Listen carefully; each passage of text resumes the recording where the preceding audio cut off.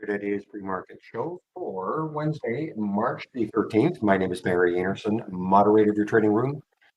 A couple of yeses. Thank you, guys. You can hear me, see my screen. And as always, if the sound starts to degrade, just let me know. So now, is this wrong? I'm looking at the SPY. It looks like the SPY is flat. Looking at the SPY right now, it looks like it's basically where it closed yesterday. So the SPY is flat this morning. Bitcoin, yes, Bitcoin hit a new high overnight, or well, of course, it's 24 hours a day. So 70, I have it with 72,900 right now. I guess it dropped below 70,000 yesterday briefly. What else is happening? So GXAI, crazy one, crazy one. Ugh, no sound. Just give me a moment.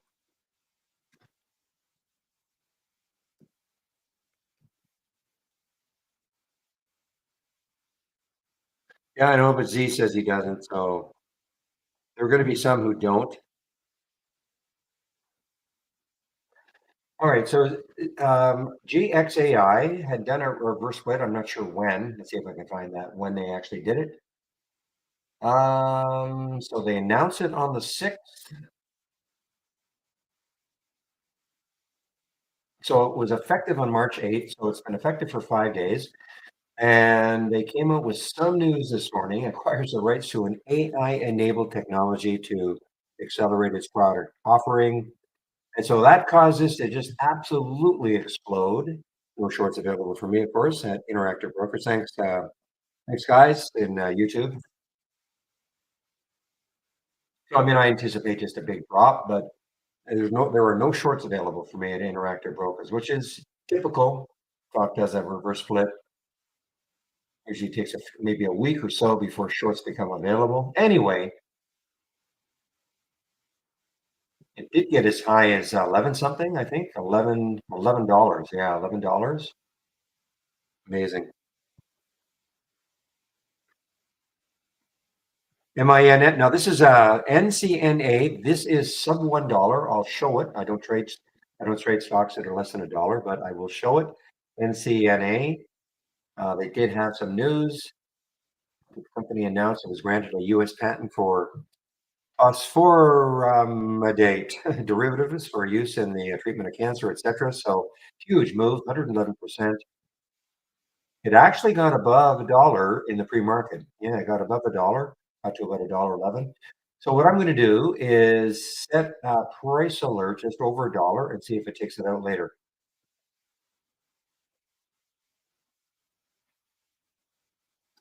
ZIM is an earnings play, I do believe. Yeah, ZIM is an earnings play. Not too many earnings plays today. Is gap down on earnings. PIXI, is it still up? Yeah, it's probably pulled back a lot. PIXI pulled back a lot. Yeah, I mean, it got up to almost $7. This is another one that did a reverse split a while back.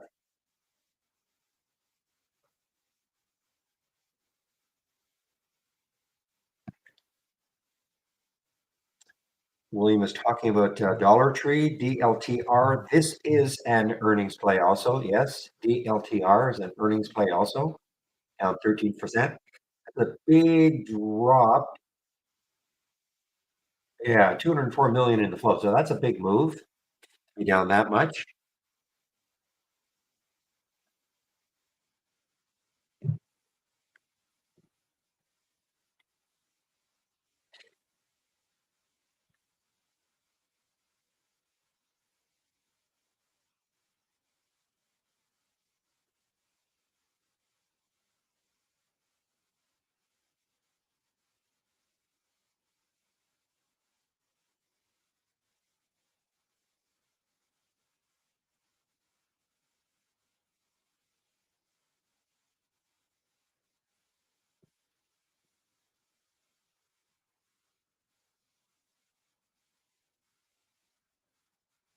Give me a moment, guys.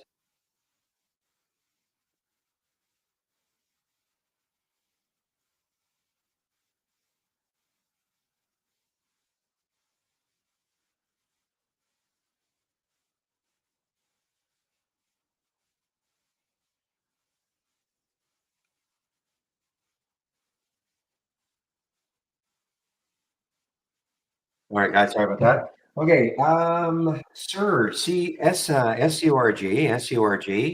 is gap down. I believe it is for another reason. It's not. Here we go. Dropping 17% ahead of end of government subsidized broadband program. So that is SURG.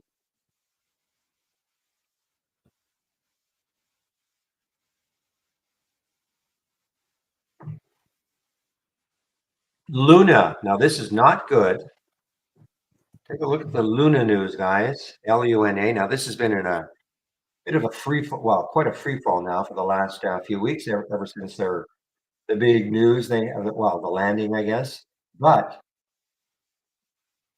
trading lower after the company announced that it will delay the release of its Q4 and FY23 financial results and said financial statements for the quarters ended June 30th and September 30th should no longer be relied on. That is not a great headline to see. And that's down 21% now. It was already moving down a lot. But look at this now. A lot of shares available for me also at Interactive Brokers to short 507,000. So that is no, that's a terrible, terrible press release for this company, LUNA.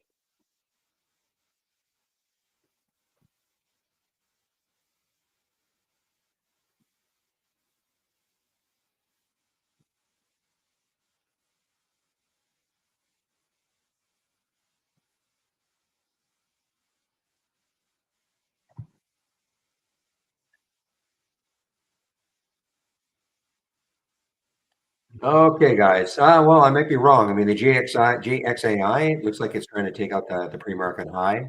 At some point, it's just going to fall, but no shorts available to me at Interactive Brokers. Skin, SKIN. There was this up or down skin right there. SKIN, 431, sorry, 431, $4.31, up 72 cents, 20%. And I'm trying to see if there's any news on this one, specific news to it.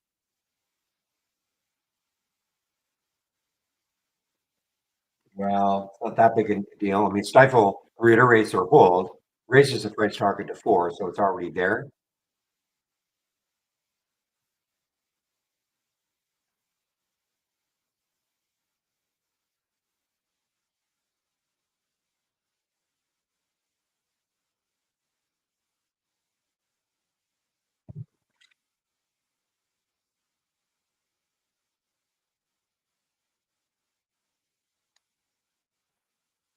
Good morning, Baz. Now, this is a super, oh, I've already gone over this one, the NCNA. Okay, super cheap. And Minim, actually, I can't remember if I talked about LSF. LSF. LSF, Roth maintains with a target of, give me a break, a target of $1.30.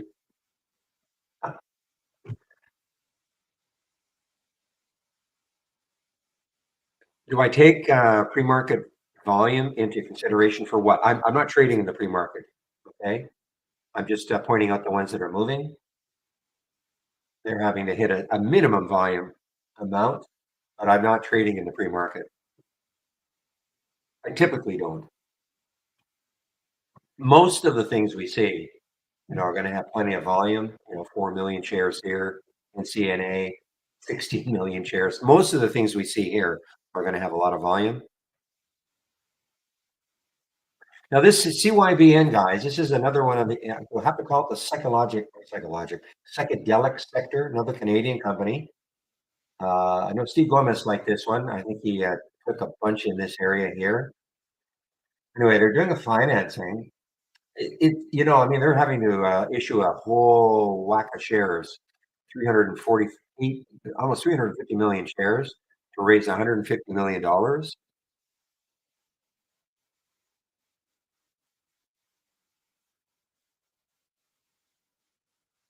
There 10 million shares have traded.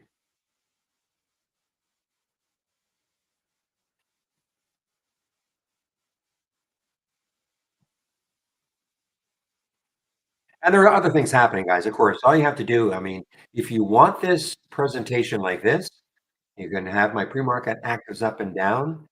If you load it from my homepage, it would look like this, just a boring old grid fashion. Okay.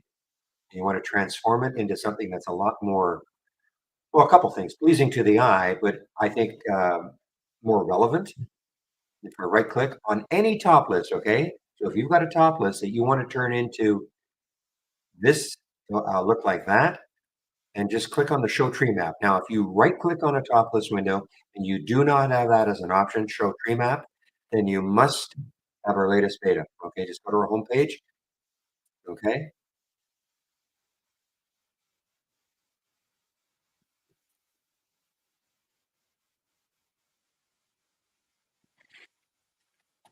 So Shady, I don't know how much you know about this. You obviously know a little bit about it.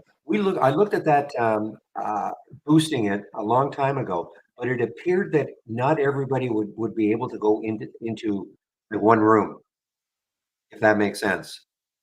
In other words, the way we've got it, the way we've got it here, where people can all be in a specific stocks, it would like I would have to have a bunch of specific top stocks tabs. I couldn't put everybody in, not everybody could go into the one tabbed room. I may be wrong, maybe it's changed. Because if that's the case, I mean, I don't mind 300. I mean, there's internal stuff happening. Okay, so I mean, 300 would be fine, but I'm just not sure. If you can find that out, if everybody can go, I mean, I should do it myself. I get it. If everybody can go into one room,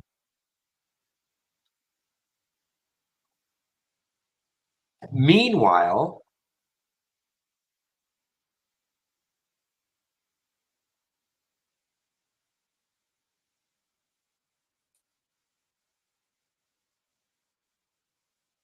yeah, GXAI. So well, when I say wrong, I mean, I have to admit, I did not expect the further pop with GXAI, but you got to know this is going to come down. The problem is most of us do not have shorts available for it, unless you've got Centerpoint or something like that. One of those brokerages that kind of specialize in having shorts.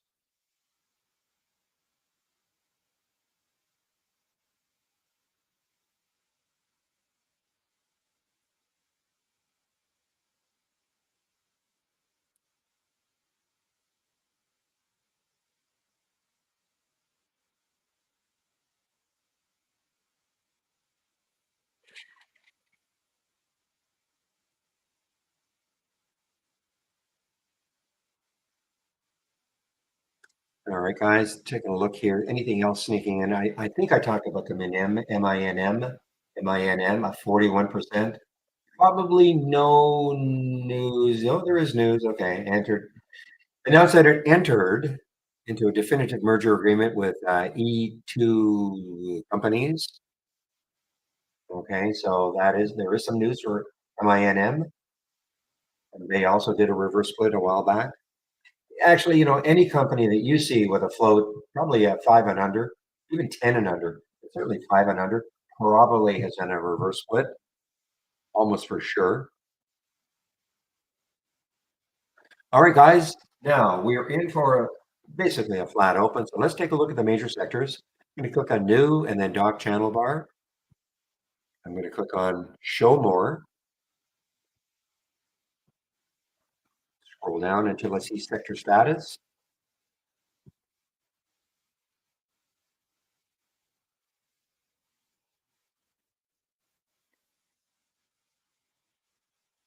After yesterday's big run, I know every sector is going to be above the 200-day moving average. So what you're seeing here, these are the major sectors.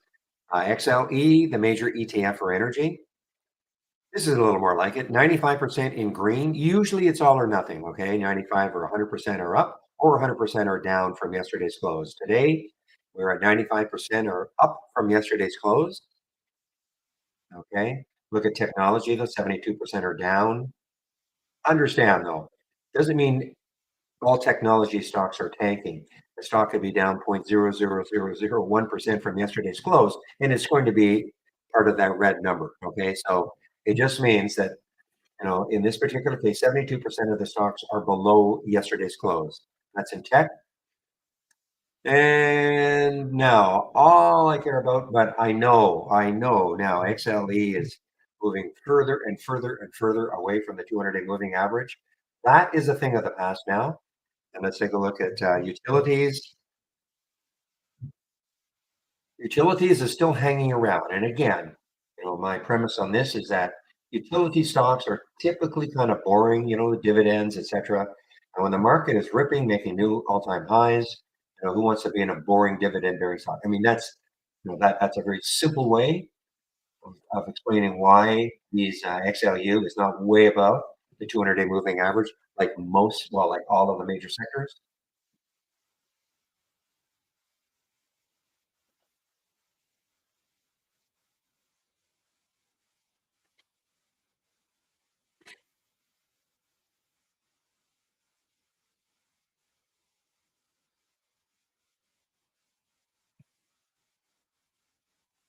All right, Holo now, guys. HOLO, active again today, 24%.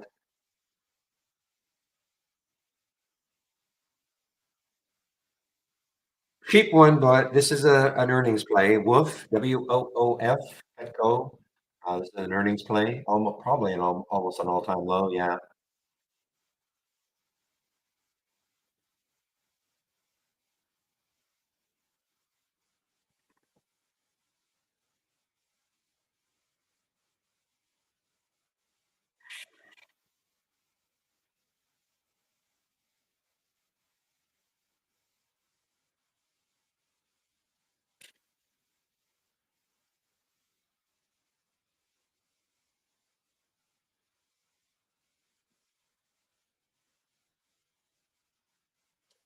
All right, guys. So let's take a look. I know William was talking about Dollar Tree, a potential. So that is through the 200-day moving average. Also, boy, this is a real. What about DG, Dollar General? They're a little bit weak, but way above the 200-day moving average.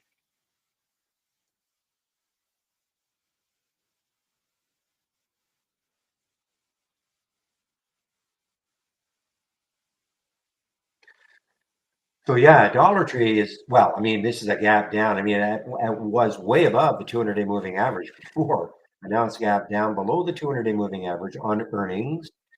Take a look at where DG when DG has earnings. So this could be interesting, guys.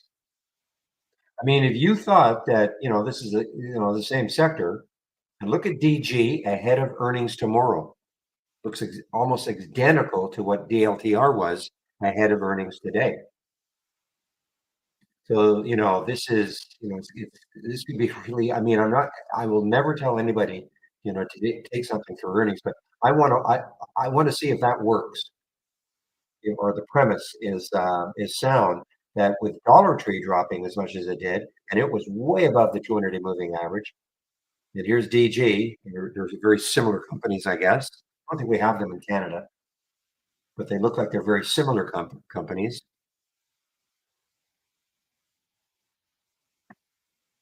So what I'm going to do is I am just going to put a note on my pad for tomorrow, sheet I use for tomorrow. Check it out. And that is the DG.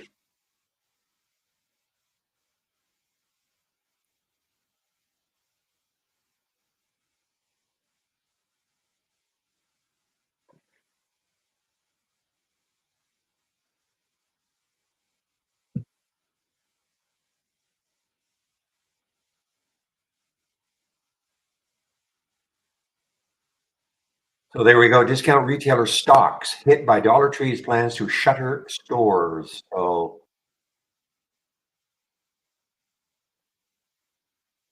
again, I'm not saying that DG is going to do the same thing, but it'll be definitely interesting. If I were a betting man, take a few shares of this but I'm not going to do it. Okay, I'm not going to do it.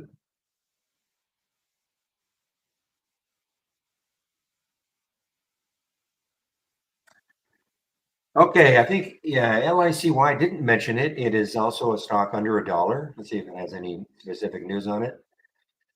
Lifecycle Holdings rises as Glencore boosts investment.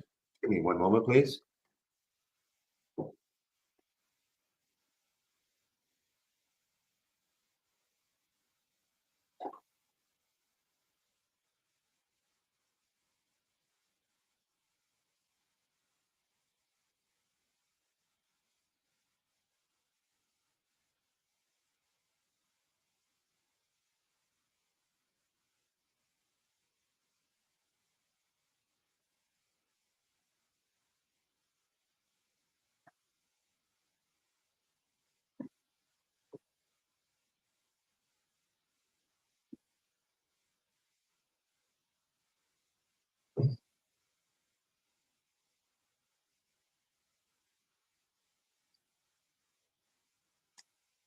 All right, Caribou, CRBU.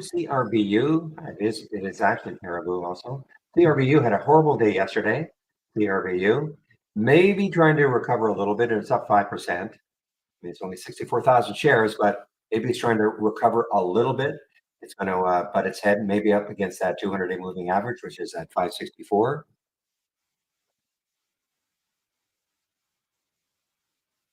Oh man, that pay yesterday. I mean, I had to leave yesterday, and look what it did later. That's what I wanted it to do later. I had taken this one,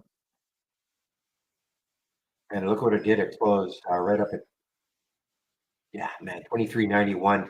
We were looking at it, I think, on a 22 break. Maybe it was a 23 break. Now, I am going to pay a lot more attention to the bouncers toppers today, guys. To try to figure out a way to trade some of these a little bit better.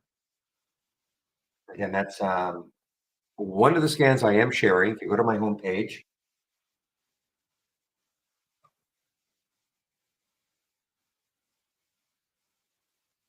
I'll explain that.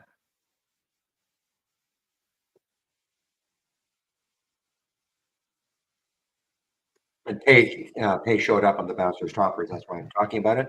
So if you click on my homepage link and you're looking for my scan, so this is the one I'm talking. So scroll down the middle section and click here, middle section, my scans. And so right at the bottom here, the bouncers toppers. So this one, and of course the combo scan. Hopefully it starts to produce a little bit better. Okay, but the bouncers toppers, now you won't see it. I'll have it on another monitor, but you can always load it. And remember what it's looking for. It's looking for stocks. Toppers, for stock, it looks like it's gone a little bit parabolic, a potential short or bouncers, something that's been oversold and looking for a bounce. Okay. Now, when you get an alert, doesn't mean you take the trade immediately. Like anything, it's just an idea. And remember how it's color coded. So if it's a bounce play, you'll see it in blue. And if it's a potential short, you'll see it in brown. Okay. You don't have to load it, but I'm definitely going to have it up and running. Morning, Sid. Welcome to the room.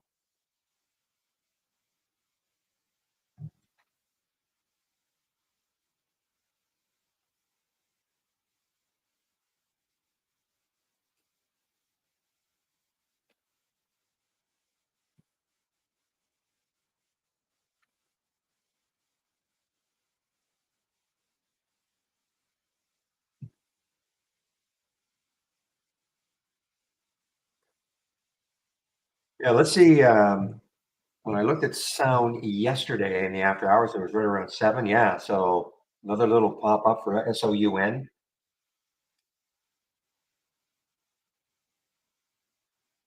So now, I mean, your next high looking left is around 792.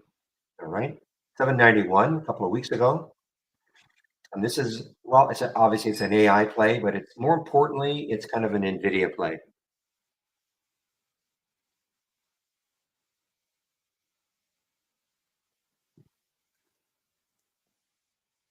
All right, guys, I am now going to get my layout that I'm going to use once the market opens. I'm going to get this on the screen.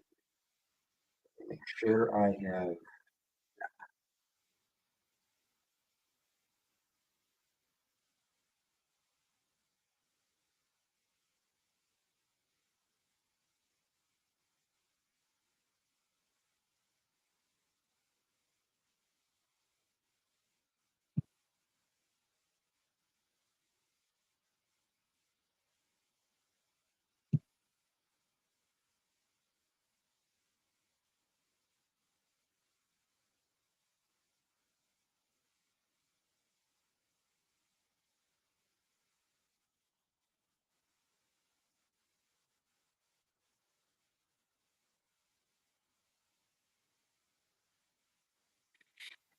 All right, guys. So just getting my layout loaded that I'll be using once this market opens in about 5 minutes.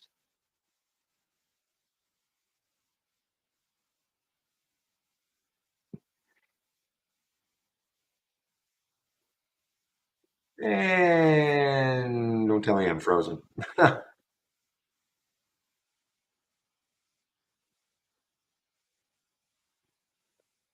might be frozen, guys. I might have to. Time is it now? 9:26. Yeah, I might be frozen. Don't know why. So I'm just going to have to end the task and reload. That's all.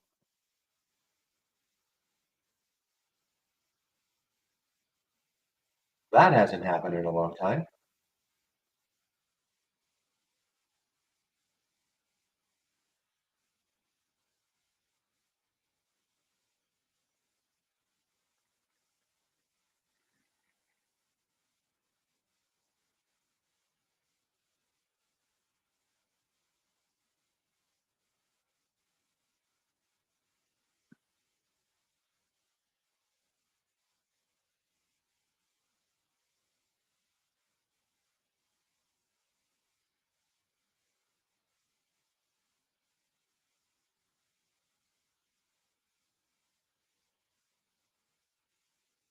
All right. Gonna get this.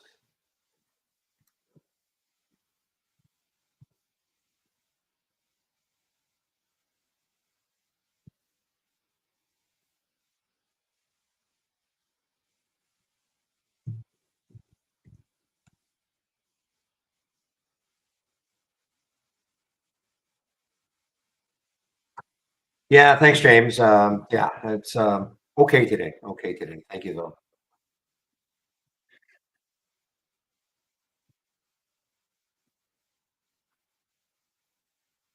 Okay, give me a moment, guys. I just have to do one thing on my chart here, 15-minute chart.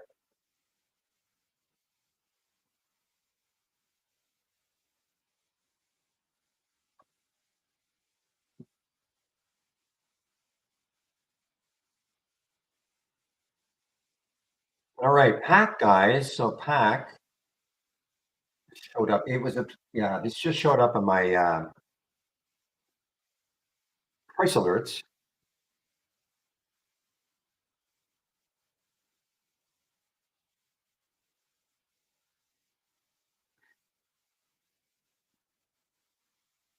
Give me one moment, guys. I just have to make some adjustments to make sure that I don't have duplicates going here.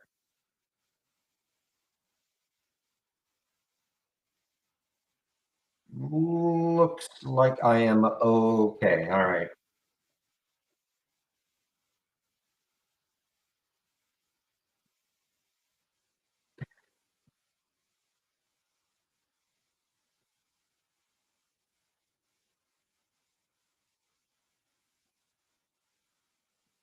1 minute. Okay, just yeah, just sorry, guys. I just have a couple of things to do on my other monitor. Make sure I don't have some duplicates going here. I'm doing some pinning for a very specific reason. Okay, I think I'm okay. All right, yes, less than a minute, guys. So about 30 seconds for this open. Let's have a great trading day, everybody. And I typically do not trade in the first 15 minutes. I try to let things settle down a little bit. I make some exceptions, but not many. Like if I see something in the combo scan that's at an all-time low, possible that I'll do something, but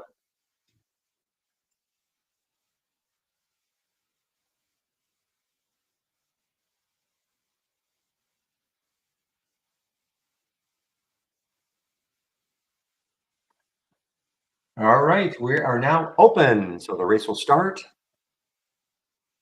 And Pixie still on the top here. PIXY still on the top,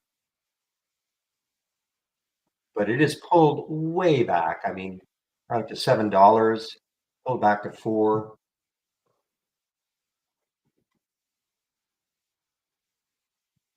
And we have our first halt of the day. SOS. First halt of the day, guys. In a super active little alert window over the last week or two, really. We've had so many halts resumes. So there's GXAI, guys. Well, why not? Not that I'm going to take it, but out of interest, if it takes out that high, 1152, which is the high in the pre-market, hard for me to believe that it will, but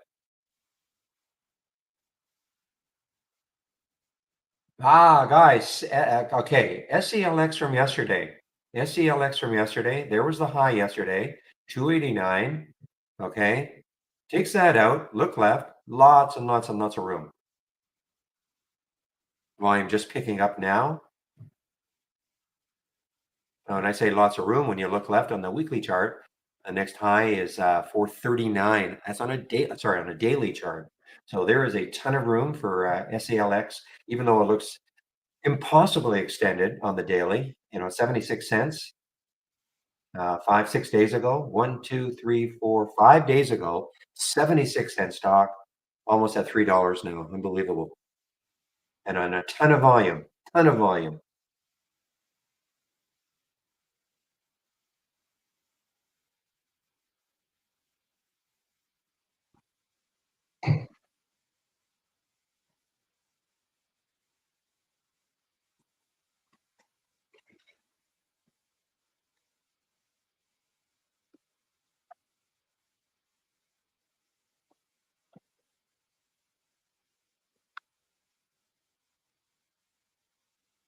Well, guys, there you go. GXAI actually hit the pre-market high, and it's testing it again.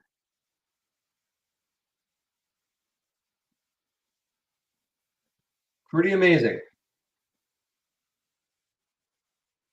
Wow, look at Aspen here, guys. ASPN.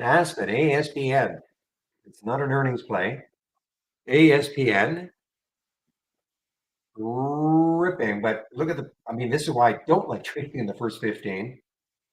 I mean, look at this, got up to 1911, right back down to 1836. Really choppy.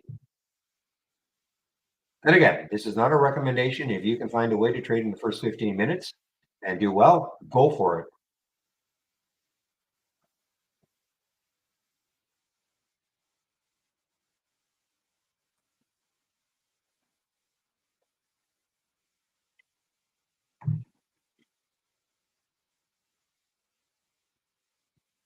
If there's any news on this one, Aspen Aerogels. What do they do? Designing, developing, and manufacturing aerogel insulation. All right. Another one, guys. Okay, I haven't seen this one. I don't know if I've ever seen this one. Is this started trading as XTIA today?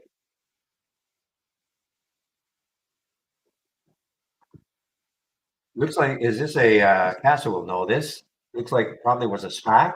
Looks like it started trading as XTIA this morning.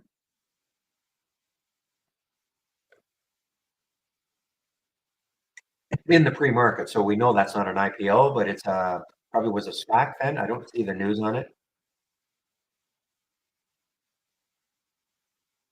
Oh, thank you, John. Okay, so it was INPX. Oh, so what they did is so they just basically changed symbols.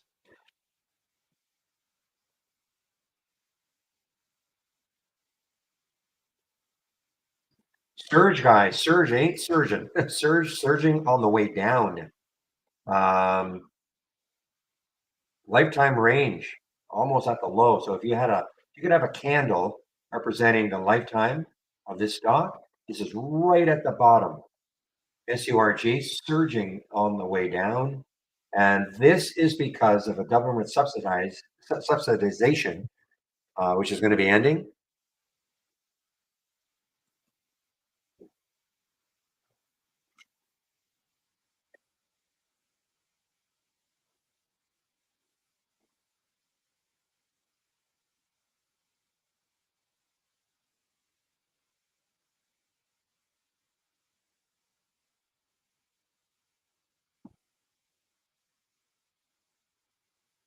All right. Matt in our YouTube room. Yeah, HNRA. HNRA is that SPAC. Went crazy yesterday for a while.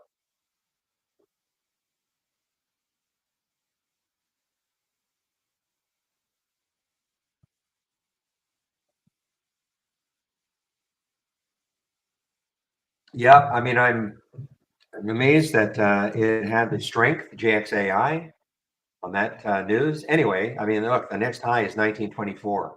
Huh.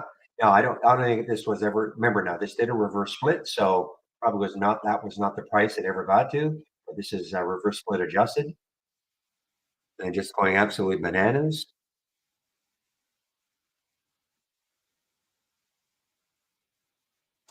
ZIM guys, wow, ZIM on the way down. Earnings play. Now, if you're again, if you're less conservative than I am, and you've got my 10-day daily breakdown, you can see that at 9:32, an alert at 10:45 as a potential short, 10:15 now. That is a scan that I am sharing. Skin. Okay, let's take a look at skin. Skin, SKIN. I mentioned this one. Yeah, I did mention this one. I mean, the price target raised to 4 from 3 by Stifel. Well, it's already there. Now, what about Piper Sandler? Yeah, I mean, they raised the price target to 3. So, I mean, I don't know what's really causing this one to move.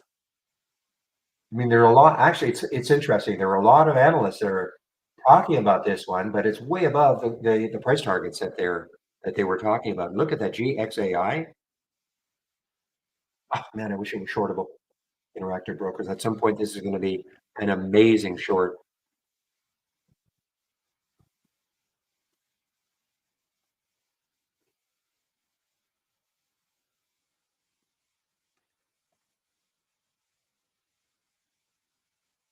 Speaking of skin, guys. Okay, now skin.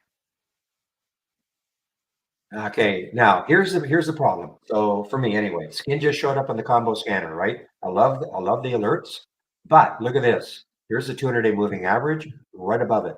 Consequently, I cannot take this trade unless it somehow got through that. 200-day moving average is at 521. What did it get up to? It got up to 516. So you can see that blue line on my daily chart. That is the 200-day moving average. So I cannot take that trade right now. Okay, just because it comes into this, one of my favorite scans now, the combo scan, I still have to analyze it, click on the symbol, analyze it, see what's happening. And that's the first thing I see, that big blue line.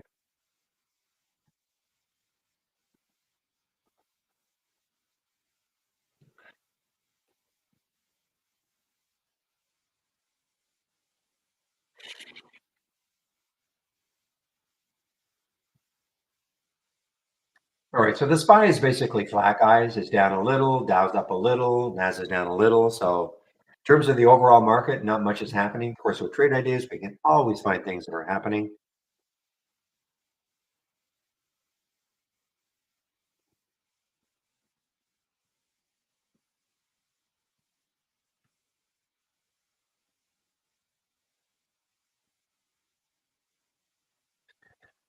Yeah, I mean, I have the same problem with MDAI. I mean, I look at this, and I mean, I wish all this weren't there. I mean, the next high looking left. I mean, listen, if you told me it was going to get up to 230 from 207, sure.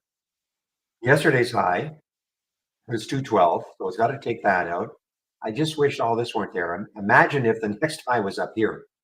Looking at when you look left, and they've got a huge amount of room it can run before it hits the next high. But that's my conservative nature, really. All right, guys, let's see where this could open. I'll flash this blue screen.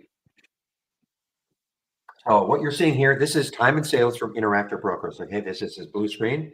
Nothing to do with trade ideas. There's the halt price for GXAI at 1238. This column tries to tell you where it may open. Now, I don't think there's no real clue because there's no way, in my opinion, anyway, it's going to open at 1239. This number can change, of course. Now, if it is a 5-minute halt, this will open at 9:41 plus 56 seconds. So a little over a minute from now, if it's a 5-minute halt. It's typically what they are, 5-minute halts. And if you're wondering why they get halted, it's what's called a volatility halt, something that moves up too quickly in a short period of time. The program kicks in, which automatically halts it, kind of a bit of a pause in the action.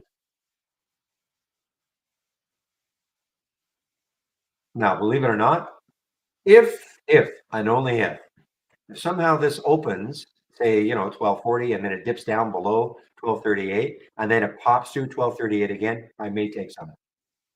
That's the only way I would do it. But if I did it, I would be, I'm not going to turn my, I would be following it so closely.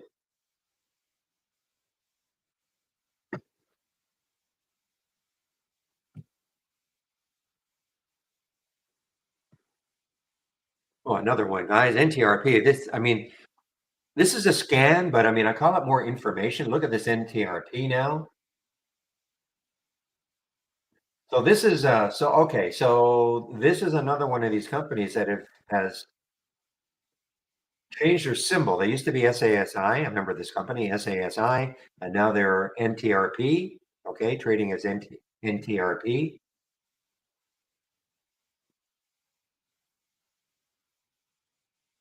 All right, guys. Well, the GXAI opened,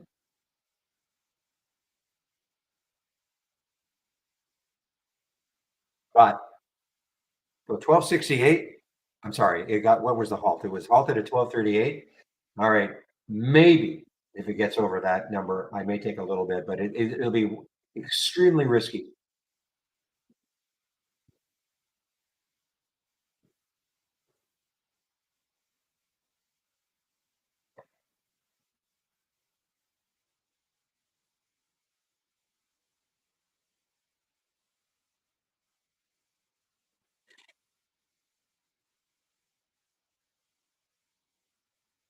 Meanwhile, you have to deal with the spread also.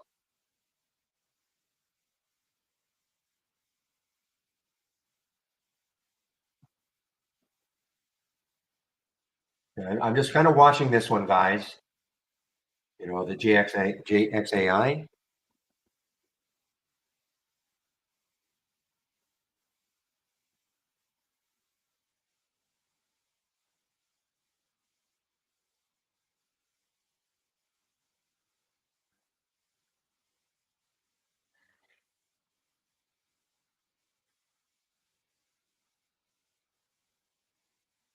Just watching it, watching it, watching it. There was the halt price. The first halt price was at around, well, it's a little above that. The halt price was at 1238. I'm waiting to see if it takes that out.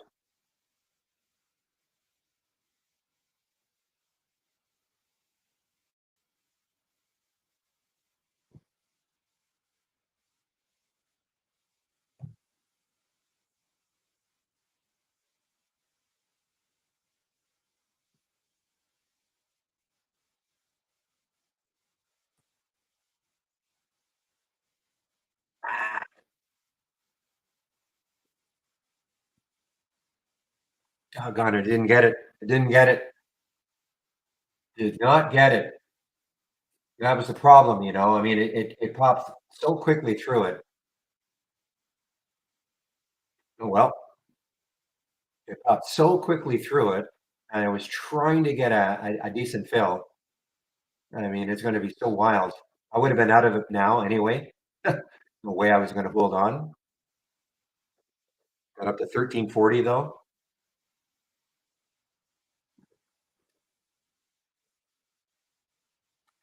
All right, on to the next thing.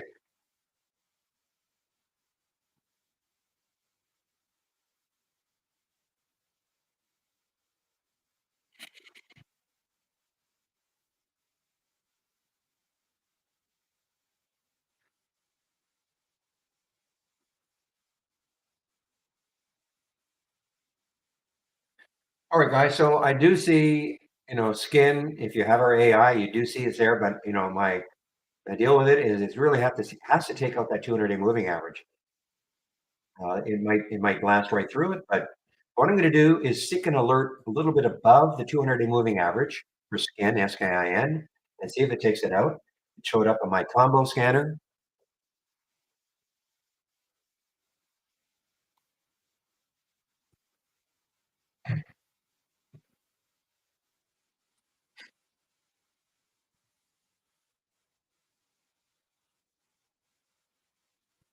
Look at it. Look at CNHI, guys. CNHI, some severe rippage on this one. CNHI coming into getting closer to the 200-day moving average.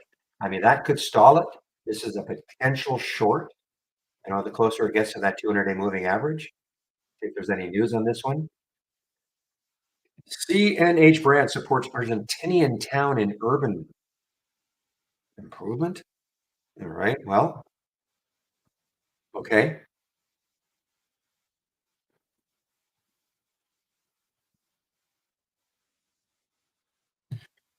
All right. So Pixie, Shady's and Pixie. Let's take a look at Pixie, 375, 348.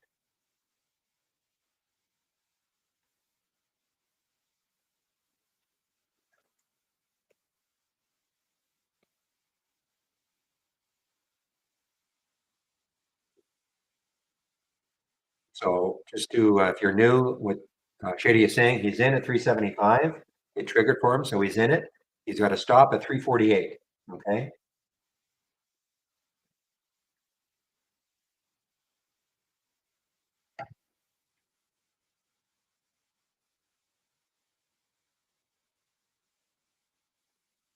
Man, the GXAI is not dead yet. Amazing.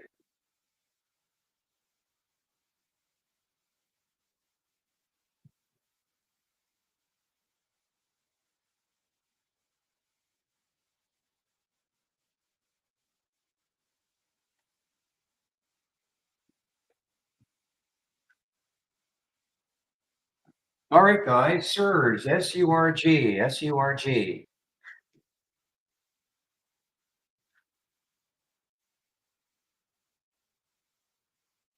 Showing up on the combo scan.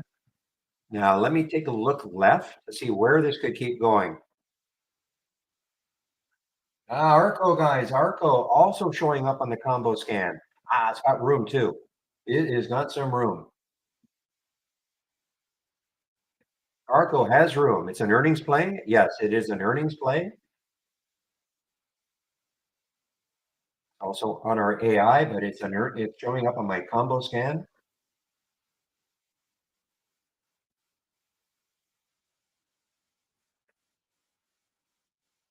And it's just down below that whole number. Look on the weekly chart, 960 is the next low. Let me get back to my daily chart and check.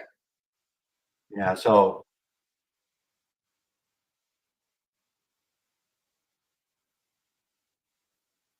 okay, so for this one, I'm just going to stick an alert around maybe 1089 or so. Want to see if it gets down there. And that's for the ARCO.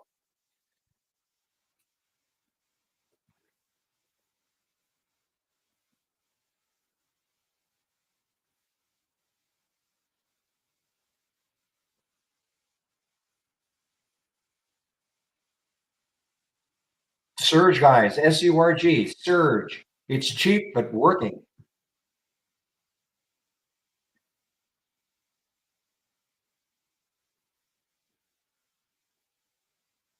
Wow, look at GXAI. Probably could have got back in. Look at GXAI. Incredible.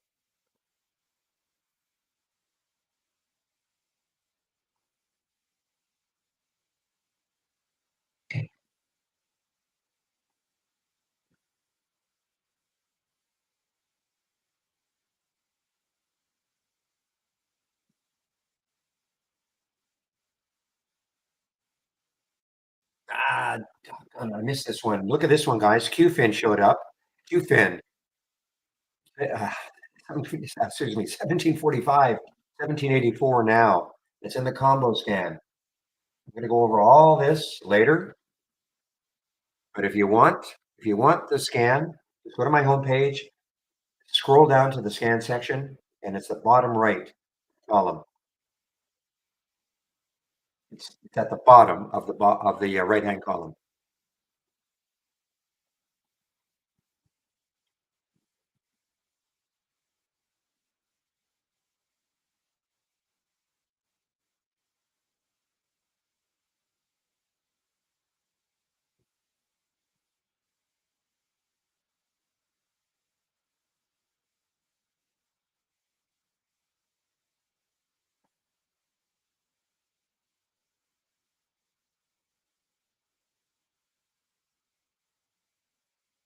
Mm.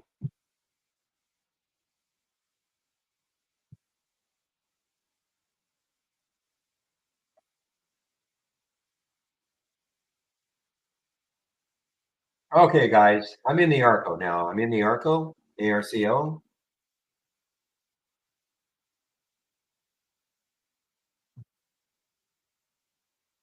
On the short, on the short. Now, here is the 200. I didn't see that. So where is that 200-day moving average? 1073. You know what?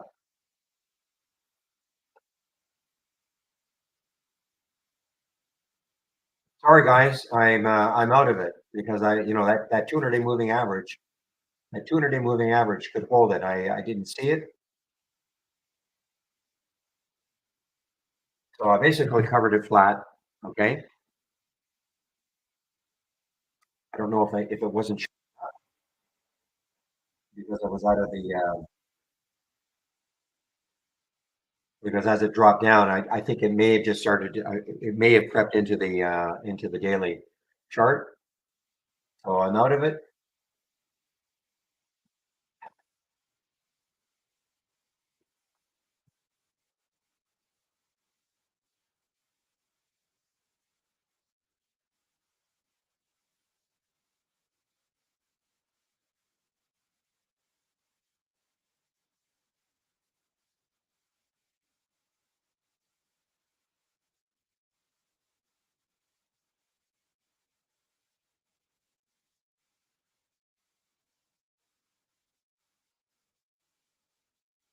Give me a moment, guys.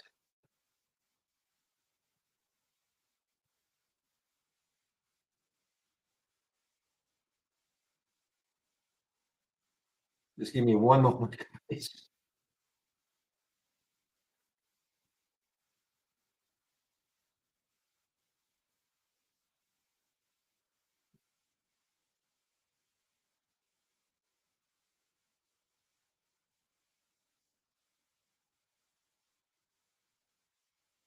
Okay, so you can see why I got out of the ARCO. I mean, I just did not see that 200-day moving average. Okay, is that simple?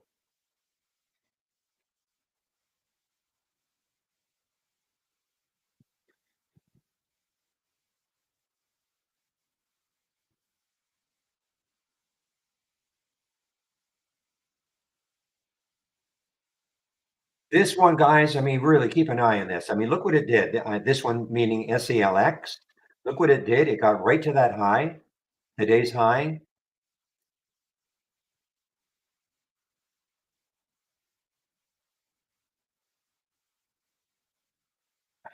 Chris can come into the room.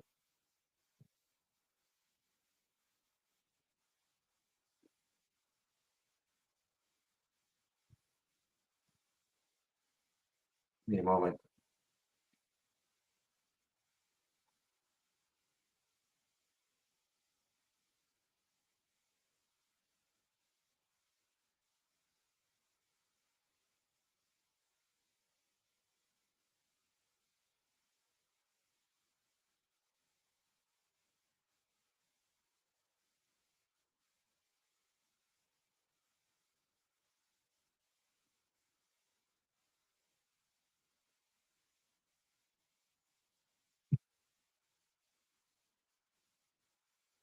Okay, guys, just let me know, Chris, when you're in the room.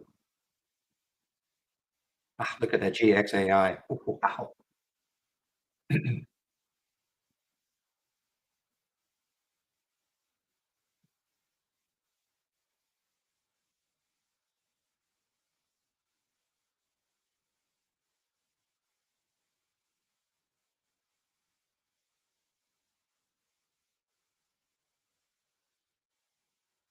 Hey guys, I'm just waiting for Chris. I have to show him something. Okay, I'm just waiting. Okay, Chris, you can see my screen, right? Hi, Chris. So look at what I'm doing on the SELX. Okay, I'm trying to find out where the next highs are. I'm just trying, and I get this a lot if the candle is very small. Obviously, if I have my pointer here, if I left click, I can see this, but I cannot do it. Say on this candle, if I left click, I'm not seeing anything. Okay, if that makes sense. Just get out of this. I'll go over here. Hopefully that makes sense. I'm seeing this a lot. Get out of here. Okay, if that makes sense. I'm seeing this a lot. So now I can probably see it now because I clicked on this one, and I guess this one is showing now. But if I try to get this little pop-up on this candle right here, I see this a lot where I just get this icon, and it will not allow me to left click. Does that make sense? I would find it very difficult to explain unless I showed it to you. And this is not just for this one. I mean, I see it a lot. Like right there. Look at that. If I wanted to see where the next high is or all the information on that candle, I can. Okay. So thanks just for showing up. So you understand what I'm talking about. And of course, these are the HTML charts. Okay. Thanks for doing that.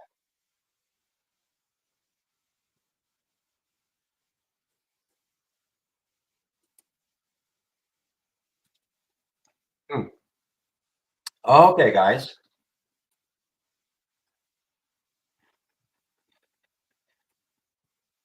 Okay, guys, you can see how important knowing where the 200-day moving average is. Okay. Look how important that is.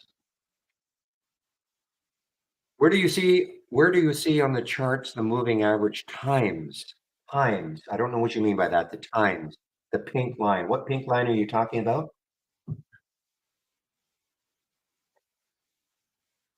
The orange line, the pink line. You talking about that line right there, that orange line?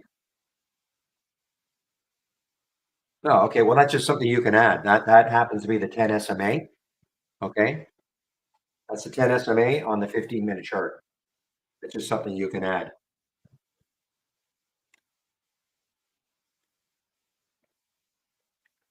I only have it here.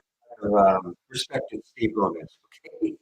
I really use it, but he loves the 10 SMA on the 15-minute chart.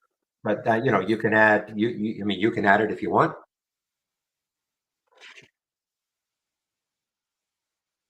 Yeah, it's all customizable, of course. That's just go to right click and indicators, and you can put whatever indicator you want as long as it's here.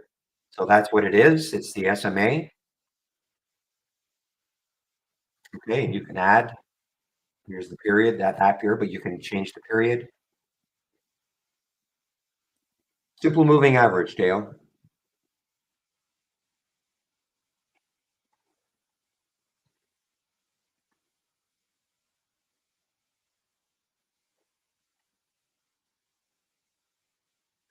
So look, we had a couple of alerts from the AI that I did not like, only because the 200-day moving average. Okay, so look at skin. Look what it did. I mean, there. I follow very, very, very few indicators. 200-day moving average, though, is the most widely followed indicator out there.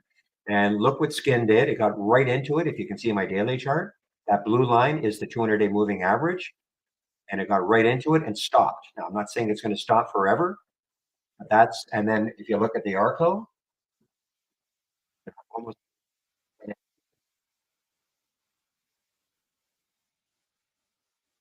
not quite, but there's the 200-day to 1075, and it got down to 1081. Okay, so that's why it's so important to know where the 200-day moving average is.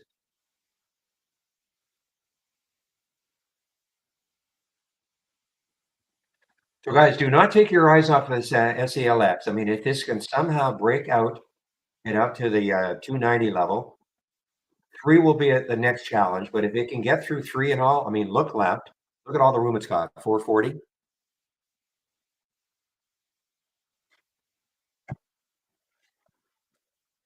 Can I say what again? The 200-day moving average? Yeah, I mean, it's the most widely followed indicator known to man. How's that? The average price over the last 200 days. I mean, it's something that virtually is followed by everybody.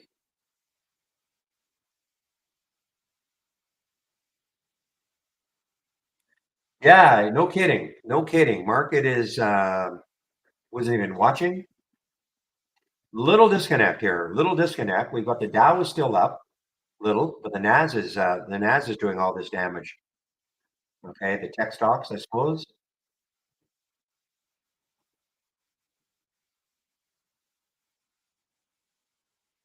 Well, the reason I say to follow it is that it can act as support or resistance.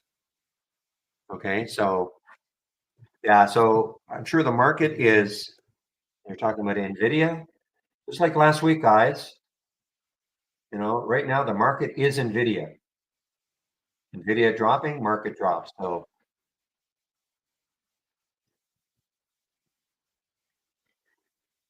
again, take a look at skin. I mean, you know, just again to put an idea about look at there's the 200-day moving average. Okay, for skin, the blue line there. Look how it acted so far as resistance. It could not get through it. Okay, so if you're in something and you see that, or if you're thinking about taking a trade and you see that 200-day moving average, you know, not that far above, you know, I wouldn't take the trade. And then on the flip side, with the ARCO, you know, if I want to short this, well, the 200-day moving average can act as support. And you see what happened. It got very close and it bounced off. So that's why it's important to know where the 200-day moving average is.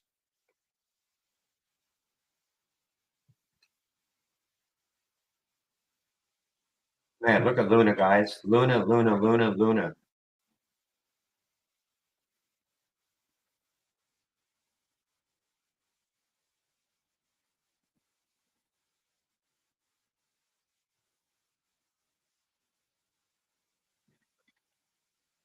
Yeah, just right click on a chart, go to indicators, and pick the indicator you want. You know, we have a lot of indicators here. You can pick, you know, so if I pick moving average SMA, I pick the period I want. You know, this is up to you. I mean, I'm not going to tell you what period to use. Here, this is the 10 SMA on the 15-minute chart. Okay. So you just pick the period you want. You can pick the color. You know, you can set the color, whatever color you want using this. Okay. And then going to cancel out of it. Most of the time, people want the averages on the chart as opposed to a separate area. Okay. And then you say add, and then you're done.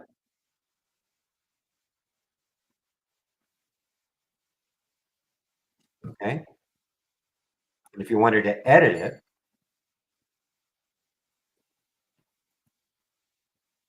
modify indicators. Okay. So I'm on the daily chart when I did this, so I could modify the colors or I could change the period. So if you wanted to change that, you know, you're looking at a 15-minute chart and you wanted to modify it, you know, you just have to change the period and say, okay.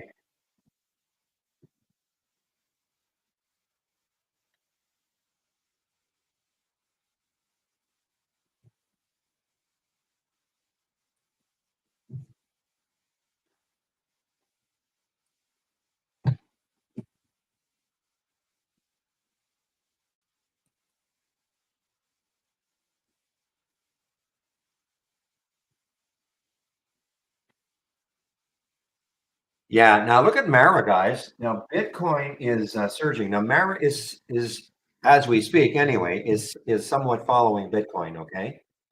There's been a complete disconnect from Bitcoin price and Mara because of again this big halving event on April 15th. And, you know, if you want more information about that, what I would do is just do a Google search. You'll get a detailed explanation about what is happening on April 15th, just the halving of Bitcoin. Okay. And this has affected the miners in a negative way. Does Centerpoint have GXAI shorts? I don't know. Anybody with Centerpoint, guys? If you have Centerpoint, do you have GXAI shorts?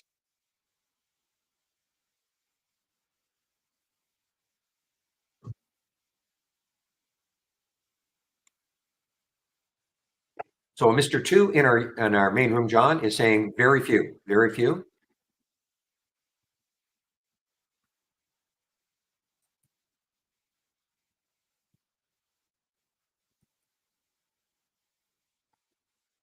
So I have to put an alert now for ARCO. Okay, I mean ARCO, if it takes out the 200-day moving average,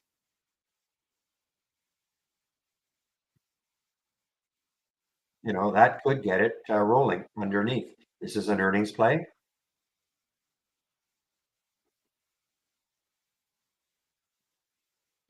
Now, this one from yesterday, this PPTA, I put a price alert.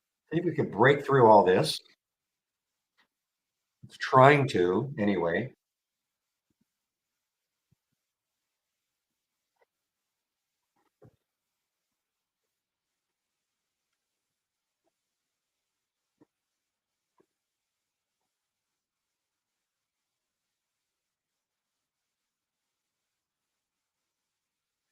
All right, guys, HOLO on the move, HOLO on the move. Again, if you're going to take this, be awfully careful. A very, very low float. This has been an insanely crazy one.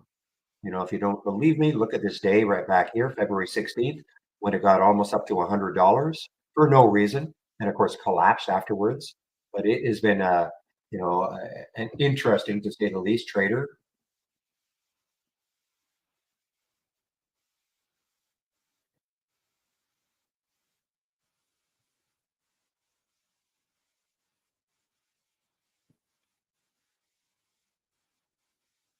Just be aware though of that 200-day moving average, right? For scan, I mean, if it pops through it, great.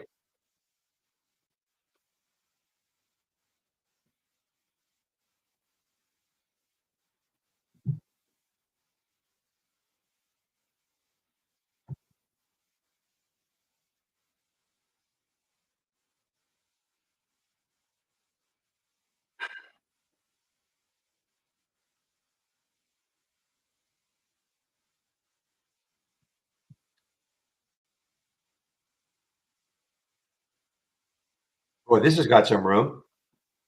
See, okay, guys, CLPT has got some room. ClearPoint Neuro, trying to see.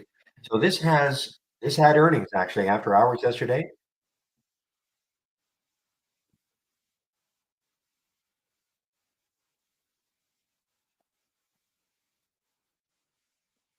I mean, this has got some room, guys. Keep an eye on this CLPT. When I say room, just look left. The next high is 786 or so. We don't have to worry about the 200-day moving average. It's popped through that 200-day moving average. Probably a low float, pretty low float, 23 million in the float. Not a lot of volume. Yeah, that's the problem. Not a lot of volume. Relative volume is big, 12 and a half times normal, but the actual volume is not great.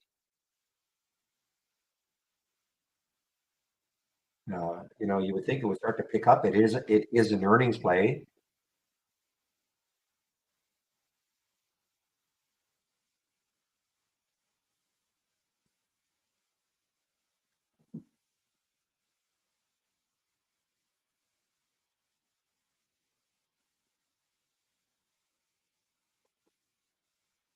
And you're right. I'm just seeing this now. Yeah, Stifel raising it to $9 from 8 by Stifel. Price target raised to 9. Start to see a lot more volume though. I mean, it's man, this is one of the better ones you're going to see, guys, with that potential gap fill. It's got all sorts of things going for it. It's an earnings play, so you would think it's going to be active for most of the day. It through that whole number, it has room looking left. What it pops through the 200-day moving average.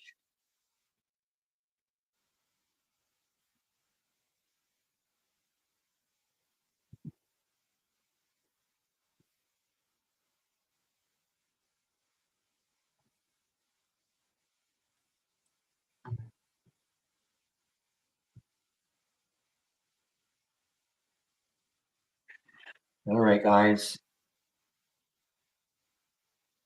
Oh man, it keeps hearing- Well, I sort of do. Okay, I sort of do. Strength. You have to. If you're listening to me, you hear it. I like this one. It's just the problem I have with it is the volume. If the volume was, 400 or 500,000 right now, I'd probably be in this right now. That's for you though. You have to have a trading plan, right? You have to.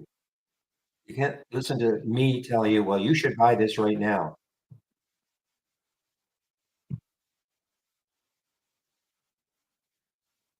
And look, I've been talking about the SALX. Okay, the SALX for me.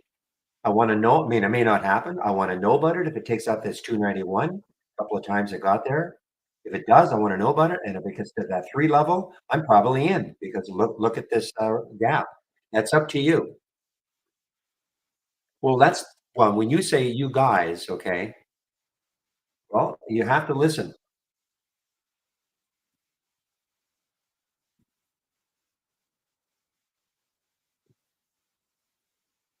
Yeah, but this is, you're talking about me. This is what I see.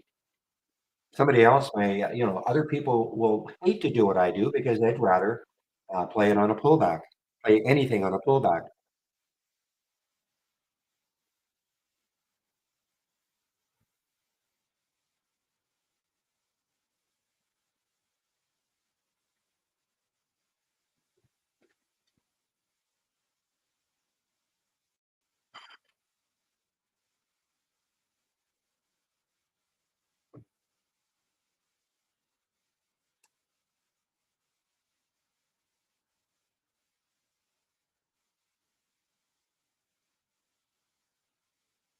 I took the Arco as an example. I did take the Arco. I was the only reason I'm not in it, of course, is because I didn't see where that 200-day moving average was. But it showed up. I pay a huge amount of attention to every one of these alerts. Okay, I try to figure out a way to trade them. Okay, that's in the combo scan.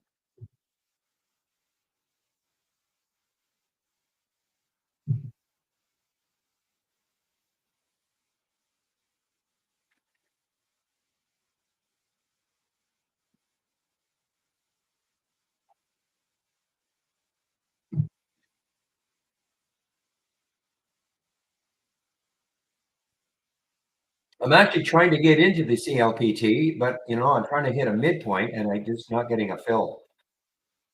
I'm going to try one more time.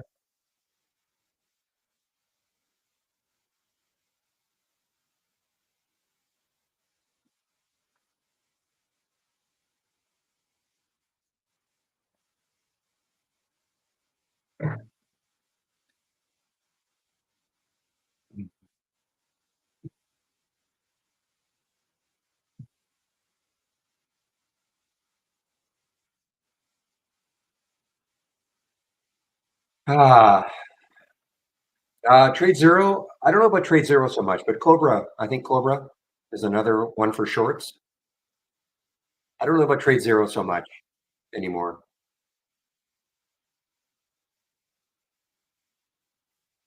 As I'm answering John in our YouTube room, asking about other brokers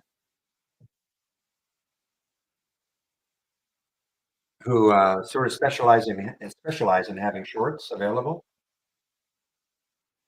This is driving me crazy. I am actually trying to get this, and I kept trying to get using the Interactive Brokers midpoint, try to get in between. I wasn't looking now. I just couldn't get a fill.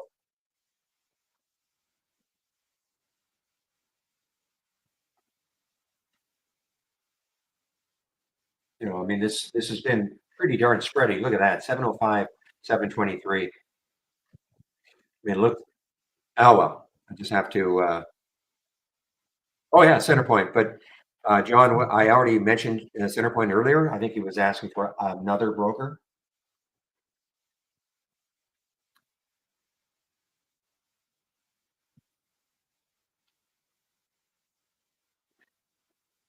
Okay, so something about columns, how to add columns to the combo scan? Sure. Well, adding columns to any scan, okay? So let me take a look at the momentum scan right here. So if I want to add a column, because what you have for the combo scan, oh, it is a multi-strategy window. Sorry, it is. You're right. So it doesn't matter. If I want to add a column, right click, configure all.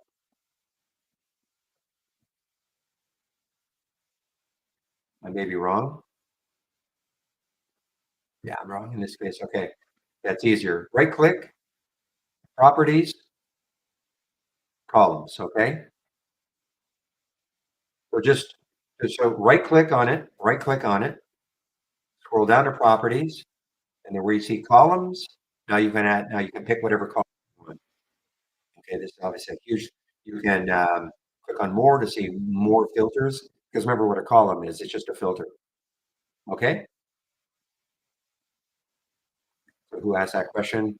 Delta 262.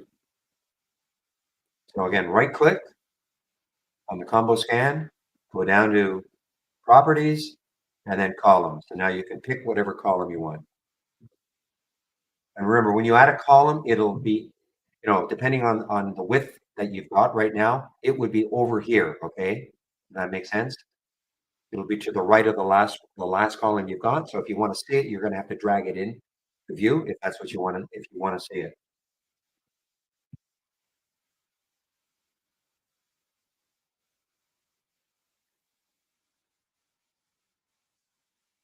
Am I missing Viri? Shoot. Well, here again, here's another one though. Now Viri, we had an alert in the combo scan at 246.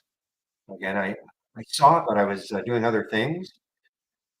Possibly it would have taken it, because 271, there is a 200-day moving average. Might have tried to get 15 cents out of it. But again, look at the 200-day move. Now, it did pop a little bit above it, but look at that 200-day moving average. So far, kind of stalling it.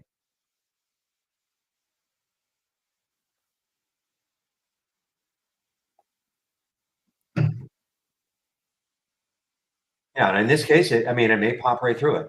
Again, I'll stick an alert above it and see if it pops through it.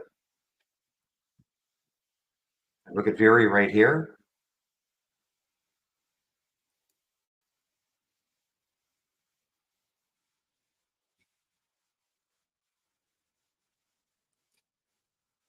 All right, well, it is through it again.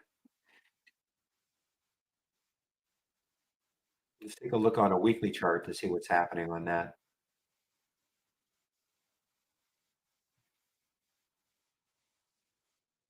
You can see why that 200-day moving average. Look at all the action right around that price on the weekly chart.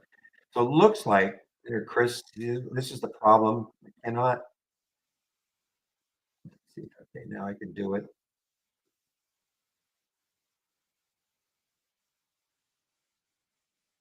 So it looks like 291 still is the next high. Okay.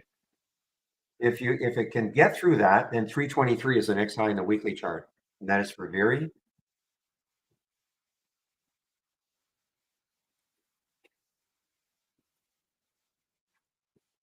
So you can see how it kind of respected the 200-day moving average once, and now it is trying to break through it.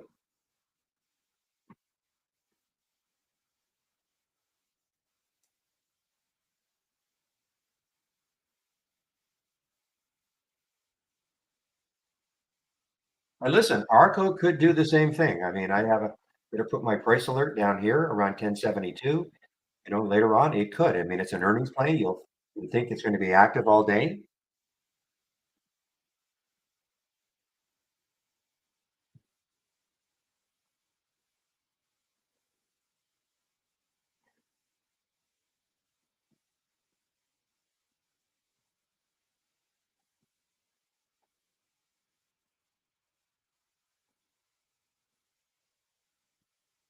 Wow, look at JD, guys. Now, JD is a China stock, and it had earnings on the 6th, the last week. Let's take a look at China in general, KWEB, and see if KWEB is on the move. And the answer is yes. So, basically, if you're going to take a China stock, and look at this, KWEB through the 200-day moving average. So, if you're going to take a China stock, and it's not, and it doesn't have news on its own. In other words, it may not be, if it's not an earnings play or it has some news on its own, you better have KWEB up and running also as a thumbnail chart, just to check to see what's happening with the overall China market. So if you're going to take a China stock.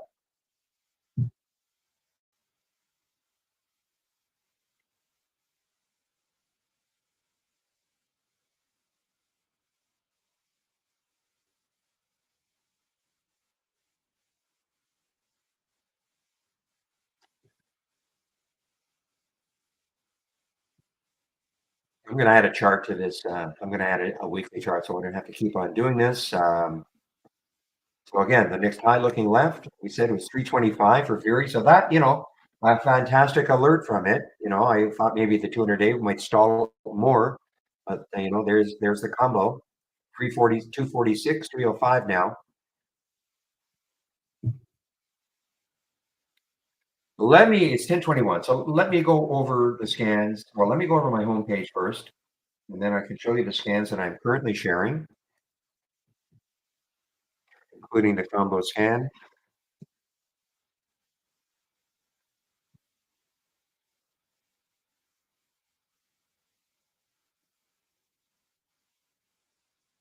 Right. If you click on my homepage link, this is what you're going to see. You'll be at the top here.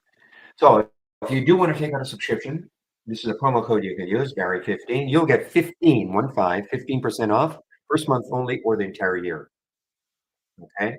If you do take out a subscription, you must do the get started.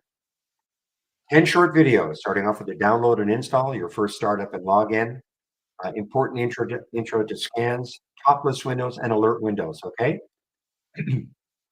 Take you about 30 minutes to go through those 10 short videos.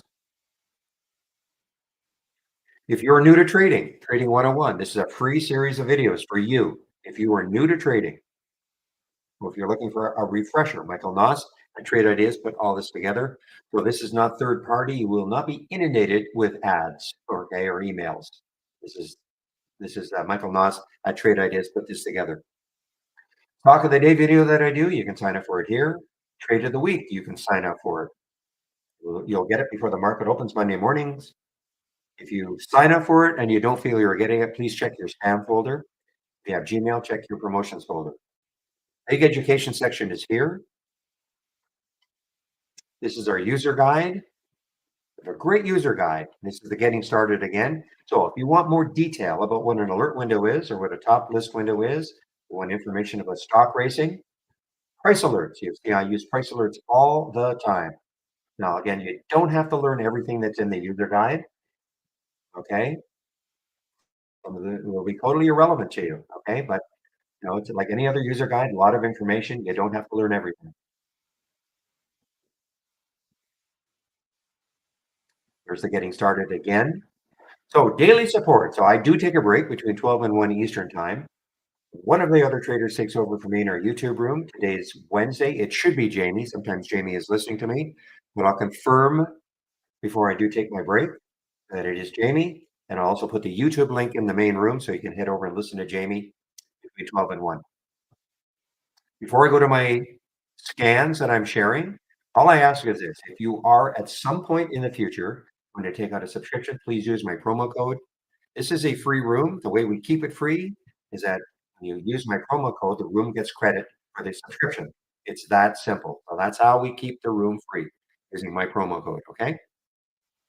Now, if you're looking for my scans and you've clicked on my homepage link, you scroll down and the center section right here, these are my scans.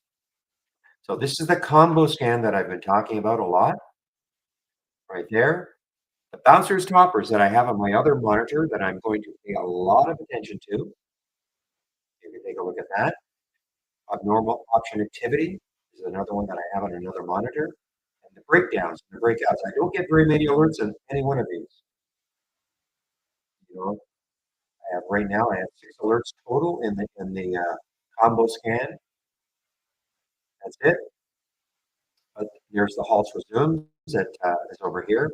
This is what I use in the pre-market. The pre-market actives up and down. And it sets the tone for a lot of the stocks that may, once the market opens, keep moving. Okay. So those are the scans that I'm currently sharing. Now this is now first of all, I should welcome anybody who's new to the room today. Welcome. This is the format, Monday to Friday between 9 a.m. and 3 p.m. Eastern Time, sharing my screen and live on the mic.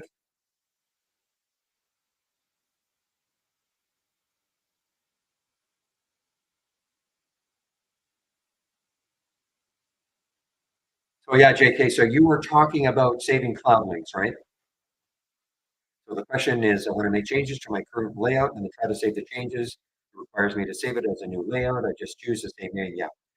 Yeah, there's no, it doesn't overwrite. I mean, if you save it to the computer, like it's always a great idea to save everything to the cloud, of course. You could also, if you wanted to, you could save it to your computer, your file, save layout, then it would overwrite the last layout. In order to get rid of, now it's timestamped, okay? So there is that. So you'll always see your latest layout. You can always see your latest layout in the cloud because it is timestamped. You do want to get rid of file, load from cloud. So if you want to get rid of anything, you just delete it. Okay, you can highlight if you don't want the previous versions of that layout or anything. You just now you can do multiple. Using the control key pressed down, so you can highlight and then delete. I'm not going to do that, of course. But that is how you can get rid of them. But yeah, when you save something to the cloud, it does not overwrite. Make sense?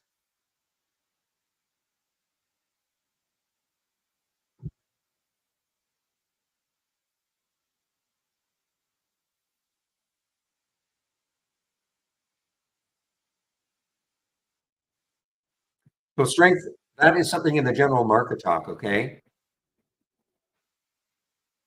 And absolutely, Interactive Brokers has simple moving averages. I can't tell you where it is. I don't use Interactive Brokers.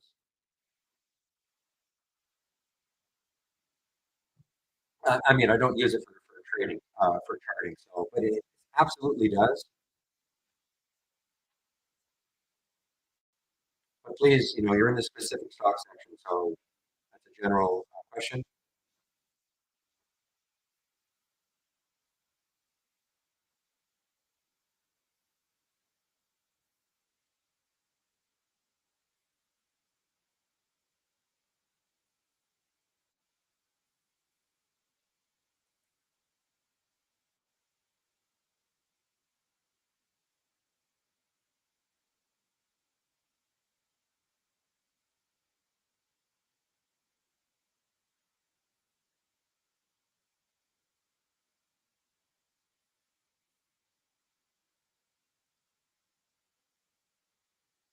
Okay, SPPL. Yeah, tough one, Shady. I was watching the Pixie, and I know it hit your stop early. I don't know the other two you did. Was it Sound? SOUN? I don't know the other one though. Tough one.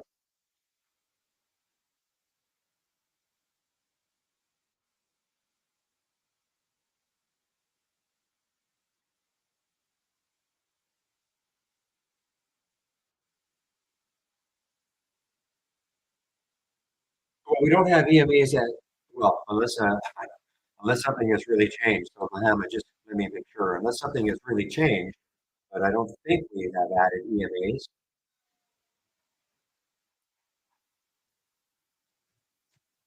No. So you can add it. You can have EMAs on the charts. Okay. So I'm answering Mohammed in our YouTube room. He said, he maybe misunderstood what I was talking about. He said the beta version has EMAs as well. Just want to point out, as you mentioned previously, TI does not have EMAs. We've had EMAs you can add on the charts. We just don't have EMAs as filters. So yeah, I mean we've had EMAs on the indicators. If you look at indicators, we've had EMAs on the charts for forever. Oh yeah, but we've had it's not just in the beta. We've had EMAs for probably almost since we started adding indicators. Okay.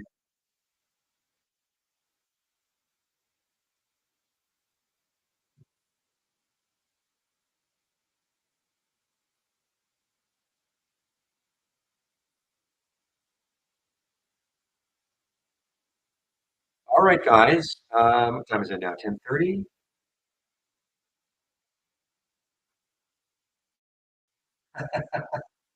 All right, guys. So Jamie is taking over for me in our YouTube room between 12 and 1.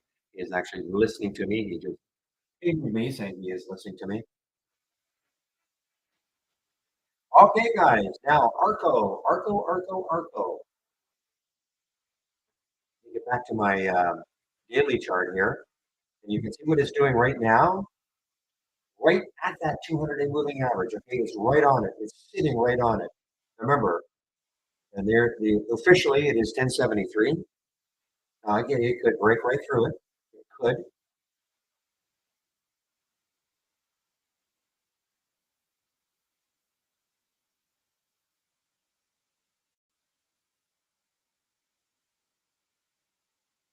I mean, well, you know what? I mean, I was in this one earlier. I got out flat because I didn't realize the 200-day moving average was there. But I'm getting interested again. If it takes that out in a big way, if it's down into maybe 10 into the 1060s,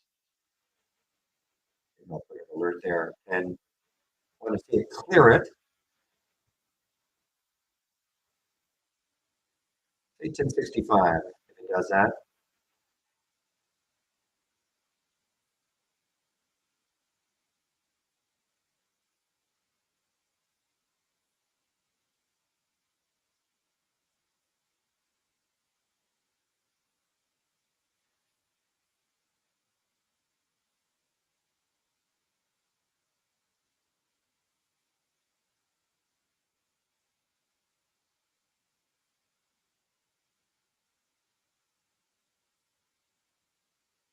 yeah, let's take a look at the, well, I don't have to type it in. It's front and center, GXAI, front and center.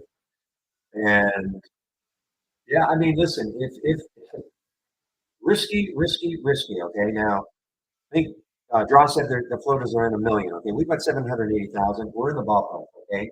Bottom line, extremely, extremely low. I'm going to stick an alert at the high of this candle right there. I mean, it did get up to 1628.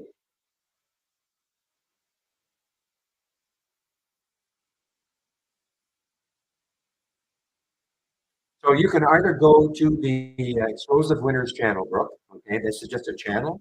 You can go to the, so if you click on new and then doc channel bar, and then should be up here, explosive winners. Okay, you can find it there. It won't maybe look quite like this. There, I got a small adjustment. If you wanted this exactly as I have it, I think anyway, I am sharing it.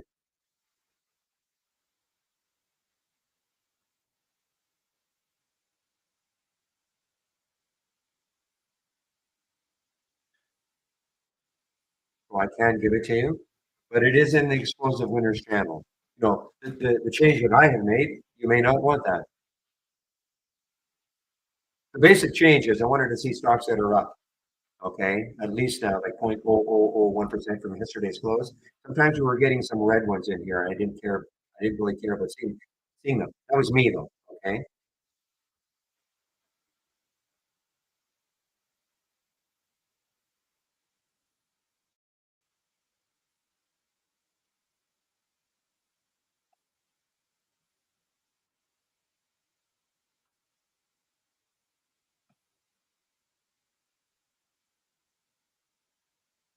Well, I'm glad I didn't get my fill on the CLPT guys. I mean, big warning, of course, was the fact that when you look at the spread, now the spread is okay now, 703, 709. But before, when I was trying to actually hit a midpoint, I mean, it was like 703, 718. One point it was 707, 725. I mean, I'm just going to shy away from that. Listen, it may rip later, but, I don't want to chance it.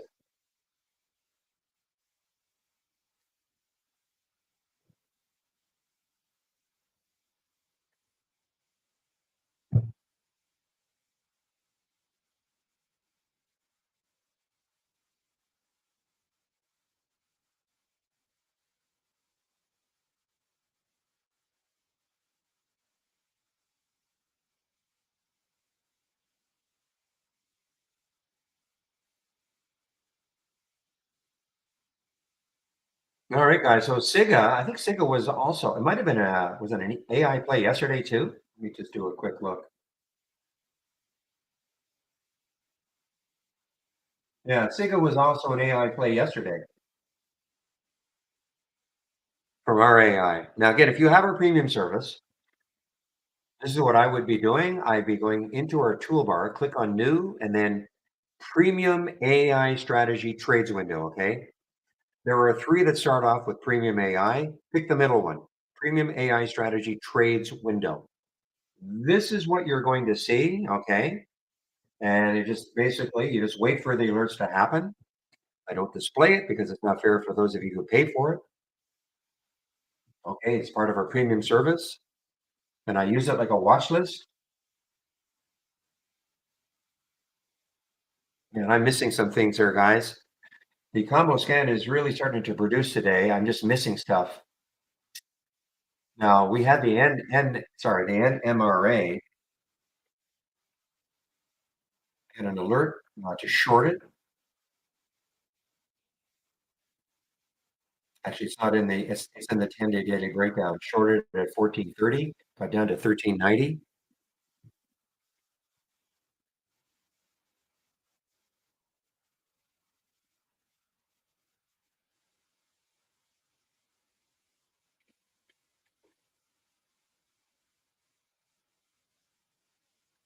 So anyway, what I was saying about the AI, I use it like a watch list. Okay, so sometimes you'll get an alert. I never take a trade just because I get an alert from any one of my scans or certainly the AI. I click on it. What do I see on a chart? If I like it, I'll take the trade. But if there's a moving average in the way or something else, I don't see enough room looking left. Either if I'm shorting it, looking left to see where the next low is, looking left to see where the next high is. If I'm going to go long, then I don't take the trade.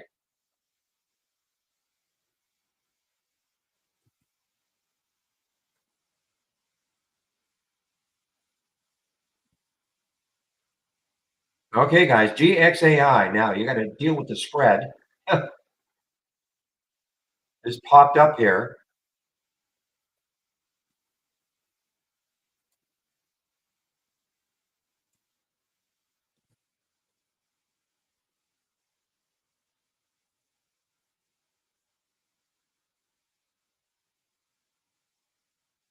See if we can break 14.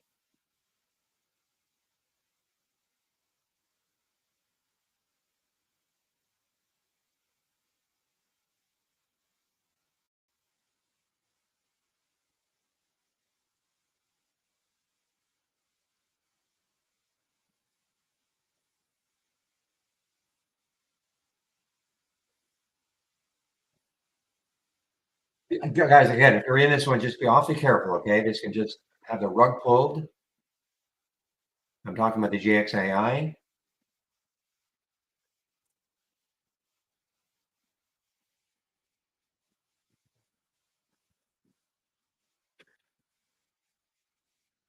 Trying to induce it upwards.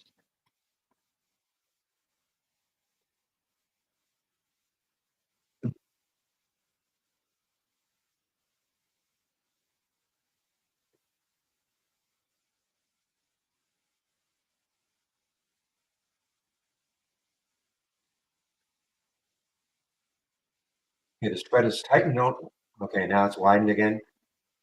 Okay, guys, I'm out of it. I'm out of it. I made just a pittance on it. Able to get in at 1350, but I was waiting to see if it could break over 14. It may happen later, but for me, it's just too risky. So I have an alert set up here. If it breaks out over 14, I may get interested again.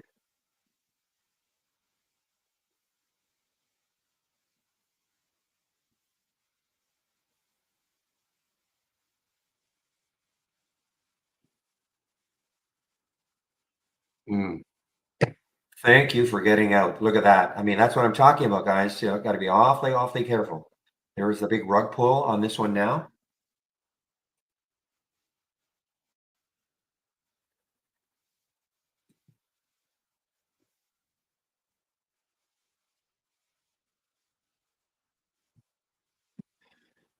Oof. Okay. Yeah. So AppLock, I know somebody saying the bill to ban TikTok was passed. Look at, by the way, guys, if you want an insight into how I trade, this is perfect. SCLX. I don't anticipate a break. Look what happened here. Put a price alert for SCLX, the high of these two candles. Okay. but I was not, even though it got close many times, I was not anticipating that it would break it. And this just absolutely keeps me out of chopping up my account.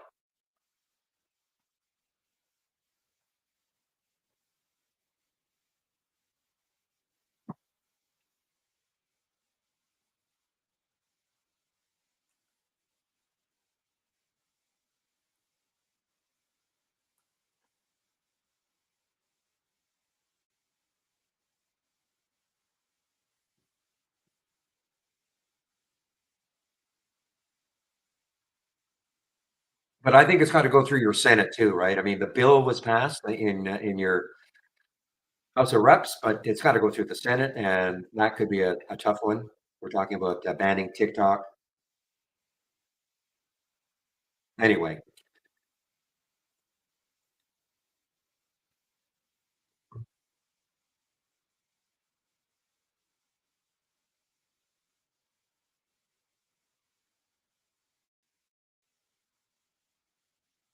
all right. Thank you, Shady. I will click on that later. Thank you very much.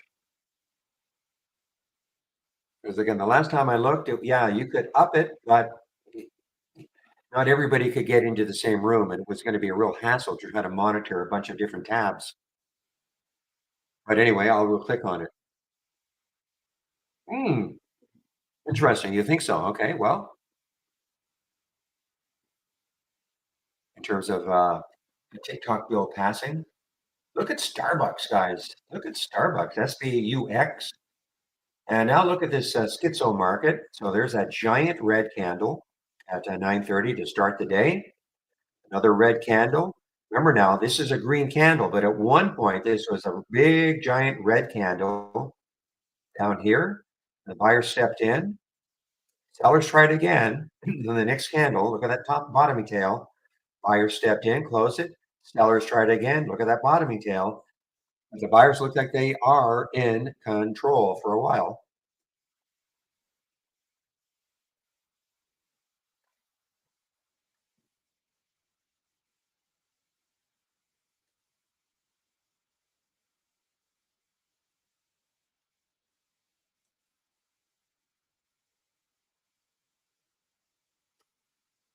Luis from the Challenges.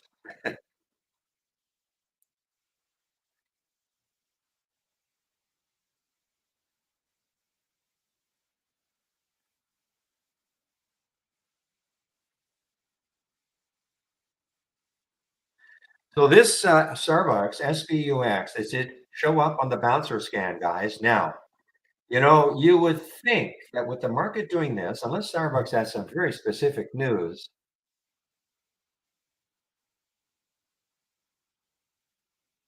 I mean, it's not an earnings play, unless it has some really, really specific news, we may get a bounce in here. The low here, the low on the daily chart is 90, looks like around 90, 60, 90, 60.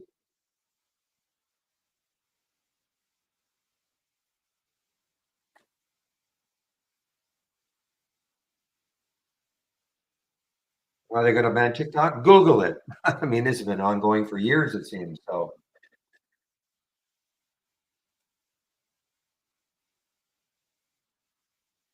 not being a TikTok user, I could care less, but I couldn't care less. Common error. I could care less. That means you could care less. I couldn't care less.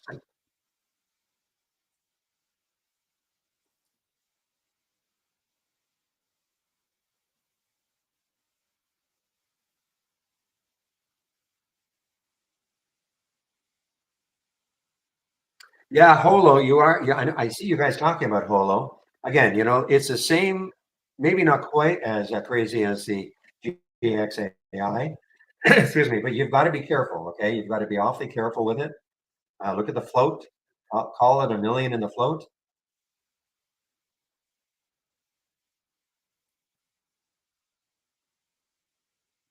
Now, guys, SWIN, which went insane about what, 6 days ago, got up to $65. All right. It is now, I'm going to stick an alert, as crazy as it seems, about 30.60 and see if it can take that out. Because what traders will be looking at, the next high would be 40, about 44.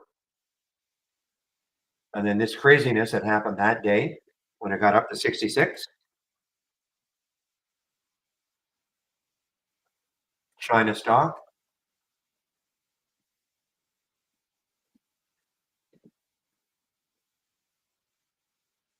Just a minute, please.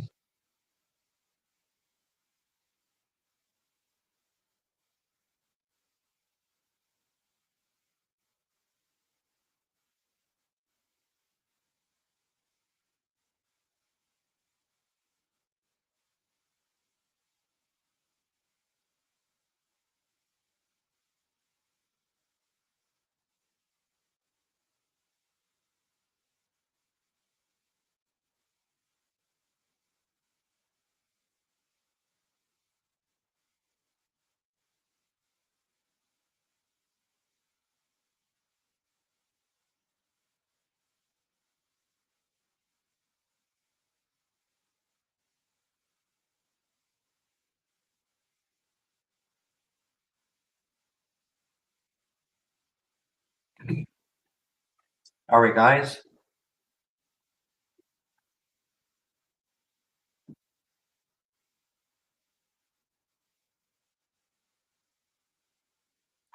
QBTS.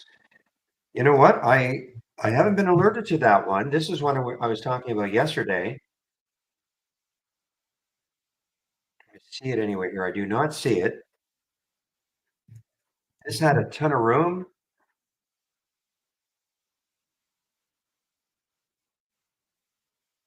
The weekly chart gives the picture, guys, I think. You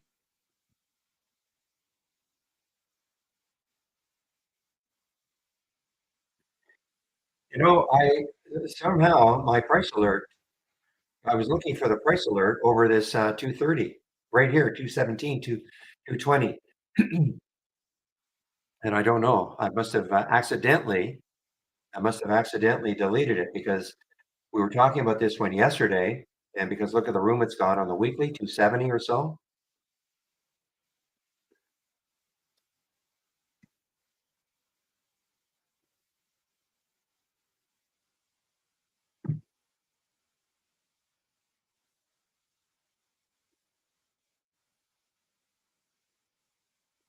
Again, guys, look how ARCO is struggling at that 200-day moving average. Look what it did. I mean, it got right into it. Right into it.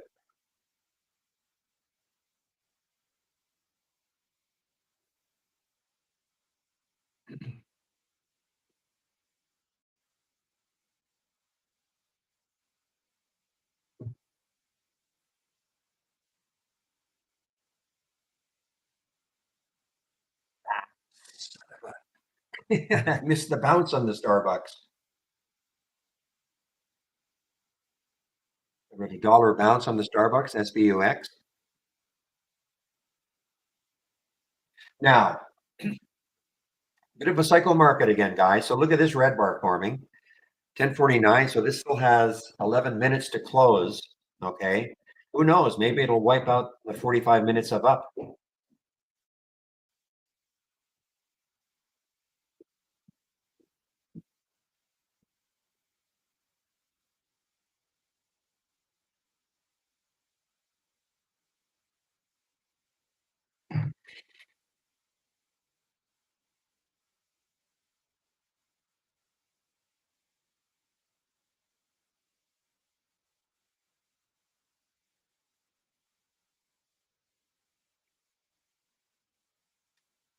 All right, guys. Now this QFIN, which I ticked off, I missed. 1745 was the alert. You can see the candle or the blue arrow that designates what candle. If you're looking at a 15-minute chart, that was where the alert was. And at 1745, that was probably the best one from the combo scan because it went straight up, little pause, and now continuing.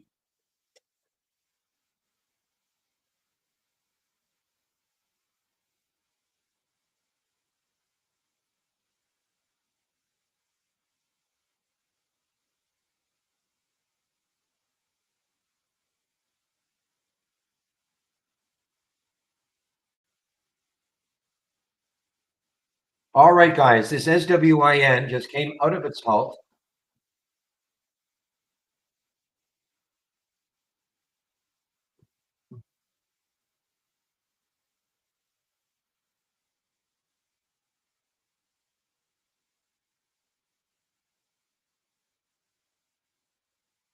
Ah.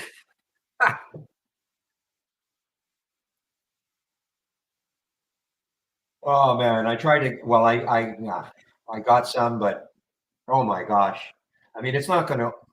I got some guys, but so little. But this is the well, okay. What you didn't see was okay. First of all, let me back up. So this is SWAN.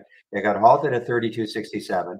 When I first flashed this, this is the halt resumes. Okay, from sorry, the time and sales from Interactive Brokers. Nothing to do with trade ideas. Okay, zero to do with trade ideas. So you can see the stock SWAN got halted. When I first looked at it, it said $48. The potential open. Okay, so even with the minuscule amount that I did get, it would have been pretty good. But anyway, we'll see what happens when it opens. I can't get hurt. I mean, I have so little.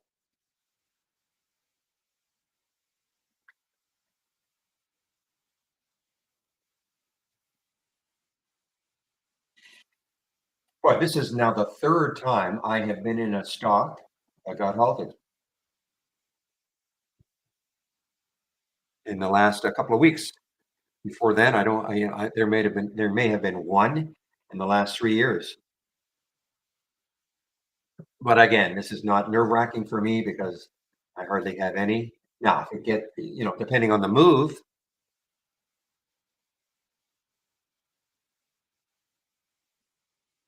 Depending on the move, let's see what happens.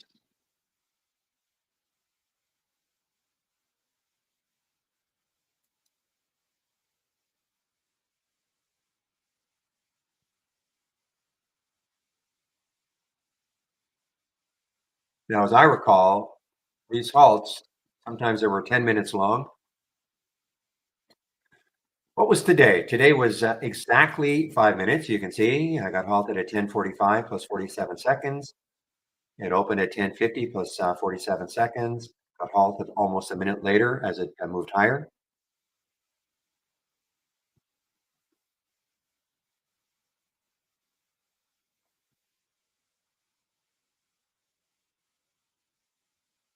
And by the way, I canceled the order for what I really wanted, just in case it just absolutely gaps down. Okay.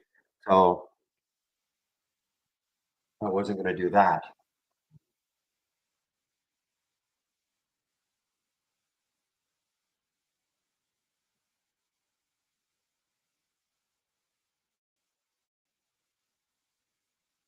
Well, guys, while I'm waiting for this to open, I'll just talk a little bit about what Trade Ideas is. Okay. So if you're new watching this, we are a scanner. There is a difference between a screener and a scanner. We are excellent at real time alerting. Excellent. Well, this is what I'm talking about. This is an alert window. I right click on it, and I'm sharing this one, but I just want to just for demonstration. I just want to show you what this one is looking for. This is the scanning aspect, or sorry, the screening aspect. Okay. These are the filters that I'm using in this particular scan. So if a stock is between $1 and $100, current volume is at least three, meaning it's trading at least three times normal. Up to this time of day, it is time of day sensitive. This gives it the momentum. The volume in the last minute is 1,000% at least, and in 5 minutes, it's at least 400% of normal, etc. It doesn't matter what the rest of them are. I'm just showing conceptually. This is a scan that I built. These are the filters that I'm using. So what happens is this: if a stock makes a new high for the day, I get a real-time alert. So the last time that happened was at 10:54 with MDAI. That's the last time any stock met all these filter requirements. I made a new high for the day. So if you like this scan the way it is, great. If you want to make changes to it, of course you can. If you don't like the price range or something else, of course you can make changes. This is what I like to see. Doesn't have to be what you like to see. So that's the first thing. The second thing is in the search. If you want to create your own scans, of course you can. Now, again, I'm sharing a lot of scans. In our channel bar, we have a lot of scans. But if you want to create your own scan, of course you can. So I clicked on search. This tells you all of the real-time alerts that we've got. So right at the very top, the two most popular ones, the new high of the day and the new low of the day. But we have a lot of different real-time alerts. And if I keep scrolling down, when I come to these icons, these. Give me a moment. Wow, just give me a moment, guys. Shoot.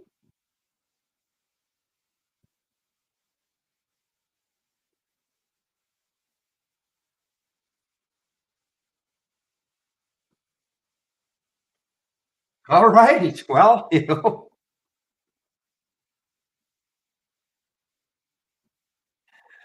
oh, that is hilarious. I got so wrapped up in it, I almost forgot that this was going to open. So, and it's halted again, guys. Um, I got out of half my minuscule position.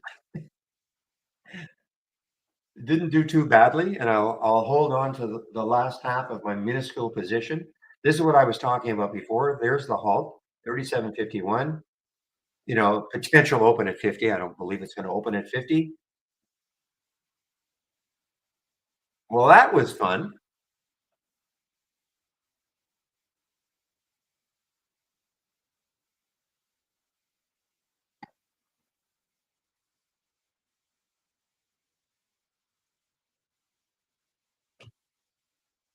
It would have been a lot more fun had I got my original position, but then it would have been a lot more nerve wracking too because you just never where it's going to open. But if I'd had the position that I wanted, I'd be really, really happy. As it is, I mean, it's okay, but again, I did not get what I wanted. I got in at 32.54. I see. Yeah, 32.54 is where I got in.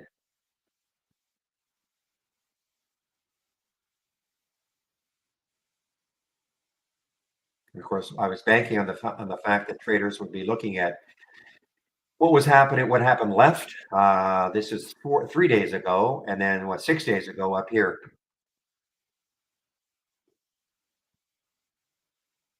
Anyway,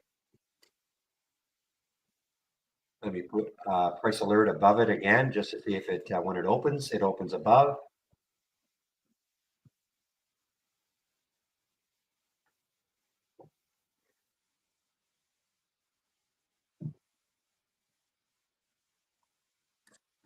All right. Well, where was I? So yeah, if you want to build your own scans, of course you can. So, but again, don't get hung up on how many real-time alerts we've got and how many filters that we've got. Okay, you don't have to learn them all. When the company started over 20 years ago, they felt that most people probably would not want to have to learn a programming language in order to create a scan. So obviously, then they had to create enough different alerts and filters. Okay, so that with all the customers we had and all the different types of trading styles, they could combine them to give them the type of scan they're looking for. Okay. But again, please listen to me closely. If you're looking at this for the first time and thinking, well, this is way too complicated, you don't have to learn them all. I only use a handful of them. But I also want to say, just because I don't use some of these doesn't mean they're bad. It just means that I have a trading style. I've been able to find the real time alerts and the filters that I like in my trading style. And that's it,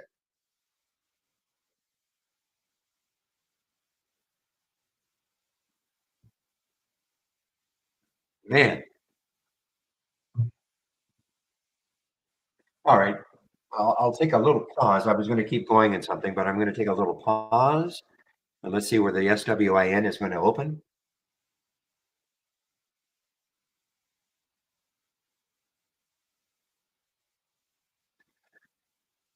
Yeah, I mean, it's amazing, I mean, if I didn't have that much, but if it's something that moves $4, $5, $6, I mean, it does add up.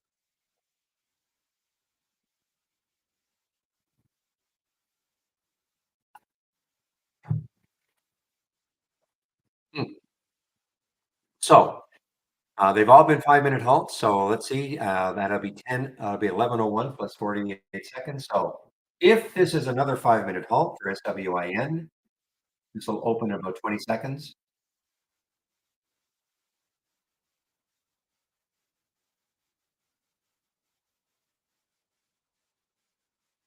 20 seconds from now, sorry, 20 seconds from now. So I'll keep this and I'm watching this. This is the potential open. Come on, hold that 40.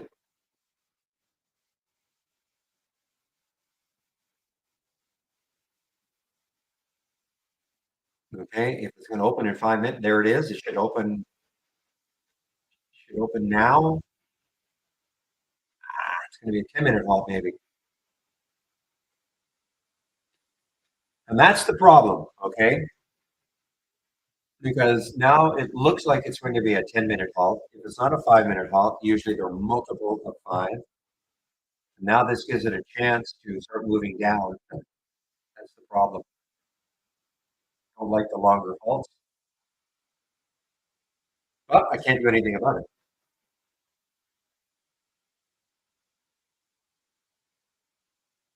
Yeah, holo is more, as you say, HOLO is more.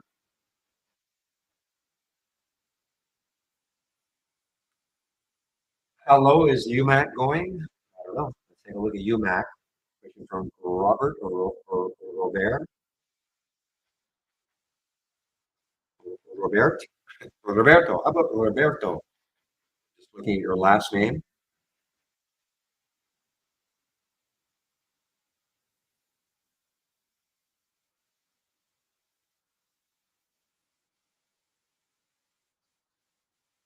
Well, let's see. It's an all-time low. Is it an all-time low? It's not quite an all-time low, so but it's almost an all-time low. I don't know. Relative volume is only zero point 0.4. It's not trading very much, so I have no idea. Not trading very much. 52,000 shares. Zero point 0.4 of normal.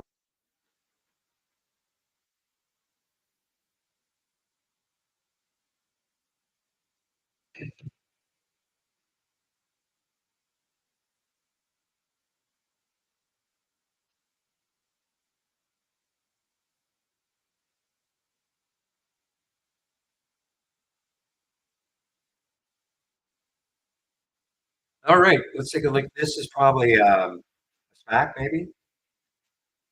I don't know what this is. BBKF. What is it? Development of blockchain technology. It's 16 cents. I thought I had a price. I thought I had a minimum price. If I don't, I should put one. I don't care about this.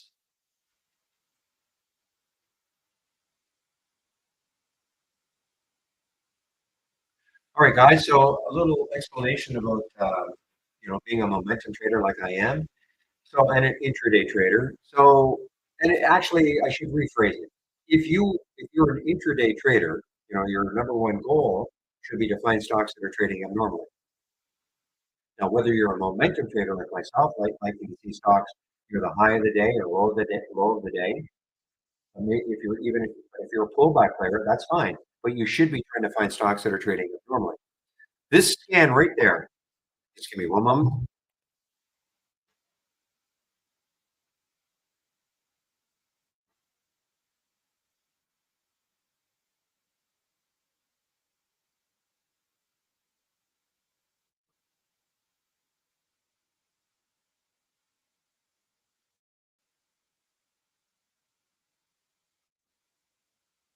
All right, sorry about that. So your number one goal every single day has to be to find stocks that are trading abnormally. This right here is going to show you this right here, meaning the relative strength leaders from the open, which I'm sharing, or you could go to the Explosive Winners channel. This will show you for sure stocks that are trading abnormal. Okay, so if that's all you wanted to do, and just pay attention to this, that's fine. Okay, now I like to have a few other scans. But that is my number one goal, of course, every single day. Where are the stocks that are trading abnormally? Why do I want to get into a stock that is not moving? Okay, it makes sense if I'm an intraday trader. That's not what I want to do. The other way, of course, is my this combo scan, the abnormal option activity plus the 10-day daily break in brackets Pepe because he designed it. Okay, put two scans together, combine the abnormal option activity and the breakout. Okay, so basically, if the same stock is here and in either one of these two scans, then you're going to see it here. So instead of having to search and see, okay, what stocks in these two scans right here, the breakout and the breakdown, what stands are what stocks are similar here. We don't have to do that anymore. This just tells us. Okay, so it just makes it easier because we used to have to take a look here and scan this list to see if the stock was here also, and this list, see if the stock was here also. Now we don't have to do that. It's automatically done for us. Okay. And the way it's color coordinated is that if it's in brown, a suggestion to go short, and if it's in light blue, a suggestion to go long. Okay. So that's another way I find stocks that are trading abnormally. I mean, that's all I personally would really need. Just that and this, and I could because this will give me some short opportunities. All right, open. Oh man, open, big open, big open. Holy smokes! Wish I hadn't sold my. Look at this, big open, 44 for the SWIN.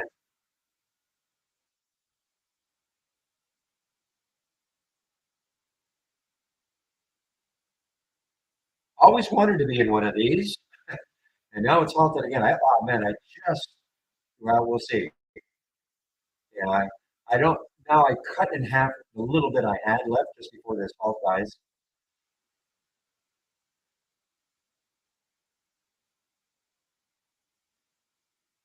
Now, if it goes up to 66,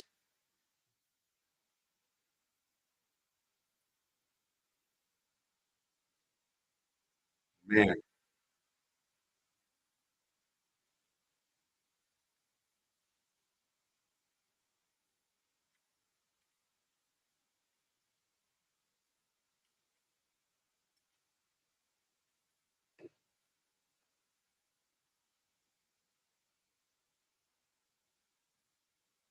Now we always talk about the third halt. Now this has had more than one. Um, sorry, is this the third halt? One, two. Yeah, this could be the third halt. So sometimes the third halt is the end. Okay. Oh, it's the fourth halt. Sorry. Thank you, William. Okay. Well, the third halt was not the end. And when I say the end, I mean when we've been looking at this since ever since we had access to this scan, I don't know, 3, 4 years ago, we notice that the first halt is usually pretty good. Pretty good meaning that when it opens, it can be above the halt price. The second halt can be okay. Maybe when it opens, it's above the halt price. The third halt is usually when the big profit taking can be when the big profit taking happens. Okay, nothing scientific, just sort of what we kind of recognize. But we're seeing lots and lots of different halts and resumes. So in this particular case, of course, the third halt was fine. But this is now the fourth halt. And again, I just have just a little bit left. Meanwhile, yeah, so Shady, are you back in the SOUN?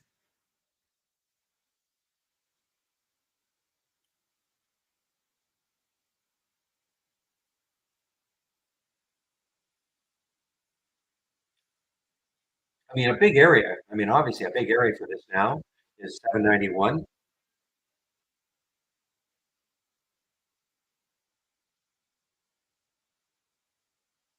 which is the next high looking left.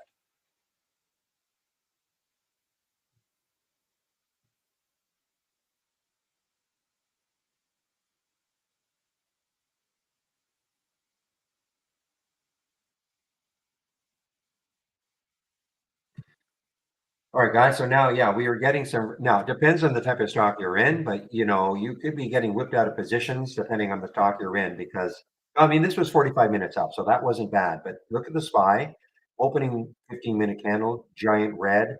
Next candle was red. Next candle was red all the way down here. We had a 45-minute mini rally. Then that red candle almost wiped that out. In fact, look at the bottoming tail. At one point, this was giant red all the way down here, and now we're green. So we're in a bit of a very, very, very choppy market. So depending on what you're in, if you're in a stock that kind of follows the market, you haven't been having a great time.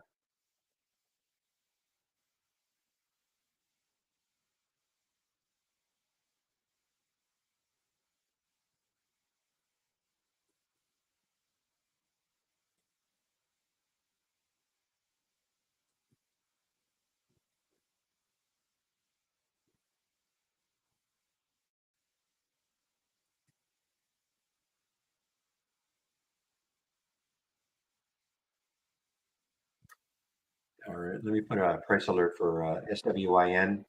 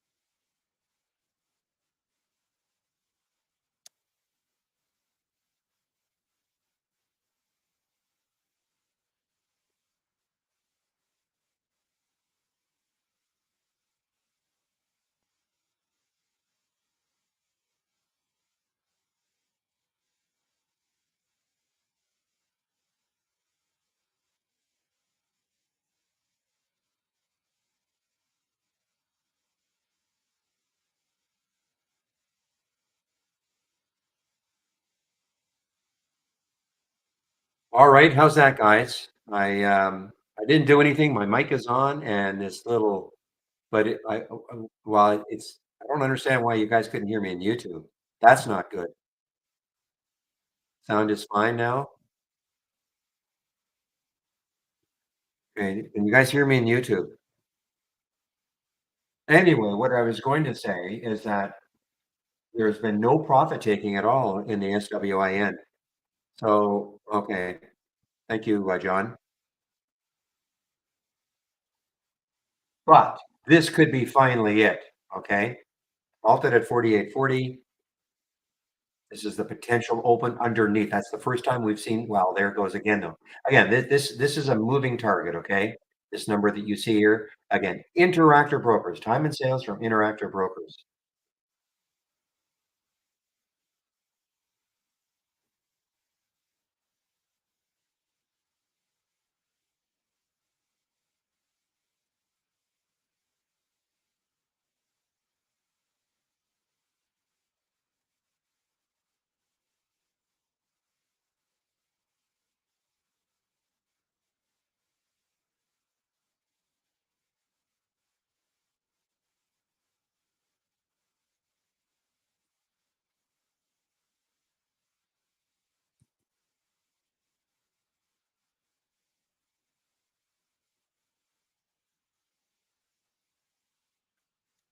Okay, guys, sorry, I'm internal discussions happening. So where could this open? So now, William, because it halted immediately. So what's the halt? Around 11:13 plus 20 seconds?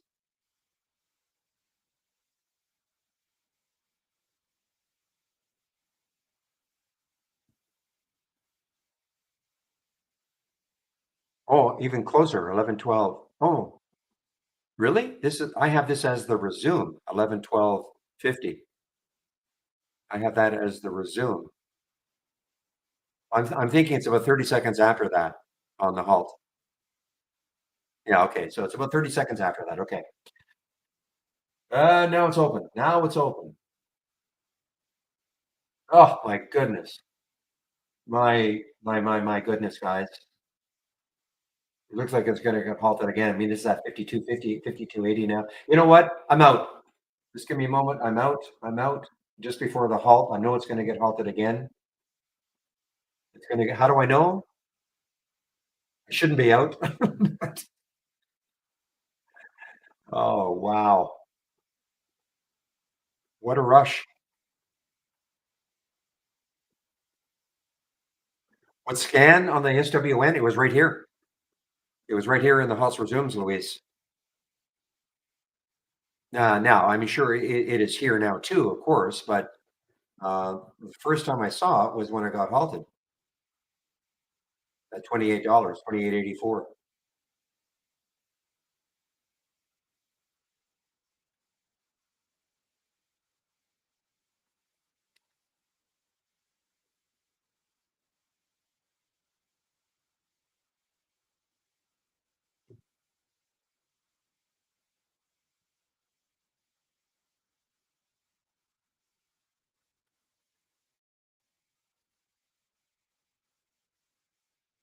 Where'd I get in? At 32.54. But again, I did not get a lot of shares. Okay, I had a, I had an order in, and it ran through my where I wanted it. I got some shares. I mean, enough that I'm pretty happy with what happened. If anything moves $20.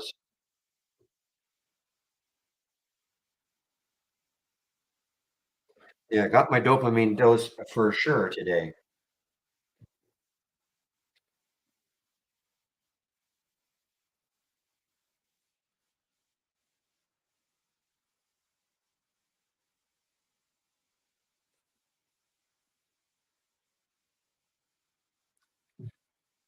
Well, so I'm out of it now, but I probably shouldn't be. This looks like it. This has been. I haven't seen a halt resumes like this in a long time, guys. Normally, as I was saying before, normally you get some kind of a sell off at some point, and it may resume, but there's been zero sell off.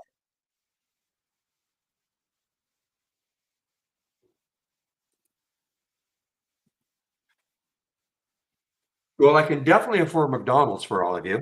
Okay.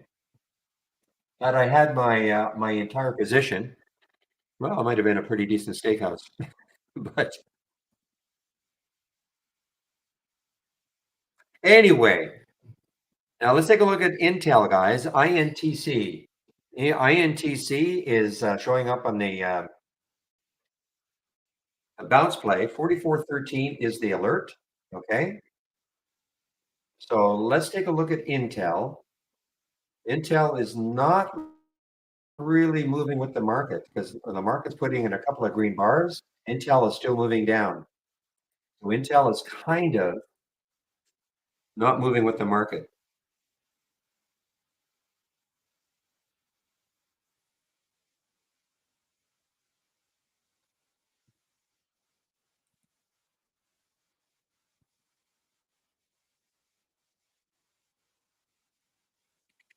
Now, the next low for Intel, INTC, is down here at 4366. So, but you know me, I mean, thinking maybe the whole number might hold it.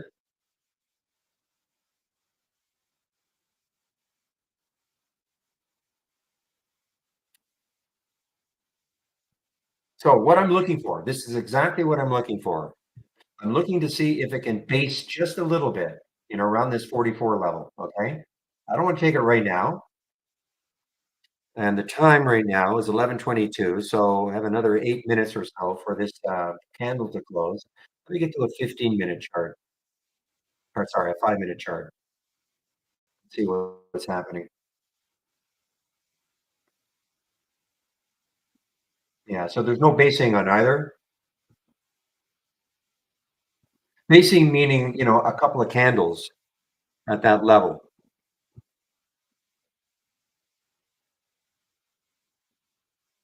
Yes, I read that this morning. Yeah, they're not gonna give them their big I did read that this morning about Intel, but I mean, it's Intel. They're not going out of business, so, looking for a potential bounce. All right. Well, not in anymore, but let's see what SWIN did. It finally, nope. Look at this, guys. I mean, who knows? Maybe it'll take out this high.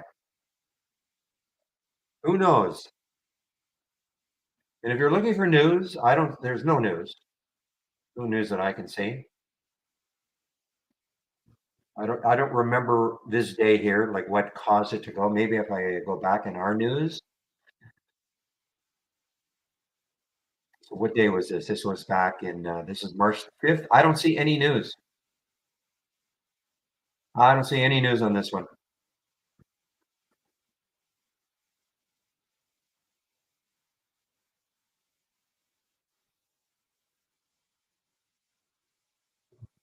And of course, it's halted again.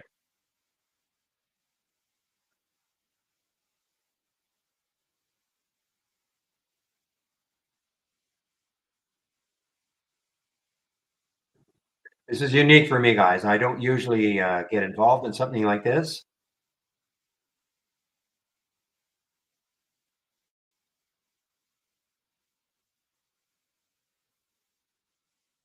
And I was actually trying to get it. I was actually trying to get it just over 30. Okay, but this really moved so darn quickly.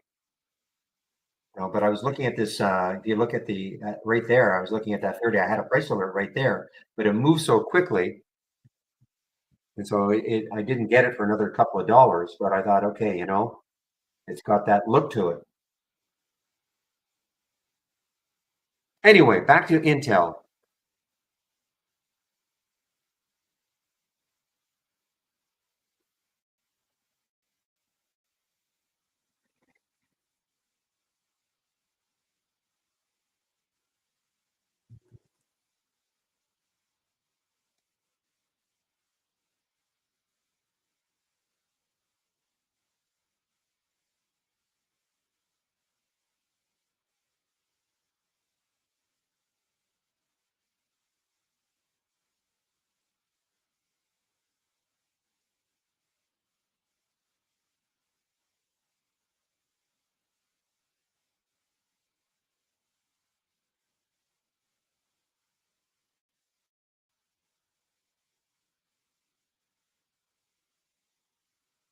Boy, this Intel, guys, I mean, I'm I might even take it. You know what? And if it breaks down through 44, I'll just get out. What time is it now? 11:26. So I do have some time. Jimmy will be taking over for me in our YouTube room in about half an hour. He's confirmed that.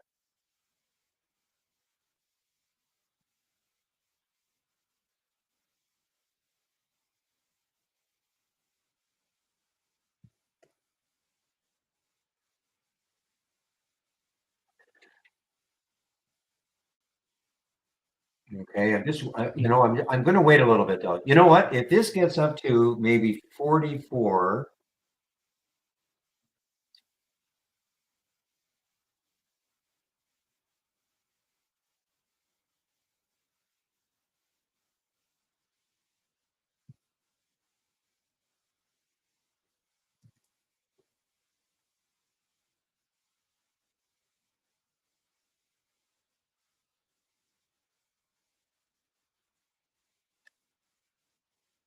that is wrong. Give me a moment, guys.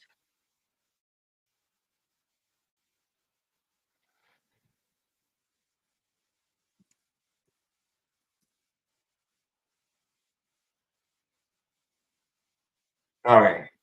Okay, just give me a moment, please.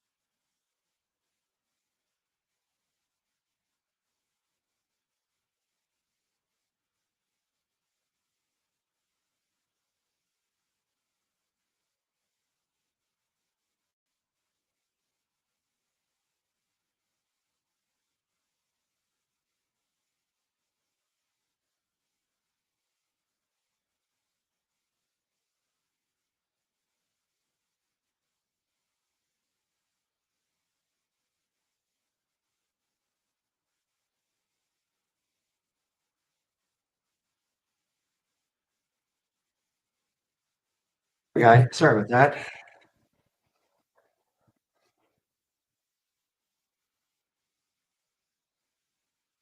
All right. So again, with the Intel, now the later it gets, I mean, I'm not going to do this while I'm on my break. Okay. So, but I'm watching the Intel. Now, the Intel just touched 44 now. So,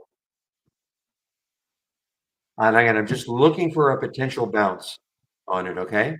And this is where I'm looking at it. You see right there, Intel.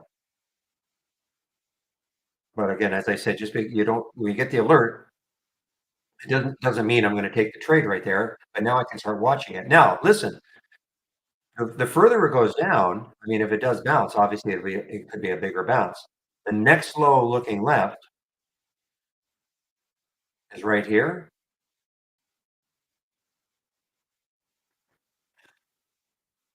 Okay.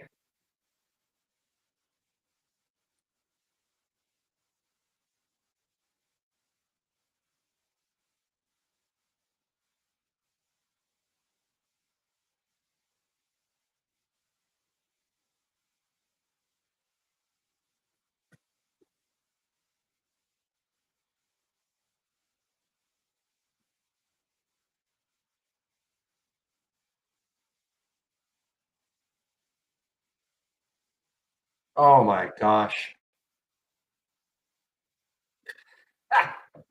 I, I wasn't watching SWIN anymore. Anybody, I mean, if you're in this one, I mean, it's just been crazy good. Another halt now. I mean, you just don't see this, guys. I mean, this is not going to surprise me now if it does somehow take this out. 65.94, 66.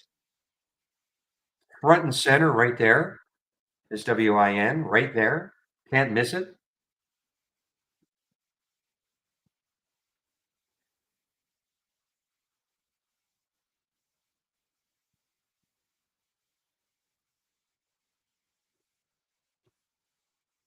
Where is my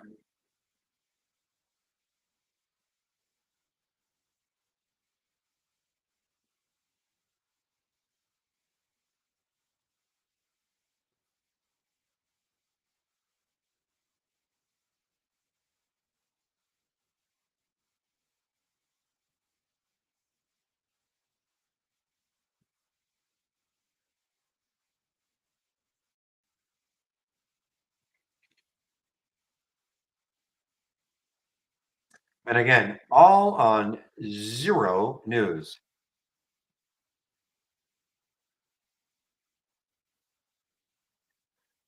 Hong Kong company. And of course, look at the float, guys. 2.5 million in the float. That is the reason. 2.5 million in the float.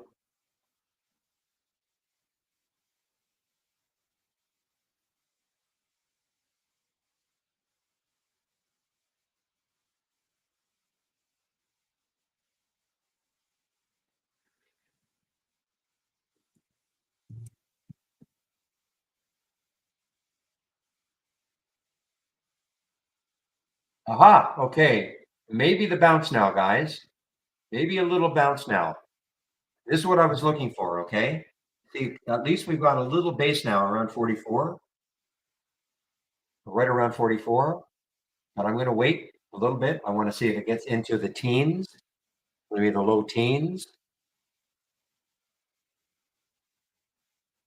But this is what I was kind of waiting for, okay, to see if we get another 15-minute candle at the same low.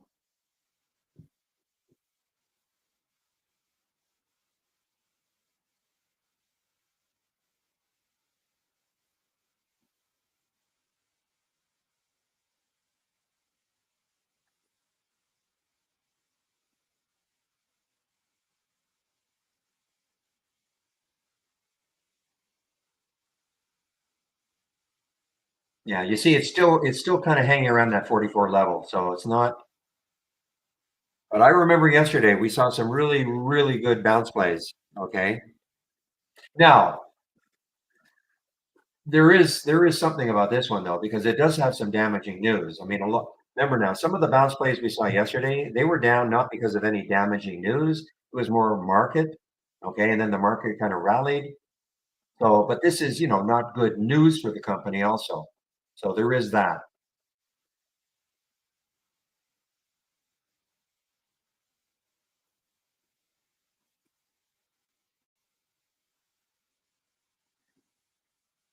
What? What? A red bar? Are you kidding me? For SWIN? First one, guys, but not over yet. It has to get up to a 60. Now look at that. Look at this. Look at this. And it's now at that high. It just hit that high, guys. Man, well, even with the little amount that I had, I wish I had it all still from 32.50. That'd have been $30. I mean, unbelievable.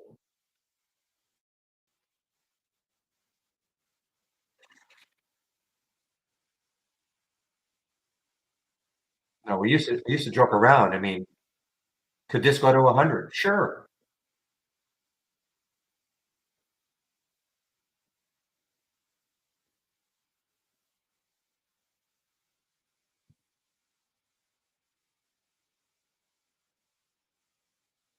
Okay, this could be it. Okay, there's a big, big talking tail up here. This could finally be it.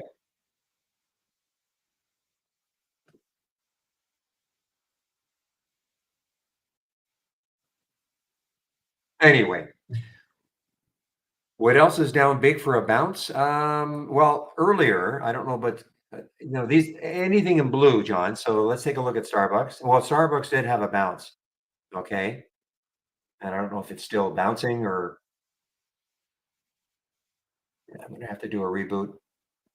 Yeah, so we had the alert, but Starbucks bounced from this 90 level.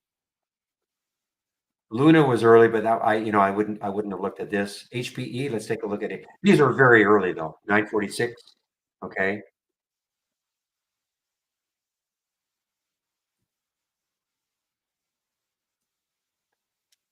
All right, guys, I'm going to just do something here. I just want to see if this makes any difference at all.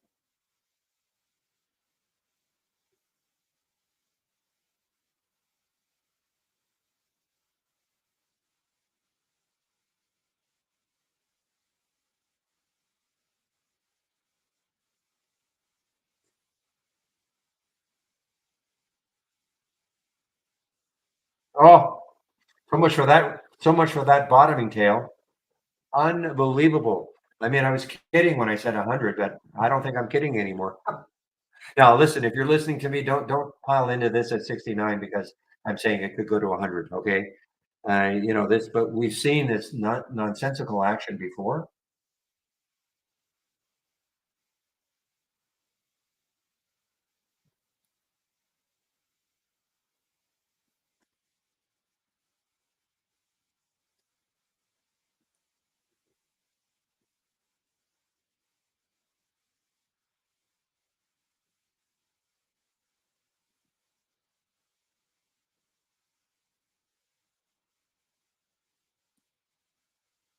Most of the plays I've got from here are topping plays, which I probably should be paying attention to, but the market is so choppy. It's hard for me to. But let's take a look. I mean, QFIN, let's take a look. The alert at 1870.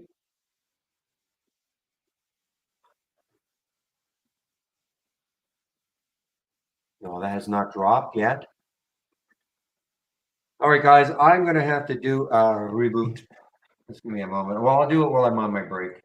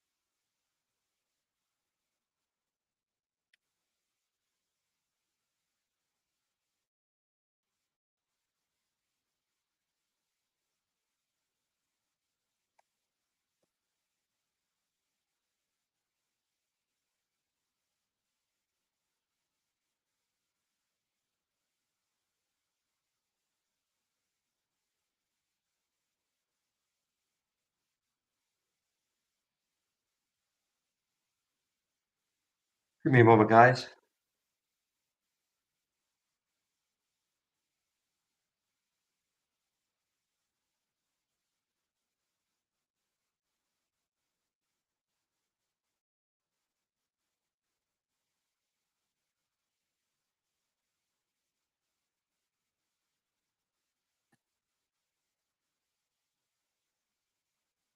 Meanwhile, remember now, QFIN was from here, okay? 9:48, 17. I mean, it's right in my wheelhouse. I mean, I don't know what I was doing at the time because it was past 15 minutes.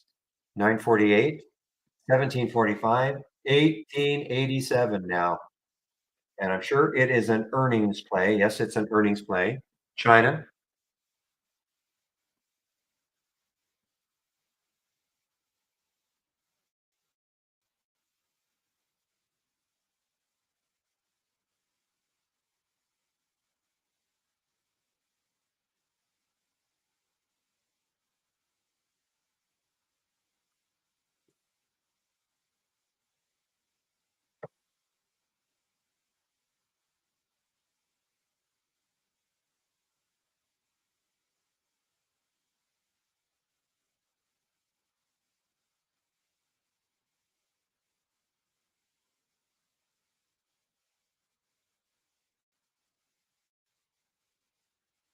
Okay. SW again. Still, I mean, yeah, it had a halted again, guys. Halted again, and still no give up. Not yet. 69.79. I mean, yeah, I mean, it says 68 here, but it's not like it says 50. At some point, there's gonna be a gigantic rug pull. I'm sure anybody with Centerpoint right now is salivating, but you know what? You could have thought it might have been here, here, here, or here. Now, it just opened. It did just open.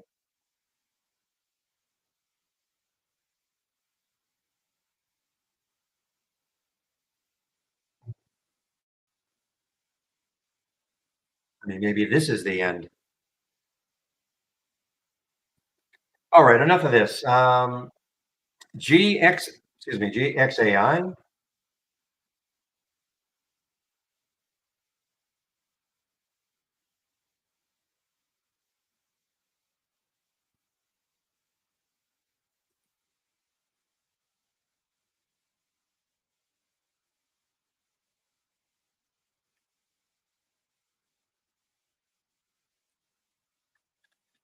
So the GXAI guy. So here's a couple things. Again, very, very obviously very, very volatile. I am going to stick.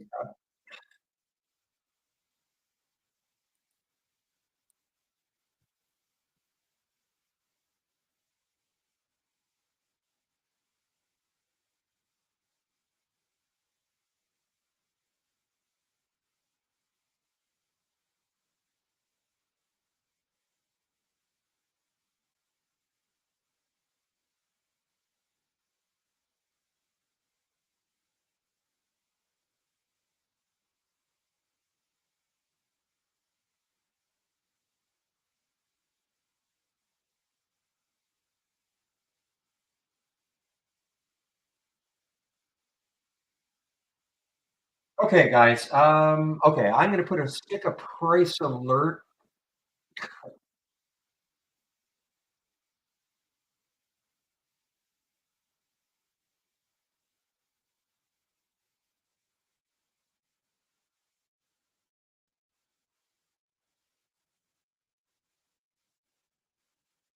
Okay, guys. So put a price alert here,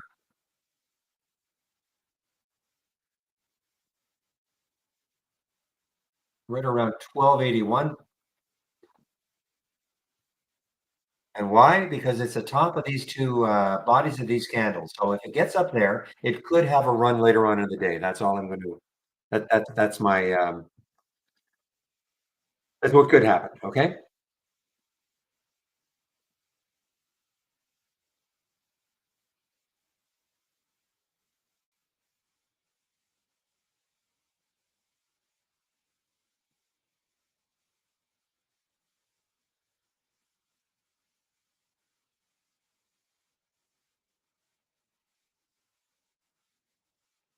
All right. Intel. How is it doing? Is it doing anything yet?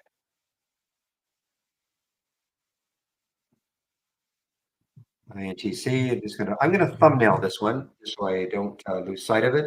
Yeah. So I'm very glad, guys. Very glad I did not anticipate.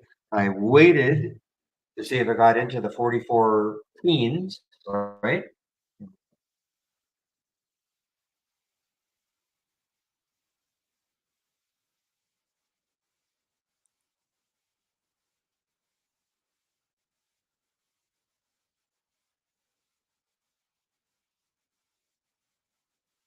So it is getting close now.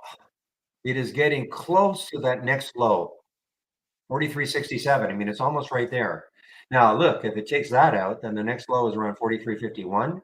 After that, we're talking 42.67. So, I mean, this is going to be tough for a bounce. I mean, again, it's got the bad news.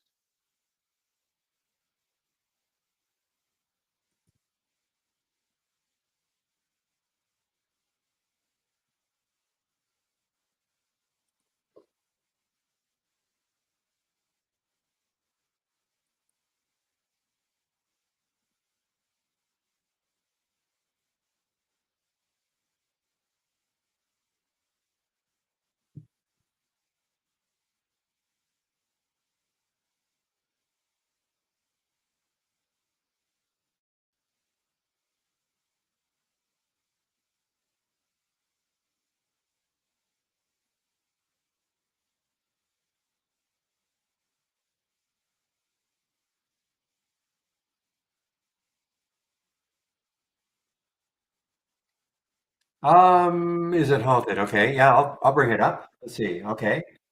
Well, maybe it's just, I mean, I haven't done any, remember now, I've had this for 8 years. I haven't made any changes, Mohammed, but this is time and sales. Maybe it's your column width that you don't have. Okay, maybe that's it.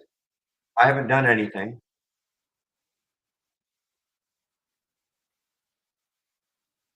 If I wanted to load this again, so let's go new window, time and sales, time and sales. See if I actually can have, I'm sure I can have two open. Just give me a moment. Maybe I can't. Well, I haven't done anything. Maybe you have to just stretch out the window. Okay, maybe that's it.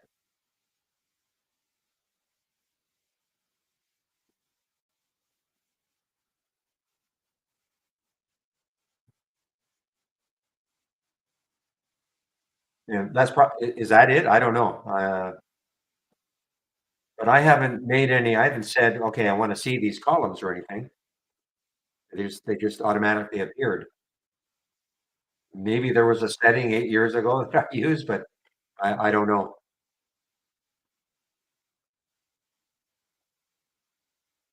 Does that help?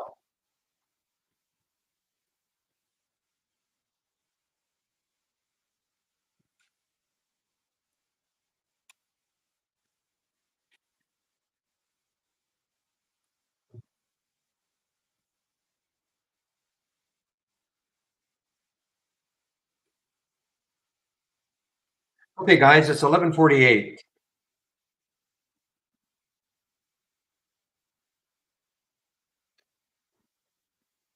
Well, again, this is a potential open. Yeah, it says 55. Yeah. Whoops. Shoot.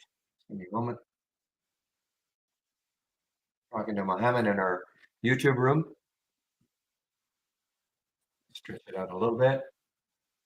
Yeah, I mean, this is what I have. It has a potential open of 55 now.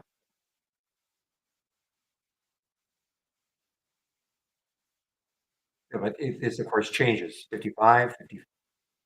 I don't really know how to help you because I mean, there's no, Miss Pepe's around. There's no option that I recall that says, okay, I want to also see this column. So I don't really know how to help you. If you can't see this column here, which gives the potential open, but it's not just that. I mean, if I click on an alert, I mean, this is what I also, I mean, I really use it for this. I mean, this, I'm on Holo right now. This is telling me, the bid and ask. Oh, okay. It's telling me the bid and ask.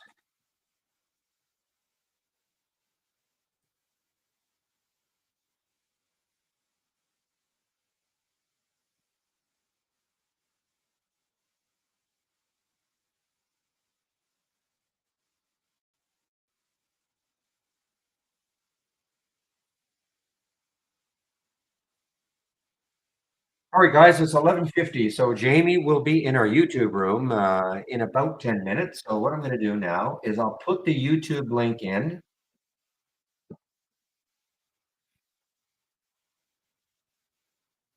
Not there yet, don't go yet. But this is the YouTube link. You can head over and listen.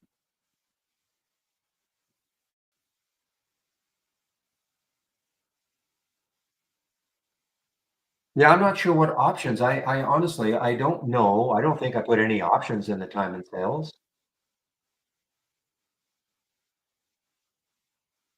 Unless this, okay? Maybe this is it. Mohammed, maybe this is it. I'm just right clicking now. I notice this is displayed, or I check this. I don't recall checking it, but maybe I did this 8 years ago. Maybe that's all you have to do. If you can see what I'm looking at, what I'm showing you. If I right click on the time and sales, and then I have checked display, I, it's probably unchecked then for you. Just check it.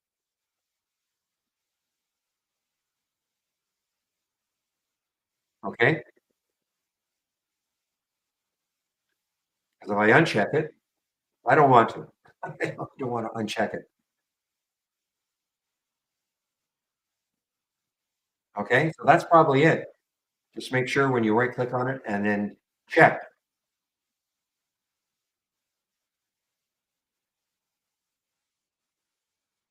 And I can see right now I could do different things. I've never even looked at it, but okay, so that's probably it. All right. Oh, it is checked. Really? Well, I don't know then, because I think the default is to have it checked. Sure. I'll do that, William.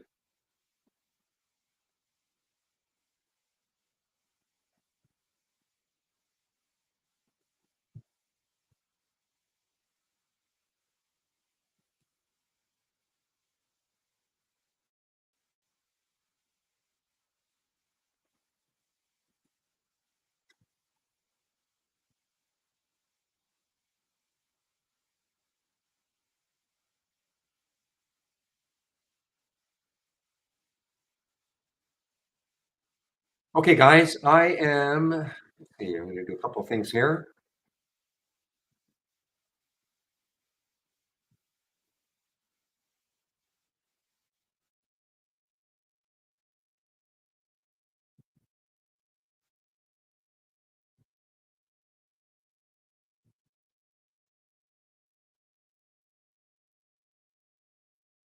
Yeah, Intel is trying.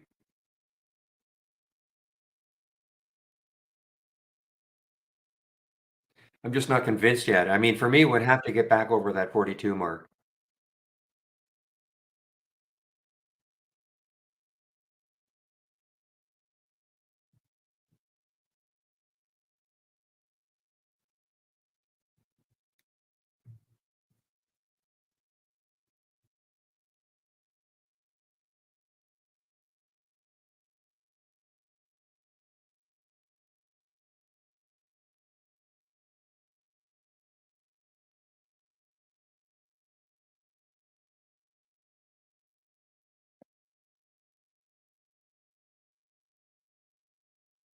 Halted again or resumes, SWIN. I think that's probably it. Famous last words.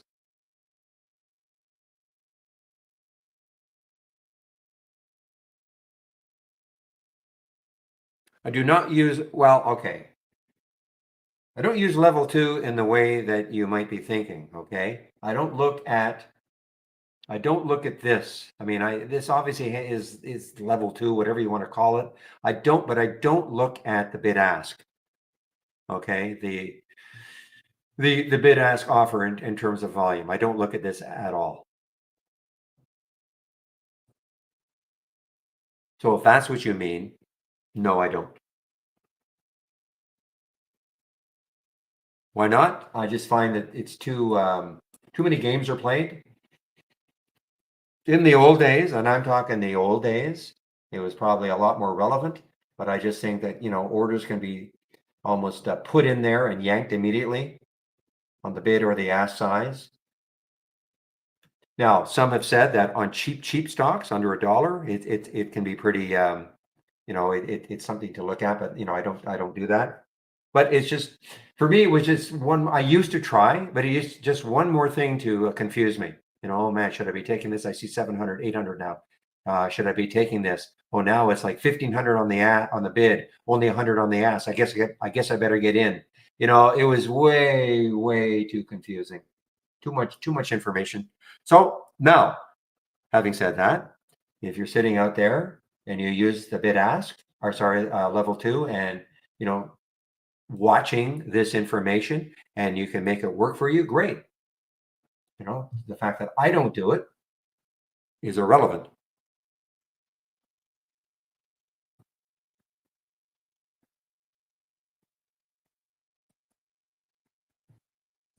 Okay, time is it now? 11:56. So I am just going to put my announcement in. Now, this is what I'm going to do now. Just move this down a little bit so I can sneak the announcement in at the top. And I'm just waiting for Jamie to show up.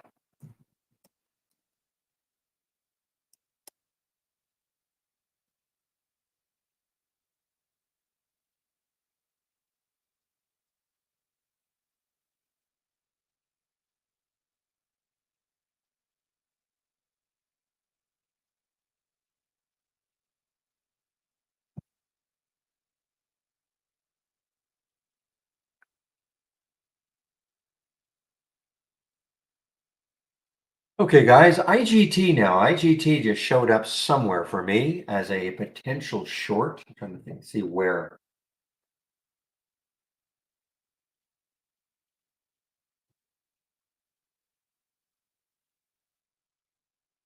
IGT, they may have had even some room. Analysts cut their forecast following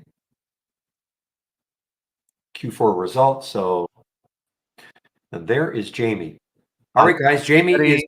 our YouTube room now. So what I'm going to do is I'll just put myself on mute in the main room, Jamie, and I'll see you guys in the main room in about an hour.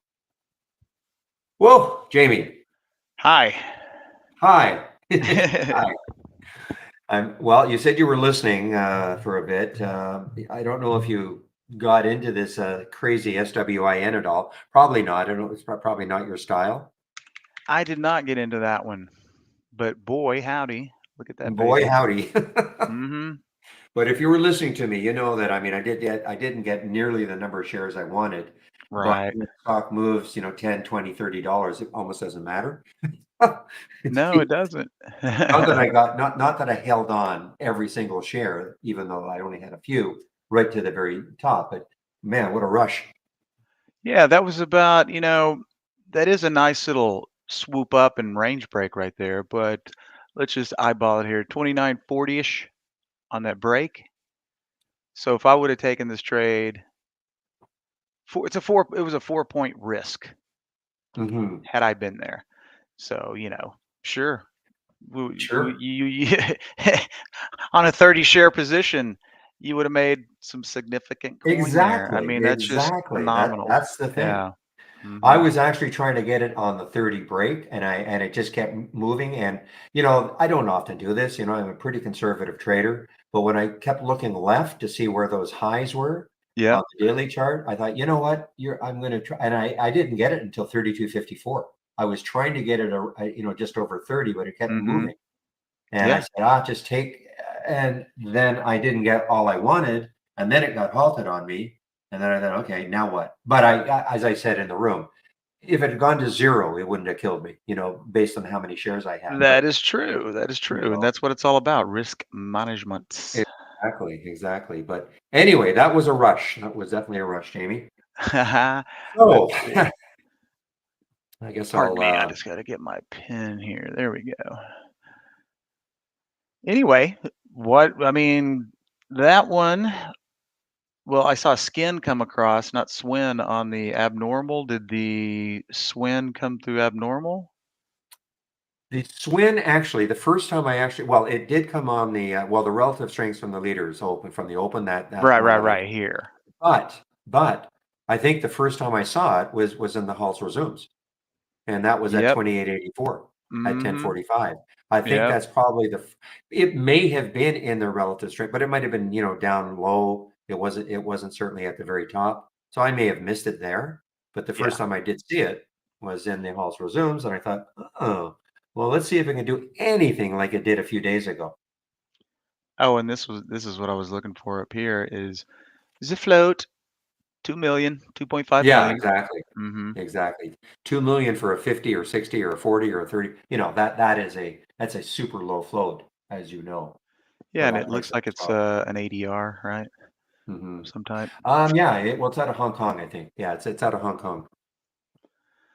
Very nice. Very nice. Yeah, I mean, yeah, as I said, if I'd had all my position, I could have taken everybody out to a nice big steakhouse, but unfortunately, it's just going to be everybody to McDonald's. So, Well, hey, I mean, you keep hearing all the hullabaloo. People are like, I used to pay $10 for a Big Mac meal, and now it's 15. So, yeah, you know, true enough.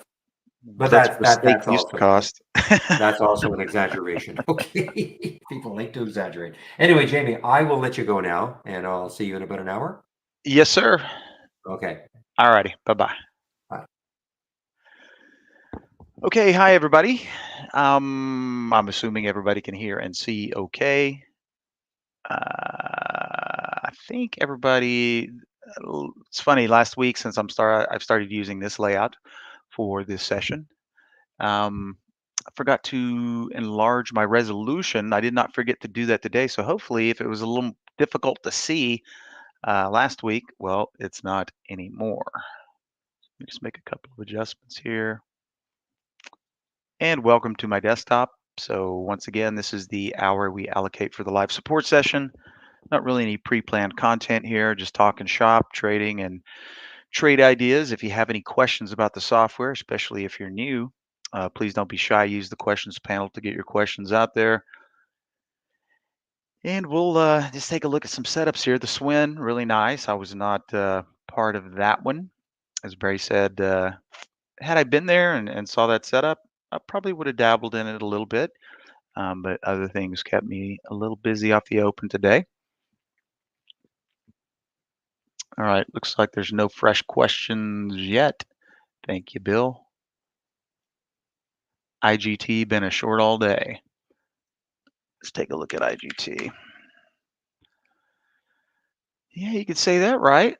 Never really set up for, the type of action that I look for on these larger cap stocks. But, once it broke this level right here, that 2275, man, just a nice little no no worry trade there, right? Now this wick over here kind of screwed up the opening range break, but you can see this, if I were to draw some lines here, it was wedging down. And wicks are kind of everybody has their own way, right? Getting short at this level right here. I mean, what does that wick mean? And keep in mind, these are 5-minute candles. Seller was definitely in control, jerked it back up. A lot of times these wicks can be harbingers of what's to come. Of course, we had one up top and one up bottom. But if we just squish the chart up a little bit, running into a support level there from the prior close. So we wicked up there, tested that level, wicked down here, tightened up. Once we broke those candle bodies, it was off to the races. Of course, if you're a purist, you had to wait until the actual low of the day, which was the bottom of that wick. So you go early, you take a little bit more risk at 23, you wait and obey the rules 100%, 30 cents of opportunity cost, but still not a bad risk to reward here, whether you took it at the candle body or the actual low of the day. Very clean. So not too shabby on the IGT short. Hello to you as well, Amir, and hello, Iris.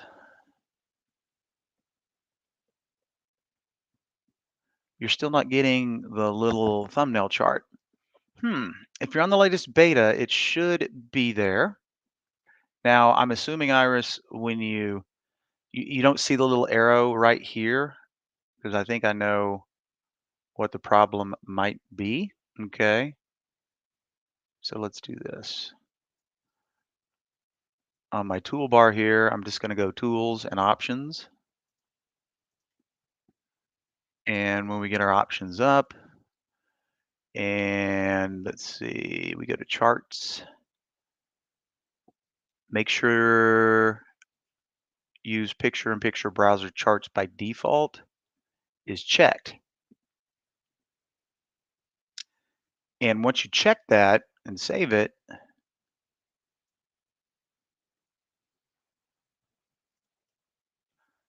all right, well, uno momento, please. I'm getting the little spinny circle, probably because those settings were already saved.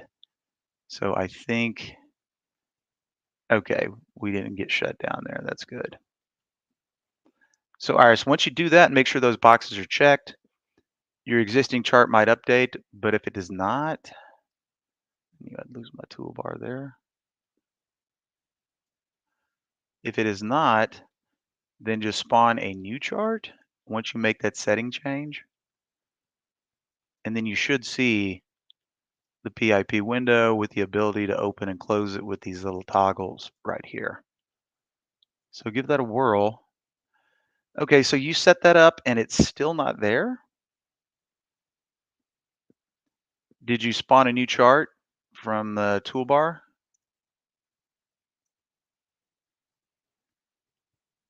Because that's really odd.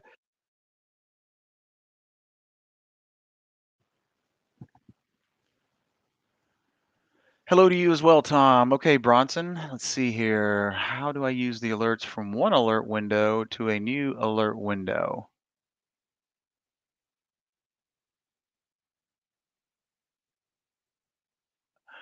Okay, Bronson. So unfortunately, there's no way to automate that process, but I think I know what you're asking there.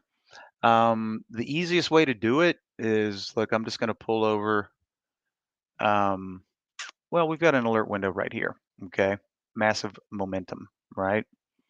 So let's say you had another alert window by this, just with the trailing stop, right? So tell you what we're going to do here. I'm going to just duplicate this into a free floating window. I think,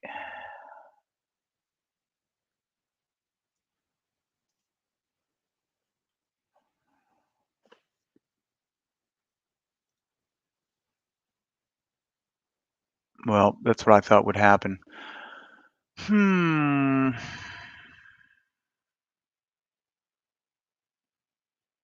Well, I tell you what, explosive winners, duplicate explosive winners. Okay, all I did is I just,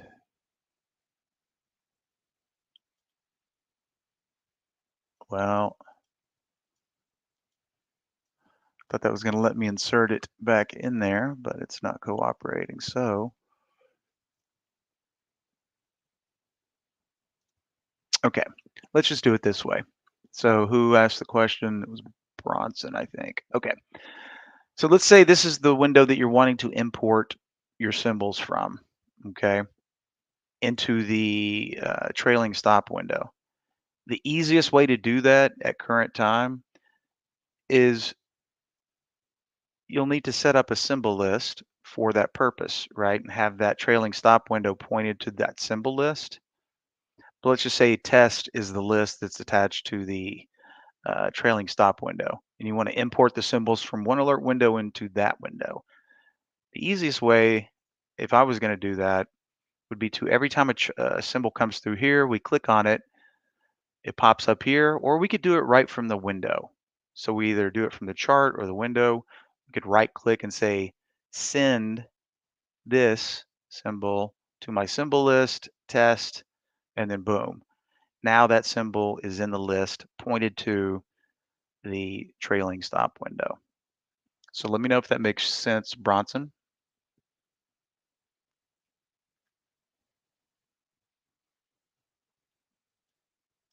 Sure, Tom, we can talk about how to use Holly. Okay, good deal, Bronson. Lance, you have a beautiful day as well. See you next time. Okay, so now let's talk about the AI known as Holly. Okay, so I just pull up the AI strategy trades window, and that's the strategy window. I need the strategy trades. 1 second.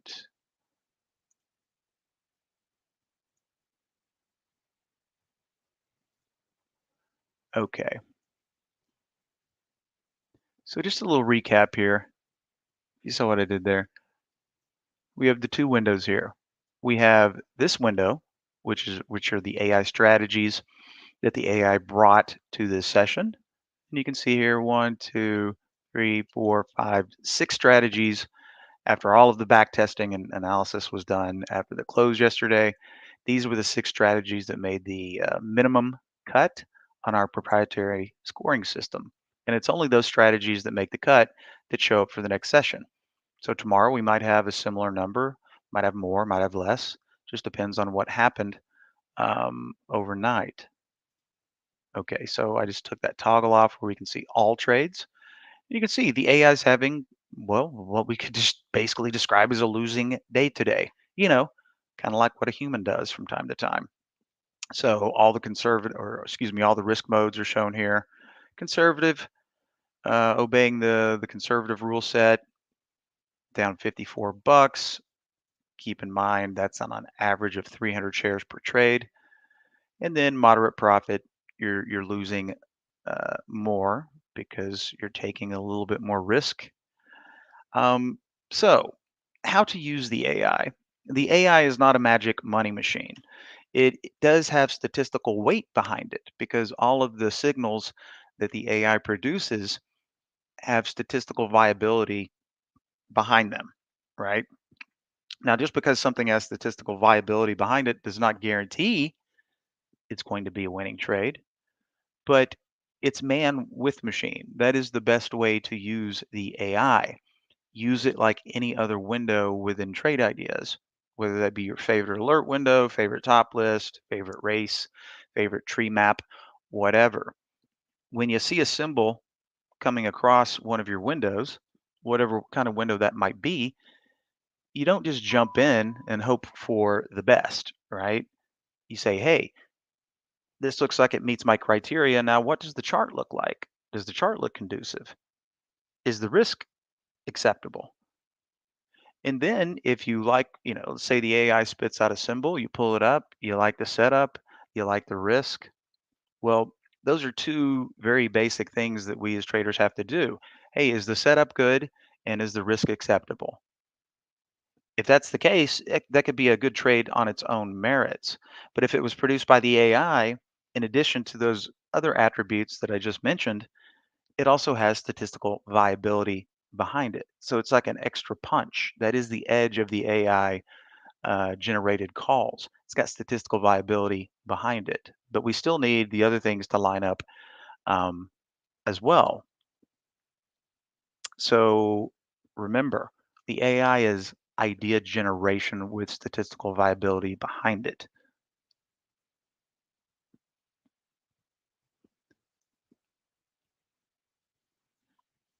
So let's see who was talking about that. Oh, yeah, that was Tom. So Tom, let me know if what I said makes sense, right? And you'll see the AI, it's going to have its winning days, it's going to have its losing days. It's going to have big winning days. Every once in a while, have big losing day. Um, but use it just like any other window. I just call it a high quality information stream with the benefit of having statistical viability behind it.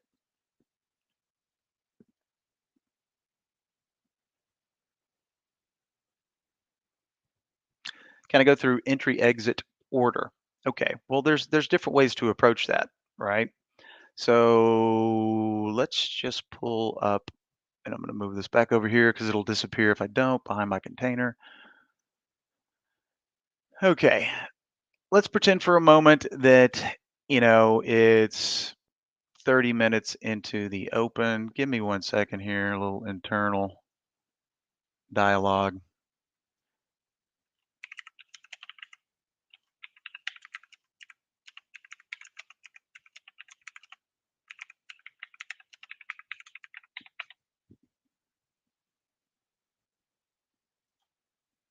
Sorry about that. Just somebody needed an answer to something. Okay, back to the CLPT trade, which is kind of one of the only decent winners that we have right here. So I just clicked on this trade. Now, had I seen this trade at this time, I would have liked it very much. Now, it just happens to have set up like this, right? Now, why would I have liked it? Okay, this is the opening 5-minute candle right here. Now, keep in mind as I'm describing this, the AI in conservative mode is always going to tell you why it got out, right? So we can see here in conservative mode, it got out on a profit save. And where's my conservative? There it is. Okay, conservative profit percent, calling it a profit save. By the time it got out, it was flat. So it basically flatted the trade. And a profit save is one of, let's see, we got profit save, reduce risk, either the stop loss or the profit target gets hit or the timed hold expires. So in conservative mode, there are 5 reasons why the AI can get out of a trade, and profit save is one of them. It's more or less like a form of trailing stop. Same thing with reduced risk, right? So that's the reason the AI got out of it. It just didn't, it wasn't going. Um, and it pretty much got out for a flat. more than likely right here. Where's my exit time?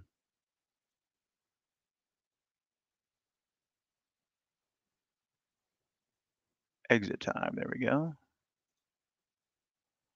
Okay. So see 951. Yep, I was right. Right there when it pulled back because it was in the money, 691 up to 727. Okay. But it flatted it down here. All right. Um, but if we would have held on to it, it would have worked, right? Or it's still working. But from a human perspective, this is what I would be thinking had I seen it right here. Number one, the low of the stock, or excuse me, the low of the day had been put in. Notice where the AI put its stop level in case it was wrong, right? Not bad, not bad. Kind of similar to what I would do, except I like this range break. There was a range break occurring right when the AI called it. And I'm referring to the high had been put in, the low had been put in right down here by the stop level, and then it turns back up. So technically, the first attempt at the range break was here. The AI calls it here, still pretty much right there at the, let's just call it the 690 level. So if I had seen this trade on my own, say the without the AI, I would have been like, ooh, that looks pretty good, getting long around 690-ish.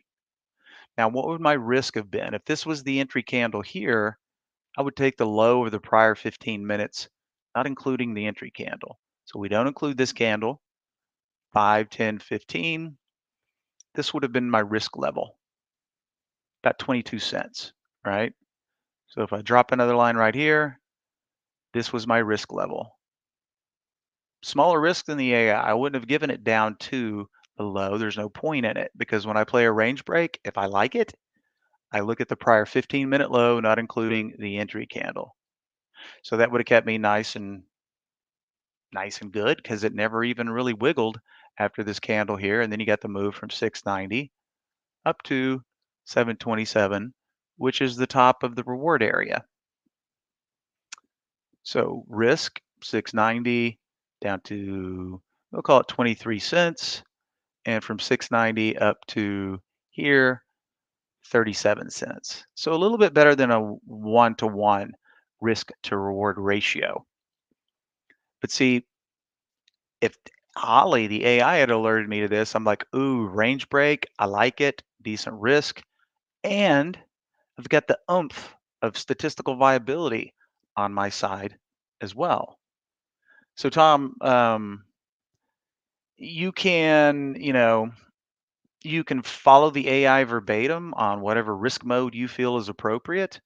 Or if you like the setup that the AI produces, you can do what I do in this example, pick your own stop levels that you're accustomed to using.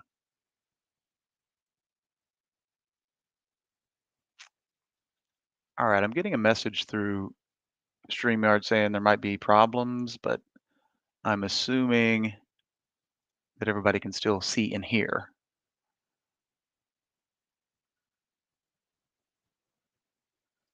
Amir, that's a great question. Okay. And the question, and I'll tell you, we've heard this a gazillion times.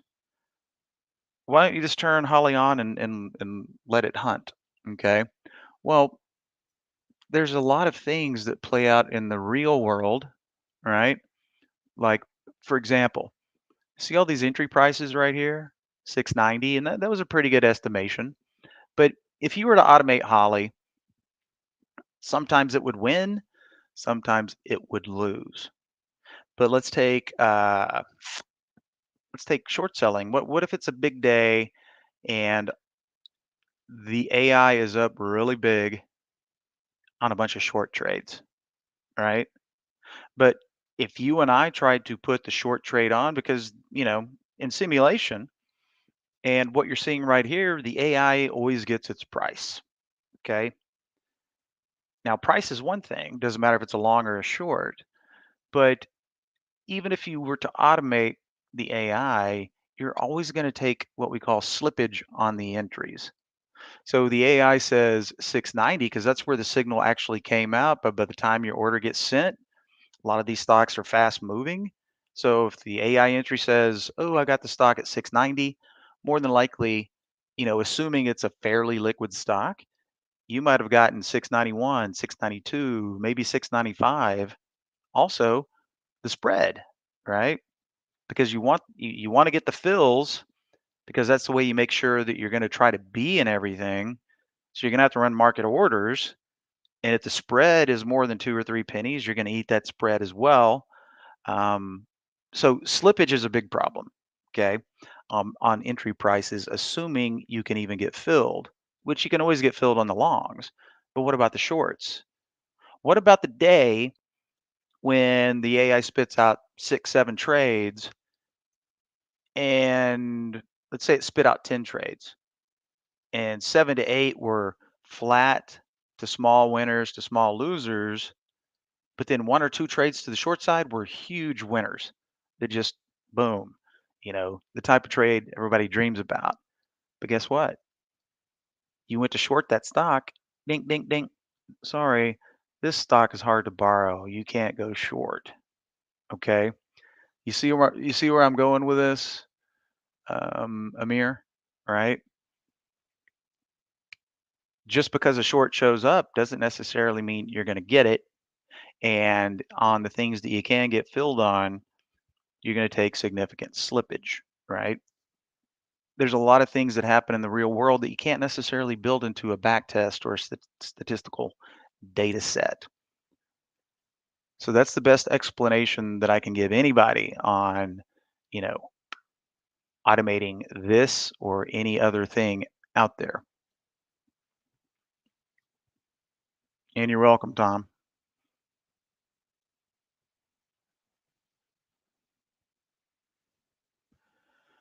All right, Gleb, let's see what you got going here.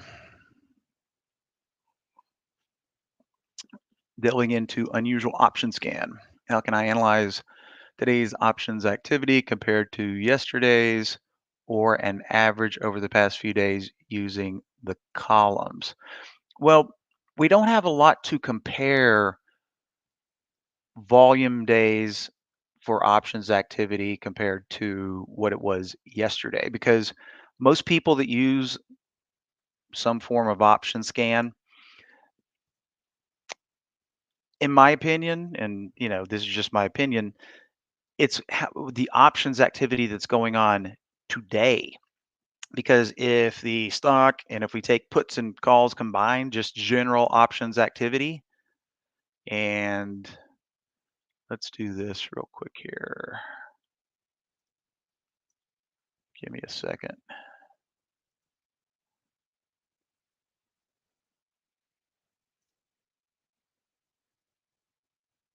I'm just going to click on over to the unusual options volume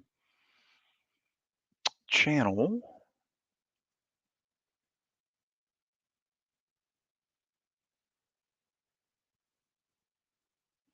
Okay. So in this window up here, somebody knows something, right? Options volume today, percentage and contracts is set at 200.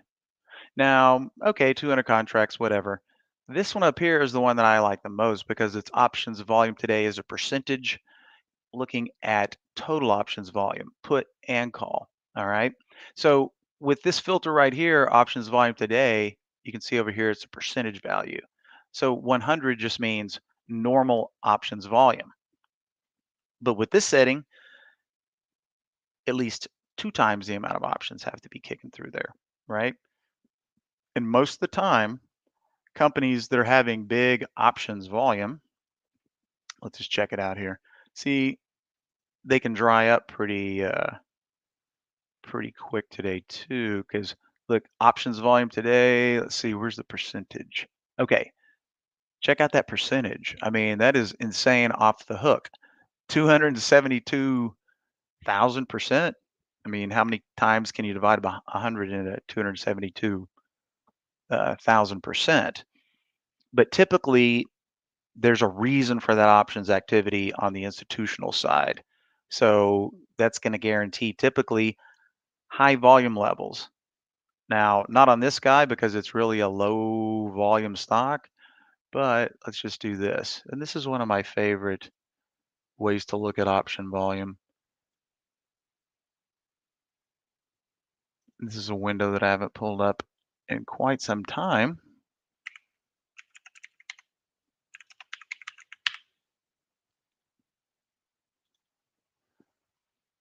Okay, let's see who was asking. Okay, Gleb. So check out this top list right here. Call it options radar, options volume today. Okay.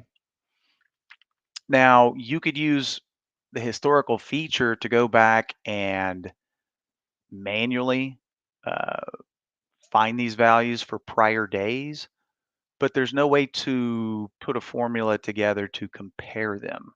Okay. Because this is all daily and then it's archived for a period of 60 days. So PGRE doing decent volume on the equity, but look how crazy the options volume is. I mean, even this guy down here, remember a value of 100 is normal.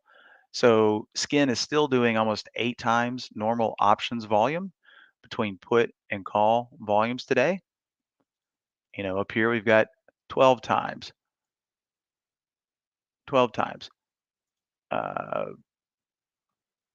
47 times, over 100x, and so forth and so on.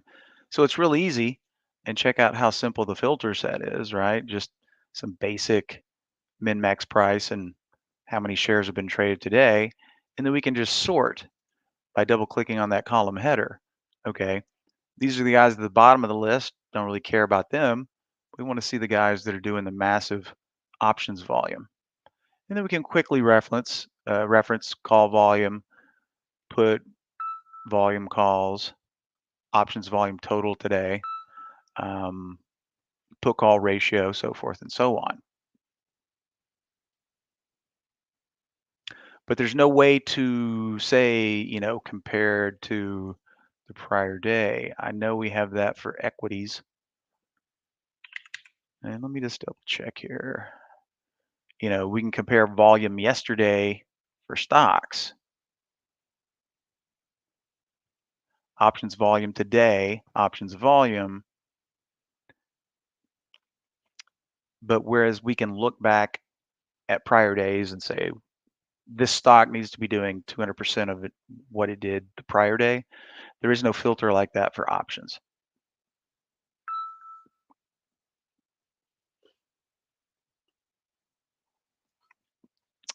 That wouldn't be a bad feature, but at present, just a limited number of options filters that we have right here. Total of 6.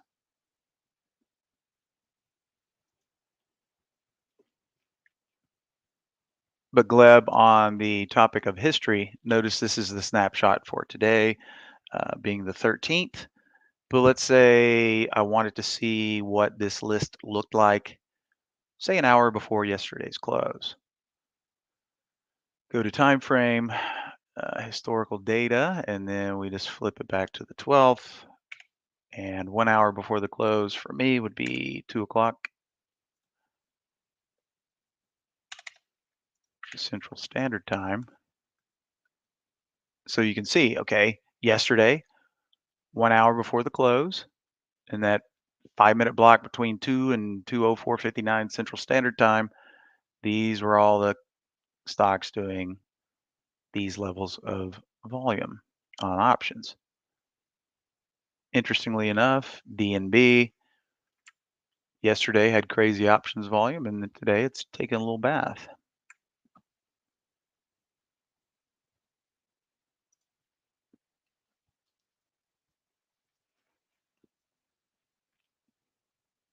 So Gleb, sorry there's no way to automate that volume comparison, but this is a way to go back and at least see what some of the higher option volume stocks were at any given point of the prior days, going all the way back to approximately 60 some odd trading days.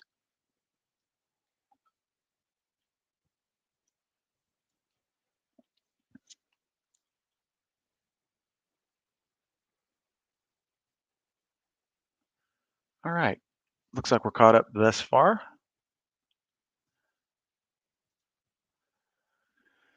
Check out some of the other big volume. Oh, this BMR. That that looked really good at this time. Once again, one of the more simple patterns. That's why I like them so much. 5, 10, 15, 20, 25 minutes into the open. Some of the best range breaks come 30, 25, 30, and an hour into the open. Let's mark this one up, okay? So 584, well, let's call it 586. If I look back, and that is the entry candle, 586. Let's just call it 590 for posterity's sake, the top of the candle. What would my risk have been here? Entry candle, no. 5, 10, 15, right down here. 567, 590, 567. So we got a 23-cent risk right here, just above the low of the day, right? So if I push that line right up there, that would have been my risk level. Entry candle, 5, 10, 15. Usually I'm going to put it a penny outside of that. So 90 and 68. So once again, about a 22-cent risk. And, we just hemmed and hawed around the entry level and then boom, like a rocket all the way up to 7 and change. And that's what we look for in a range break. Low risk is my risk level right here, reward level. Now, of course, where you get out is another story, but it's the potential, right? Once again, 567, 590, risk 23 cents from say from $6. You're risking 23 cents to make almost a buck 50. That is a really good risk to reward ratio. About 6. And it looks bigger here. How many times could we fit that risk level into that reward level? That's how this little game is played. Now, having said that, it's not real easy to find these patterns. You have to cycle through so many stocks before the timing is right on one. So that's what it's all about. How's the timing? If you found it right through here, timing is excellent. You even had some extra time here before this lift occurred. So there was a good, let's see, that was the 50 candle. There was a good 25 minutes once it broke that level and was seesawing around here, but never came close to our stop and eventually worked.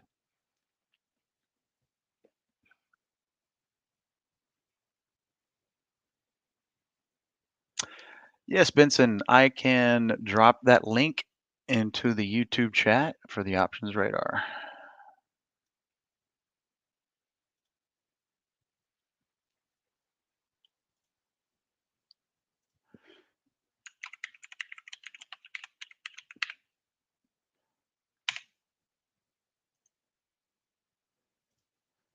Okay, the cloud link has been dropped into the YouTube chat for the options radar.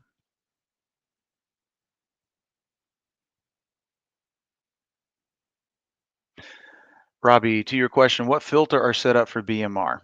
Okay. Well, I just clicked on BMR from this tree map down here. See, right? Relative strength leaders from the open. Okay. So this is the window that produced BMR. Okay.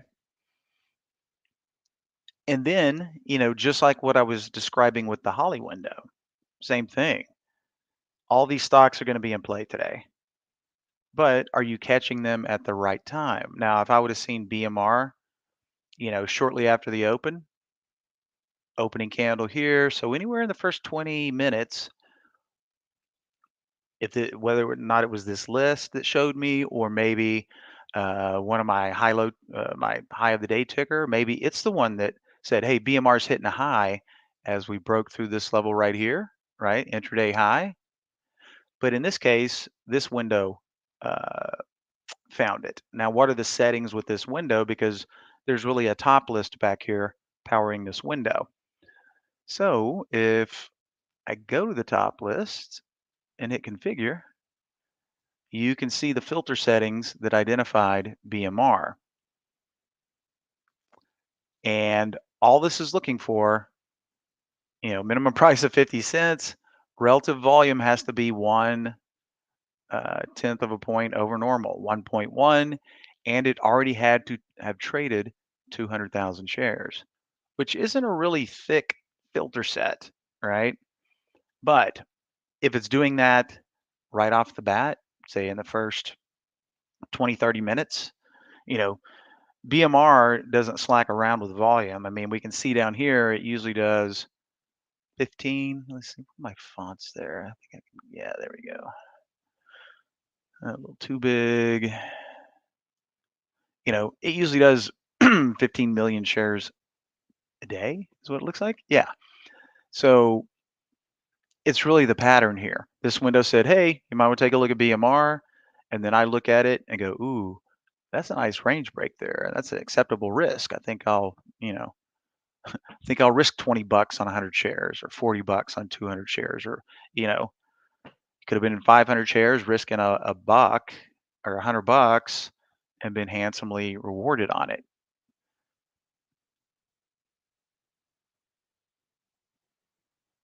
So Robbie, hopefully that kind of answers your question there. Pips Pal, hi, I buy breakout on Momo and trail using 5-day moving average. Do you have a filter suggestions on to have only a few good stocks, not a long list? Yeah, Pips, it depends on the current configuration that you're watching, right? Um, if that window, and once again, I don't know if you're talking about a top list window or an alert window, but the more filters that we add to any configuration of a window, we're going to slow that stream down because, just a friendly reminder, filters always work in the all or none capacity, right? So every filter we add should tighten that stream up, but then we don't want to over tighten it to where not enough stuff is coming out.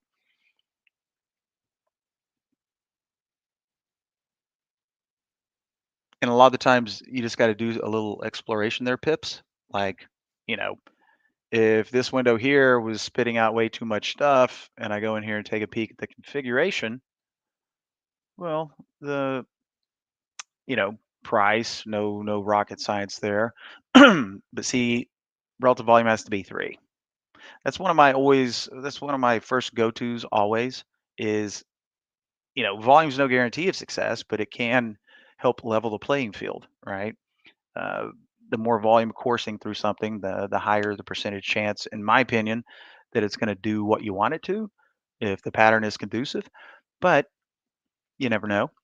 But a really good way to weed through a lot of unwanted symbols is to crank that relative volume up to 3 or higher. And then there are other, there's so many filters. One of my other go-tos is the 5-minute volume. Okay. One's a little too small. You have spikes and they just go back to sleep. But over a 5-minute period, a lot of the times I'll say, okay, in addition to relative volume of 3, we also need to be doing at least 250% of normal on 5-minute volume as well. So that tells me there's overall volume in the stock with relative volume, but there's still currently high volume on the smaller time frames because relative volume is very slow to change over the course of the trading day. So you might have something that went Richter in the first 30 minutes and you've got this obscene relative volume level, kind of like BMR right now. If we look at the rel volume, oops, covered it up there, 4.12 right here. But look, oh, I thought this was 5-minute volume for a second. Let's see. I thought we had put that up there, but we did not. In any case, if I were to add that metric, this one might still be pretty busy still. Okay. Okay, so this one's still busy. That tells me, hey, the volume's still there. It's also got big relative volume. But a lot of the times, if the volume dries up on the lower time frames, the relative volume number is still going to be really elevated, even though the stock right now isn't really doing that much volume. So let's see who, I think that was Pips asking that question there. Yeah, that's where I'd start, Pips. And then once you make the adjustment, you go back and review you have your original window open with the history. So you can see all the hits. Then you duplicate that window, make the modifications, add those filters, then review history of that window, and you can visually compare. Okay, yeah, it did really shrink down the number of symbols, but it didn't get rid of the good ones, right?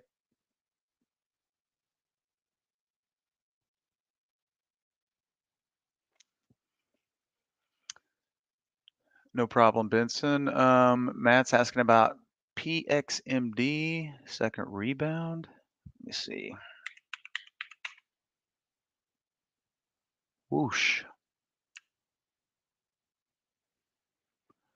Well, what are we looking like on the daily here? It's coming right back to this little level right here, which could act as support. Who knows?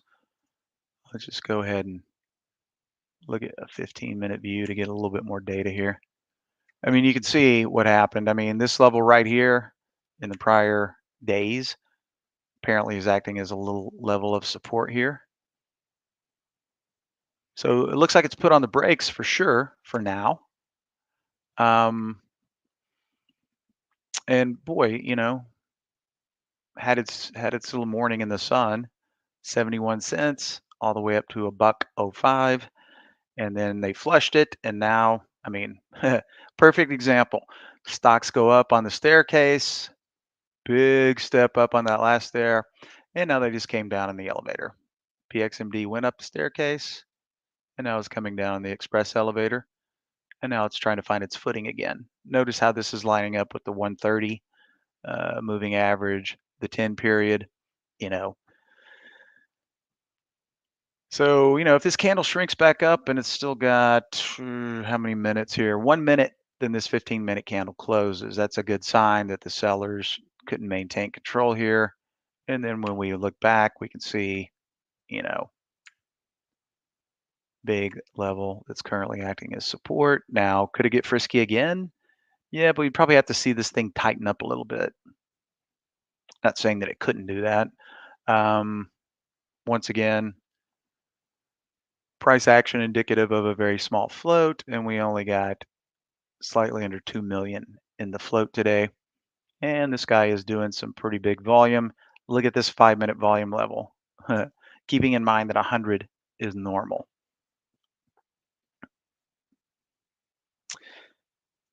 Got to mind your P's and Q's when you're trading that one, apparently. As Barry says, not one you'd want to get up and walk away from.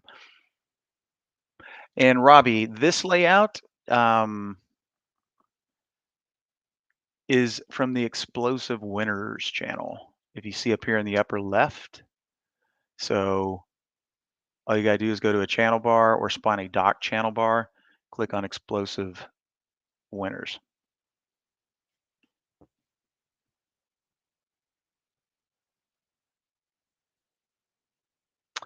Are you able to scan what is near 5-minute, 5-day moving average?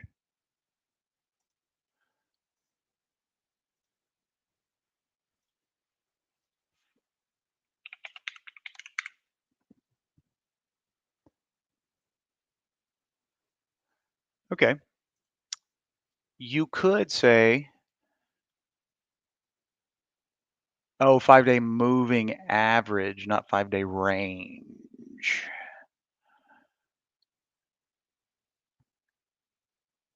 5-minute, 5-day moving average. Well, when you say that, that just makes me think that you're going to want to see, okay, you're talking about a 5-day intraday chart, correct?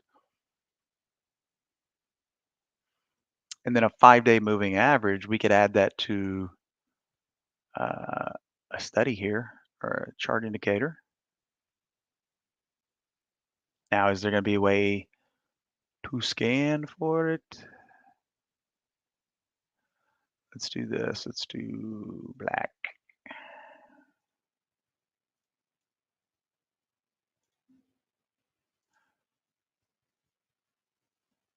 This is going to be a 5 period, so that's not going to be the same thing.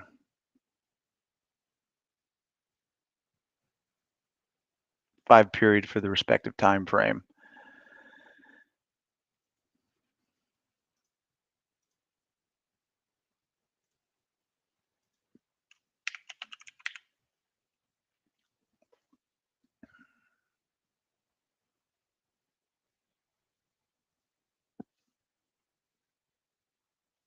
Five-day moving average. Nope, the only way we're going to be able to see the 5-day moving average is on the, on the daily, setting up a 5 period moving average, but not necessarily any way to articulate that into a window config. But while we're on that topic, okay, sometimes what you need is going to be there. Sometimes it's not, okay? However, that made me think of what I'm about to show you guys, which I even forget about from time to time. But stocks like this, okay? If you see the pattern, for example, what you were just describing there, Pips, Pal, um, and what you need isn't there in alert or filter form, then this is a great little tool. And what I'm going to do here is we'll just take a peek at BMR in that little setup period there. So 1, 2, 3, 4, 5. There's the first 25 minutes of the market. So if I'm just looking at this and going, what could I possibly set up in a trade ideas window to help me find this? And of course, this is no guarantee, but it's a way to get a view of the data from the server's perspective. In other words, it's a potential way that we might be able to reverse engineer something that would identify this based on looking at all the things that were happening during this period. So 5, 10, 15, 20, 25, 30. Okay, so these are the increments that we can look at. So since this is basically the first 1, 2, 3, 4, 5, I'm going to look at the first 30 minutes. So the duration is going to be 30. The start is from the open, which is already plugged in here, 9:30 Eastern, and then the symbol is BMR. Now when I hit submit, instead of us guessing, okay, what alerts might have fired in this opening 30-minute time period for BMR? Well, we don't have to sit there and guess.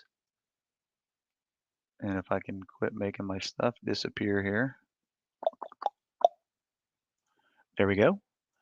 We don't have to guess because here are all of the alerts that fired for BMR in the opening 30-minute period. Of course, there's new high, trailing stops, and it's ranking them by the ones that fired the most, right?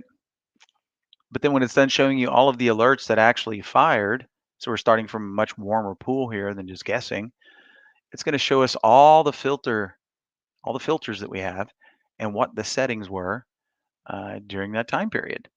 So, you might have a couple of favorites. You might want to go right to the 15-minute RSI or, the 5-minute volume to see what those levels were. Okay. And then start assembling that filter complement with the alert that you think might do it. And this is a really great way to learn about how the system sees things versus the way that we humans perceive things, and then have a little amalgamation of the two. So I'll drop this link into the YouTube chat just in case anybody wants to do a little exploration.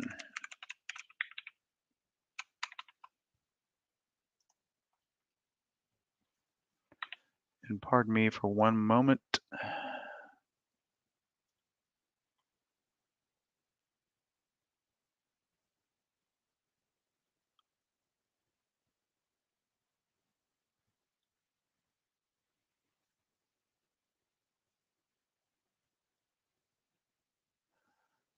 Okay, Peter. How did I miss your question, sir?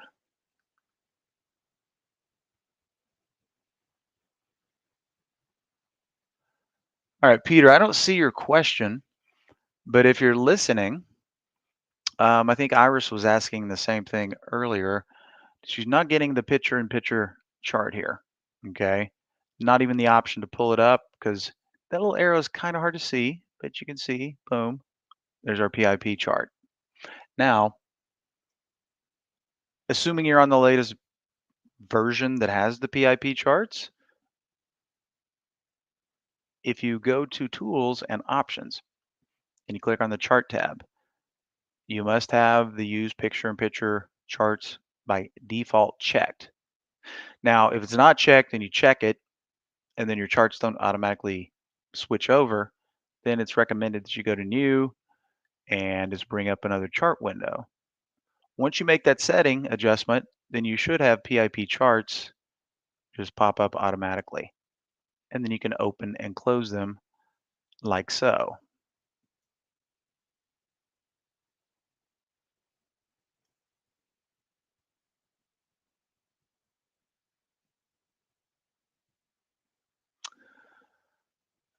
Amir, general question. Is it awful if I use trade ideas for ideas and trading view for charts? Well, I mean, other than I think our charts are better, I mean, to each his own, right? You know, I love trade ideas charts. They do the job for me, but everybody has their own preference.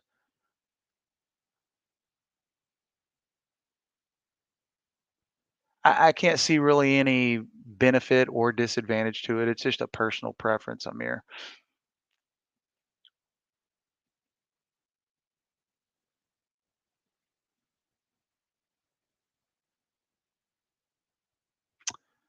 Benson found SWN out of the blue. Looks pretty good on daily, think. If you look to the left, well, let's take a look at SWN.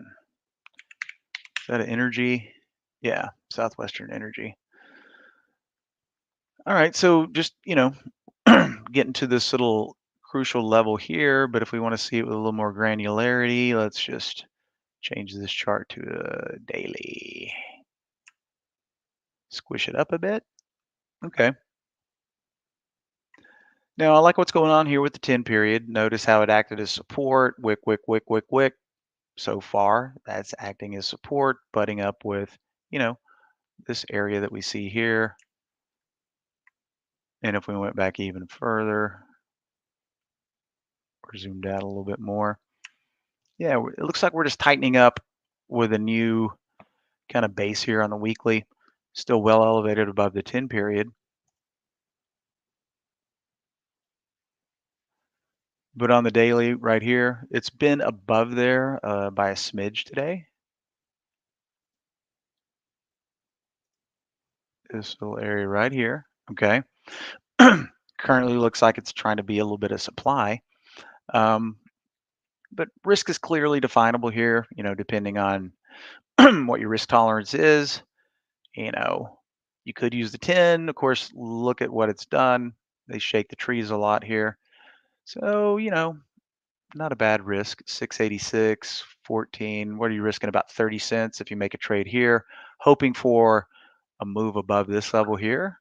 But your risk is clearly defined down here, just depending on, hey, you want this line, you want to use that guy, or you want to use this guy.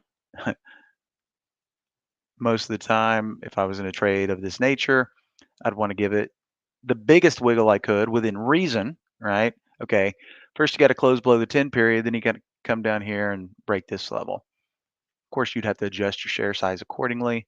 If you wanted a smaller risk, you could do more shares. and just not give it near as much volatility. But if I was long this one on a swing, it's good that it's up here, but I'd really like to see a close above this level here. If it closes above this level, then we might get into, this territory over here. Otherwise, until it closes above there, we might just be bouncing around in this range.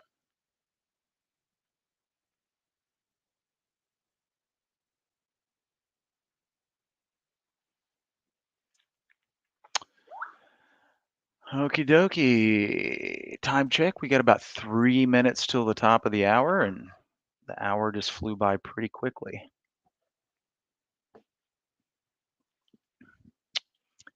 Last call. Last call for questions, stocks, anything. Bueller, anyone?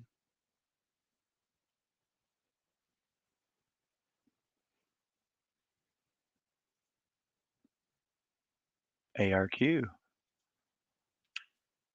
Not having a bad day.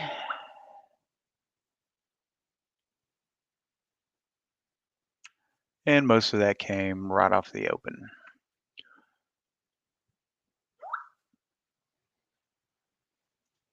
I hear your sound alerts in the background. Yep. Uh-huh. That'd That'd be my phone. be your phone. On your phone? Yes. Oh, those aren't trade ideas sound alerts. No. Oh, I see. Wow. I'm like, somebody's chatty over there today. You are a popular guy. Okay, enough. Well, I'll let you Please. go because obviously somebody needs you, wants you right now. No. It's a group chat that I forgot to mute. Okay. So anyhow. Okay, James. Anyhow, Barry. Thank you. Thank you for taking over for the hour. And You're very welcome. Very welcome. So I'll just grab lot the of screen again. There we go. lots of action today from this Oh yeah. tree Oh map yeah. top list. Not boring. Mm-mm. Okay, my friend. I will Hey. see you on the flip side. You will. Okay. Thanks, Bye for Jamie. now. Bye, everybody. Bye. Okay, guys, just give me one moment as I load my music. Let me get back into the other room. Okay, guys, I'm back in both rooms now. Just give me one moment as I load my music. And I'm in Groupon, guys, GRPN. I'm in right around the current price. And I'll explain why I'm in it. GRPN. For the balance of today, I am going to try to maybe take some bounce plays.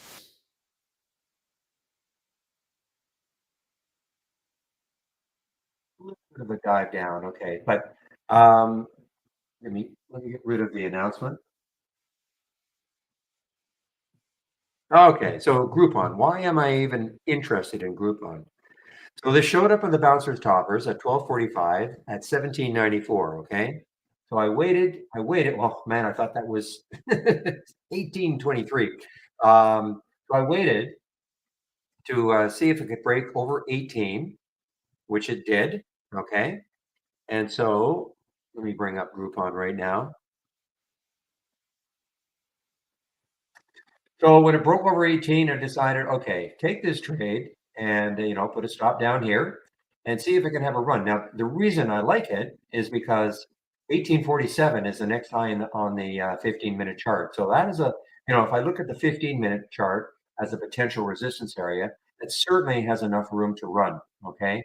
I'm not saying it's going to, but the market has been shopping around like crazy, since about 10 o'clock. And, to help Groupon would be nice if it broke out a little bit. Now, 1 o'clock, I guess at 1 o'clock there was a bond auction. Is that right? Let me just check I put this in now, guys.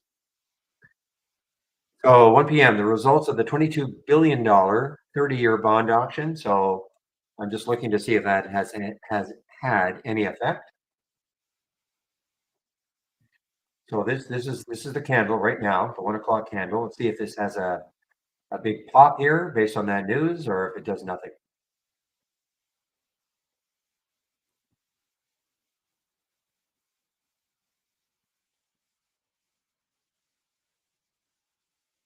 Look at the ridiculousness of that SWIN, right?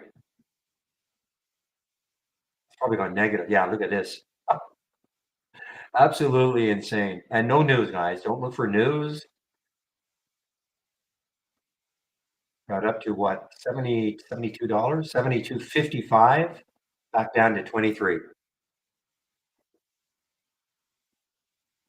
There goes the SPY. Maybe on that auction news, maybe, maybe.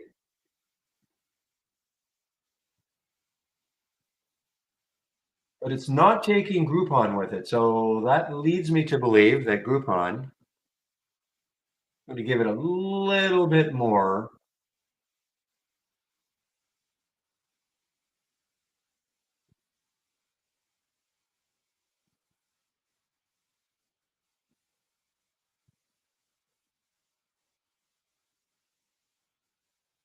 Yeah, so the bond auction, this must be as a result of the bond auction. Okay, I'm assuming.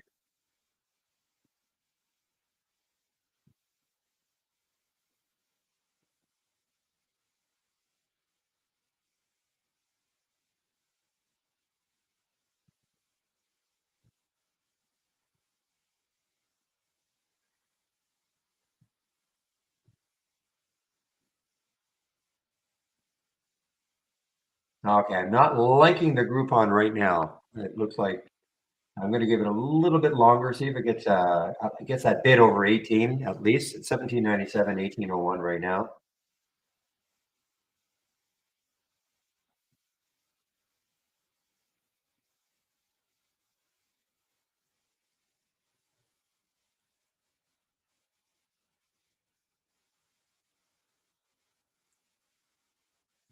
Here's another one that may be trying to bounce, guys. X, take a look at X.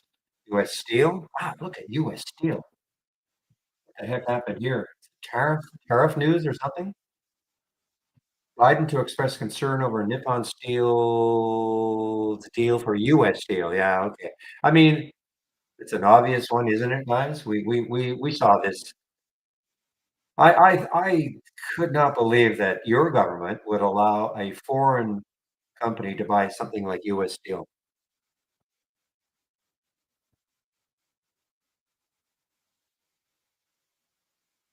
So anyway, that is your news for X US Steel.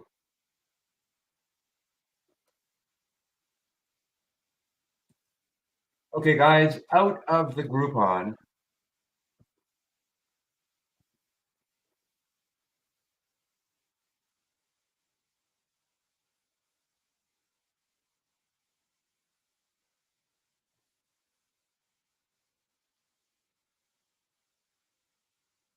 Well, I think it's pretty obvious. I mean, to me, I mean, I don't know, for this one of the oldest companies in the world, and obviously a major company, and a steel producer to be taken over by a foreign company. I just looked at that. I thought, I just don't think it's going to happen. But anyway, this is uh, this is the reason.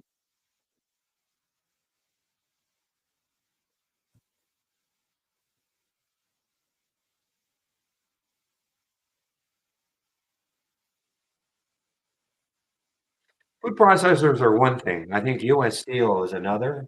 I mean, look, I don't live in your country, so maybe I shouldn't comment on it. But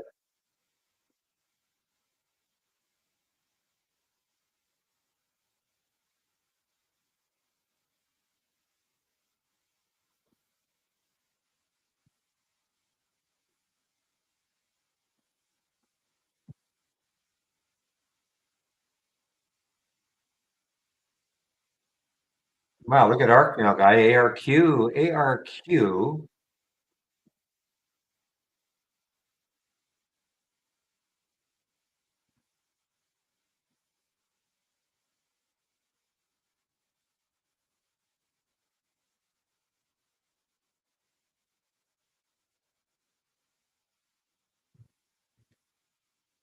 But meanwhile, the market liked the bond action, I guess.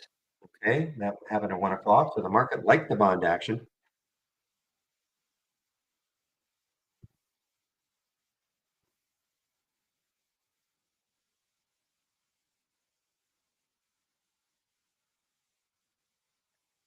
Some big moves here, guys. Vroom. Look at Vroom go. VRM.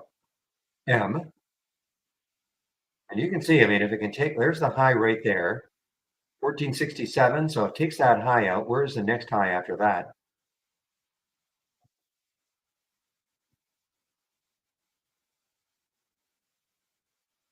It's got room. I'm sorry, it's at 1485 right now. So the next high actually is 1520. But unfortunately, it's too extended right now.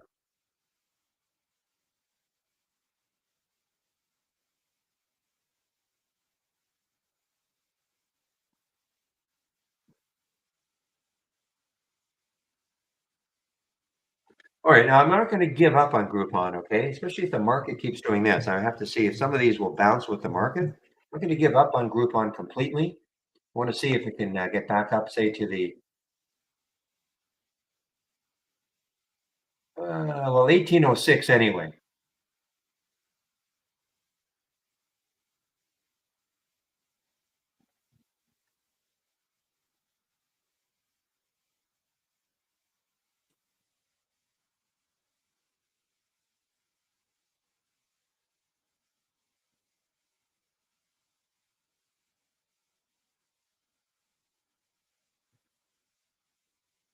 Room, guys, VRM. Now, through 16, I don't know what's happening here. If there's any specific news for Vroom, VRM, but something put a charge into it. Look at this, 14 to 16 like that. And there it is right here.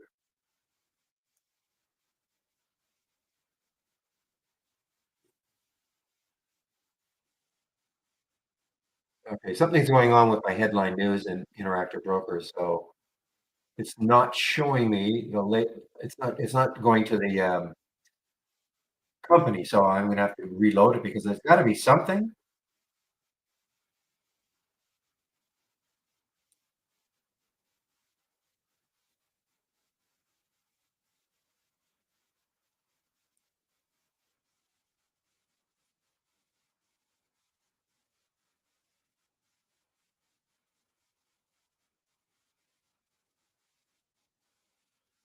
All right. Well, for those, okay, there's the Groupon guide. So the Groupon right back up. Okay, let's take a look now. Groupon right back up.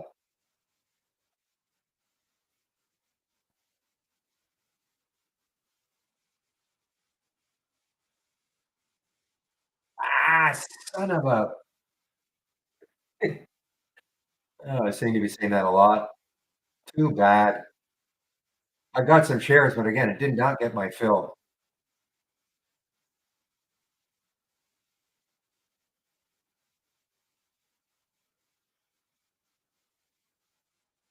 Look at that nice pop.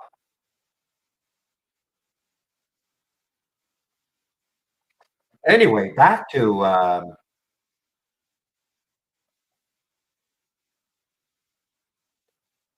Vroom VRM, and what is happening with this one? So there's a now this was shortable for me. That's really, William. Hopefully you probably got some shorts on this one, maybe. Again, I don't see any news on this one. Maybe you guys, some of you guys, with the instant news alerts or whatever, because that there had to be a reason to go from 14 to 16 like that.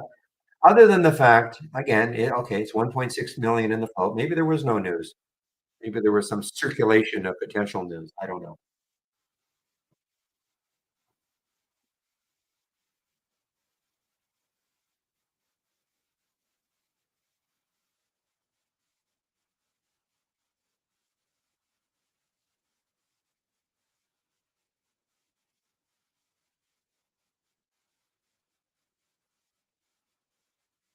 Well, I think, I mean, yeah, they're having earnings coming up. March 13th post market. That's what we have. I don't think it was an earnings play today. Yeah, I mean, it just says the earnings release is scheduled for, yeah, the same, the 13th. I don't think I don't think that that has anything to do with it, but could be wrong.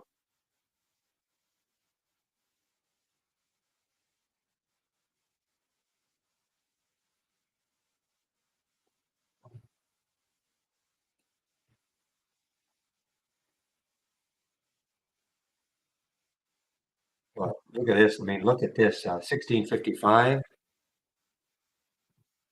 right back down to 1114.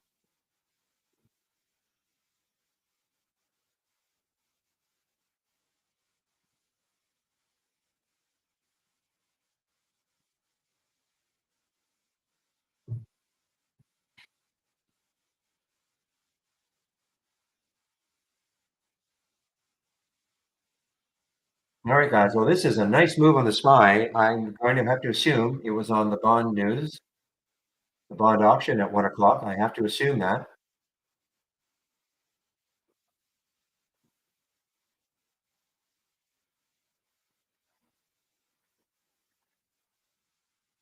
OX, yeah. I mean, there was a nice, decent bounce, 39, not a huge bounce, but 40 to 40, 41 or so, 40.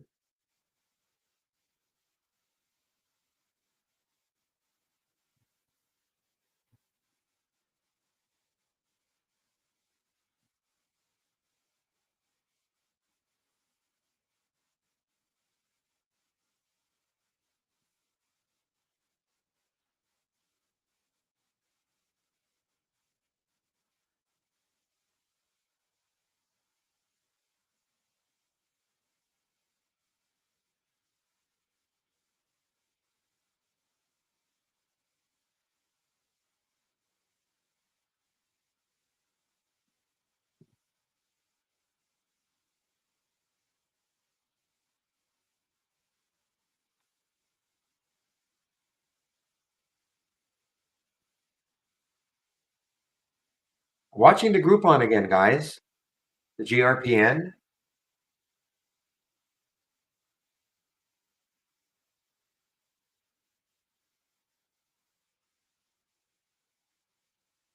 See if it can pick up a bit of a head of steam.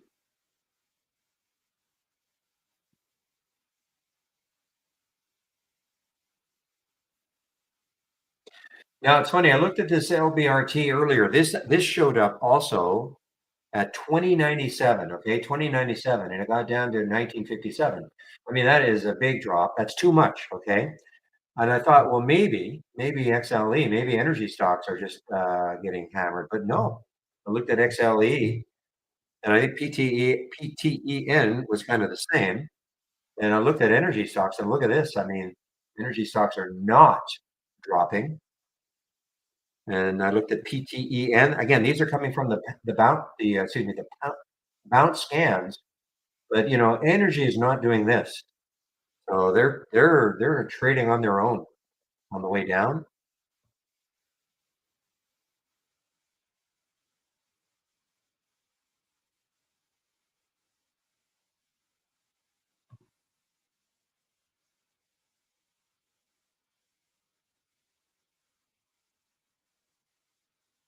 I haven't seen this one for a while, guys. The Getty. Well, you just don't hear about NFTs anymore, do you?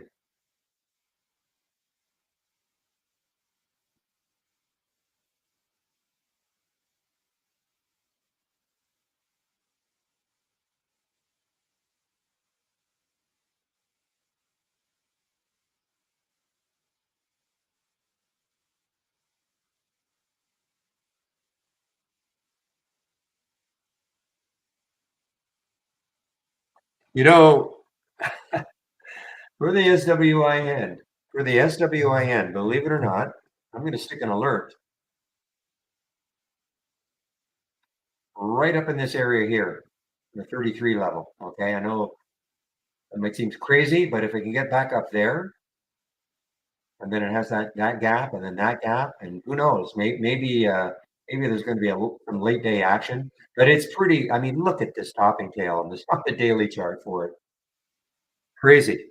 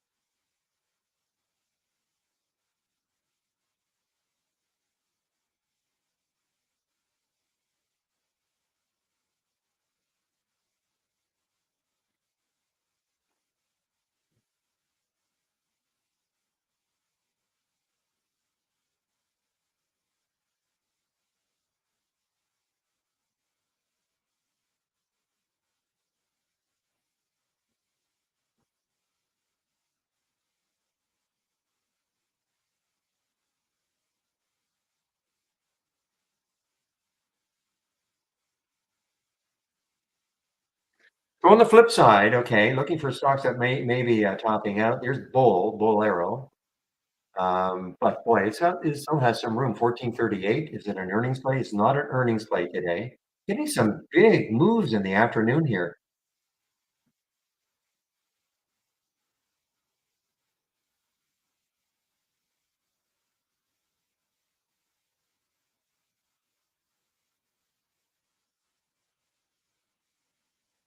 That doesn't. No, I don't think the Swin is going to do it.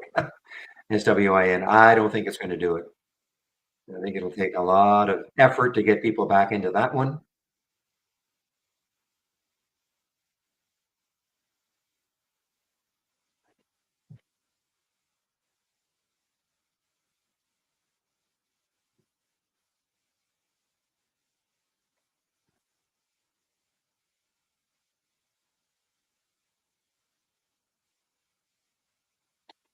Ah, guys, Groupon.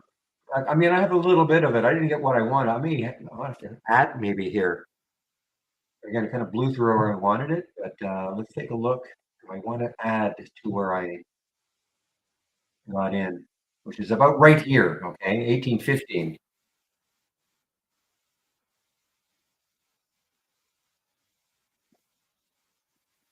I don't think I'll do it. I think I'll just. I don't know how dynamic it's going to be, and if it's relying a little bit on the market, then I won't like that red bar.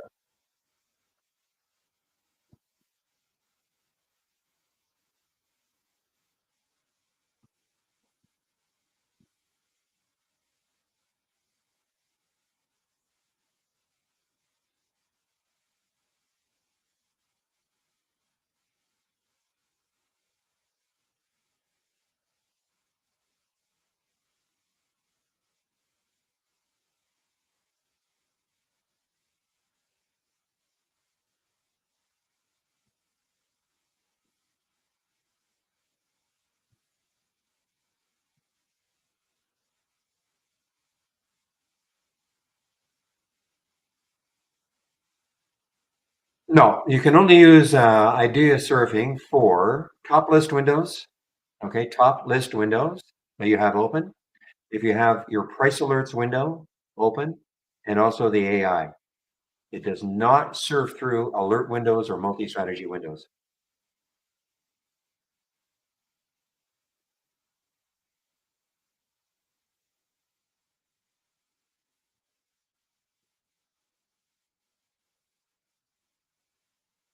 The reason being is that an alert window can, the whole idea of the idea surfing is to take a look at the top three as you have them sorted on a top list window, cycle through those charts.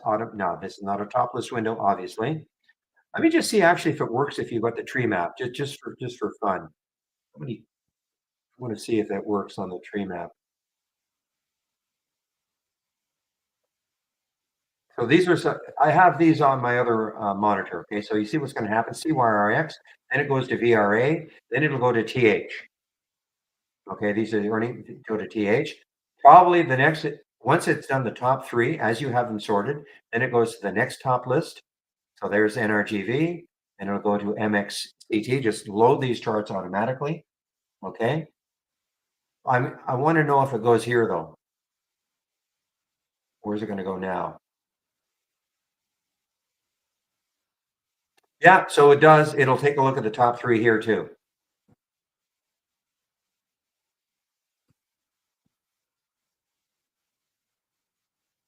But only in top list form, right? Yeah, only in top list form. So that's what it does. See, it's going to go to VRM, and then it'll go to another top list. The idea, it was maybe kind of cool to just sort of sit back and let the system load charts for you.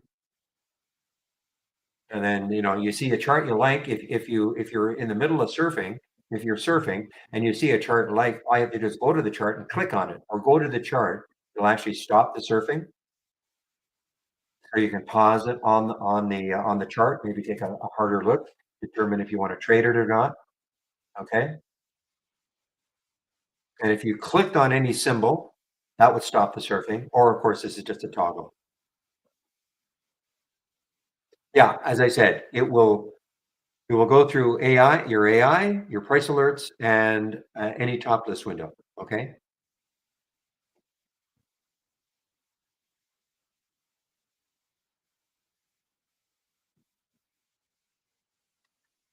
So William, 67. So when you click on a top list window and you don't have this option, show tree map, you have to be download the latest beta. Okay. So if you go to my home page,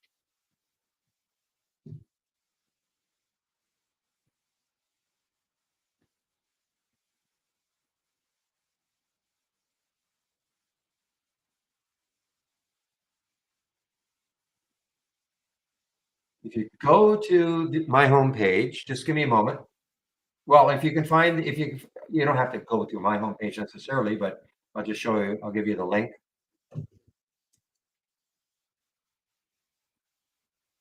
So if you click on my homepage link,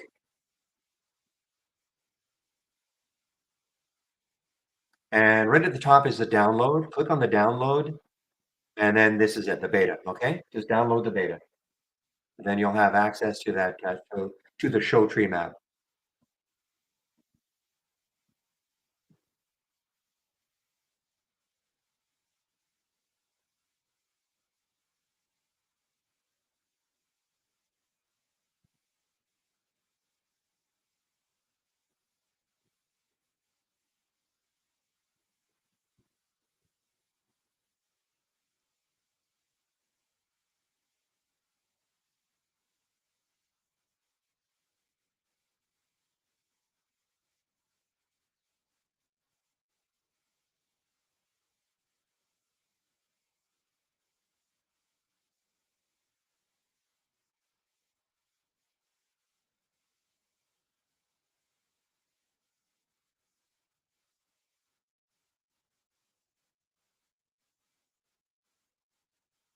Give me a moment, guys.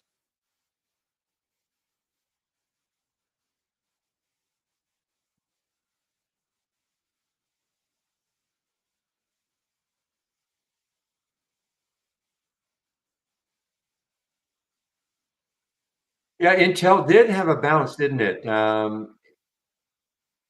The trigger for Intel. Now, unfortunately, I cannot see it anymore because I did a reboot. Okay, I did a reboot of my system, and so I cannot see the original, but I think it was around 44, right? So how I play these bouncers, okay? I mean, if I get an alert, say I get an alert for X as a potential bounce at 42.24, okay? And it moved down here. What did it get down to? That to me is too far away. Okay, because what I want to see happen is I want to take it around that area, the 42.24 area. So I don't mind if if I get an alert at 42.24 specifically for X, and it moves down to 42, maybe the high 90s, and then it comes back. Sure, but if it drops $3 from that alert, then I just forget about it. Now that doesn't mean you have to, but I'm more comfortable playing it around where I get the alert.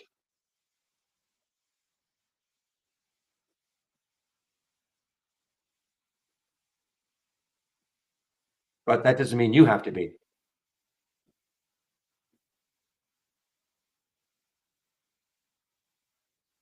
So there's something going on. I mean, some of these oil stocks are going crazy. I mean, XLE, which is having a great day. The struggle of getting through that 200-day moving average that lasted, really, there it is. I mean, December of 2022, December 2022, December 22nd, 23. That right there. Yep. And it was just sort of sitting on it, and then it broke down through it, hammering around at it for a long time. And then finally, February 15th is when it broke through. So, I mean, from back here, late December to February 15th, though, it was kind of, in limbo underneath that 200-day moving average. But no more, and definitely moving away. So I don't even know what the price of oil is. I haven't got a clue anymore, but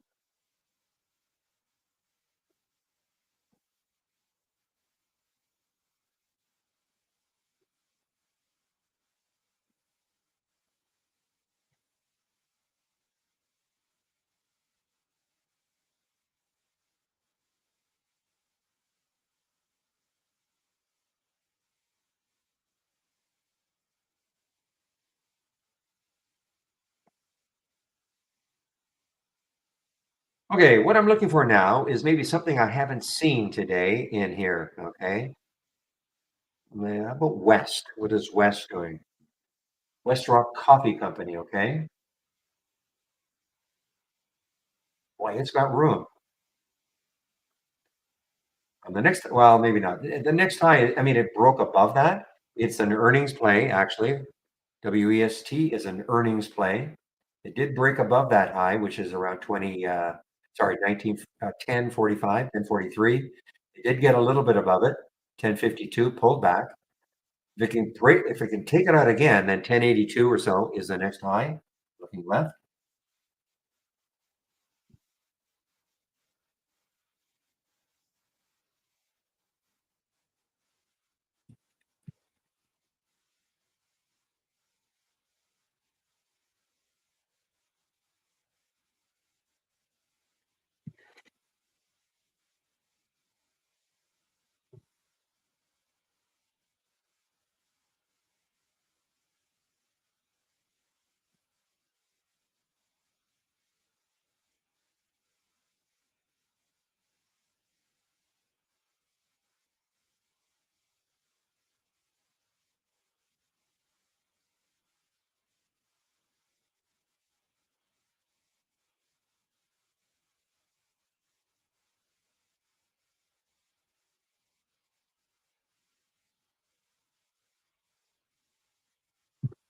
All right, guys. Just looking at some of my thumbnail charts, not seeing too much. All right, let's take a look at VIAV as a potential bounce. So again, guys, you see what's happening. You see what it looks for. It looks for a stock that has at least five. In this case, it has 5 15-minute down. It looks for stocks that have at least five consecutive 5 minute candles down. In this case, there are how many? One, two, three, four, five. 15 minute. Okay. I go to a I go to a 5 minute chart. Yeah, you see. So that's what it's looking for. It's looking for stocks that have a low RSI, something 22 or under the VWAP, which is pretty easy. The VWAP is at 1053, so underneath the VWAP. So bottom line, stocks that are being beaten up for some reason, and maybe they can get poised to bounce.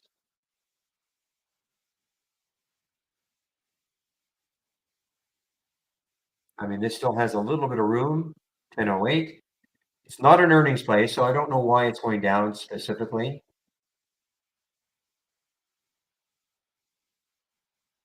But it's only down 3.9%. It's not like this is a massive move down. For some reason, it had a great day on the 5th, March the 5th, had a great day. Don't know why. It was not an earnings play.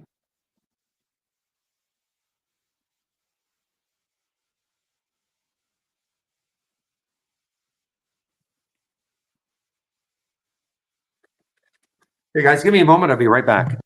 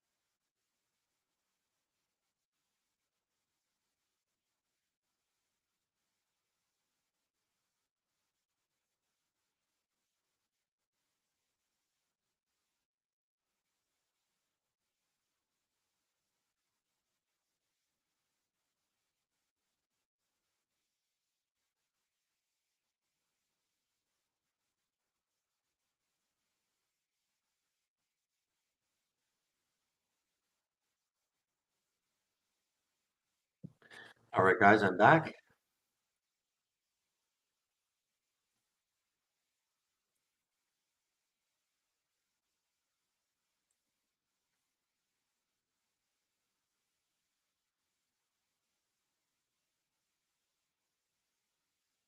You know, this has been a sneaky one from the AI. I mean, it's really the only one of note is the CLPT. The volume is still, I mean, the volume still is not great, but can't dispute the fact that from 690 to 725, not a bad move. The beautiful thing about it was all the room it had when you look left. It is 7.9 times normal volume up to this time of day, and it is an earnings play. I'm surprised that the volume, though, the overall volume is still pretty low.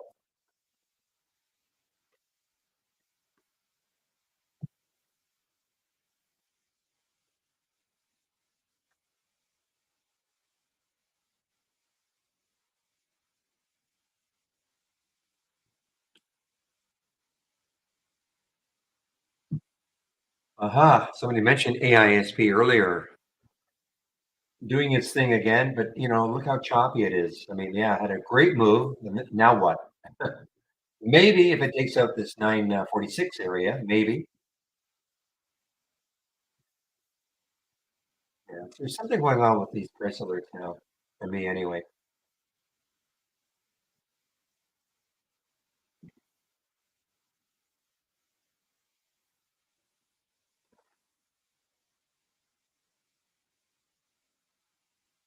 Well, that's a great move. Yeah, I mean, if it took out, it's at the high right here of 42.69, so it's above that high.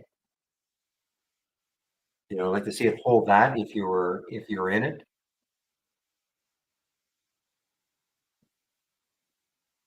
Ha! Guess what's halted again, guys? For its thousands, well, 999 halts today.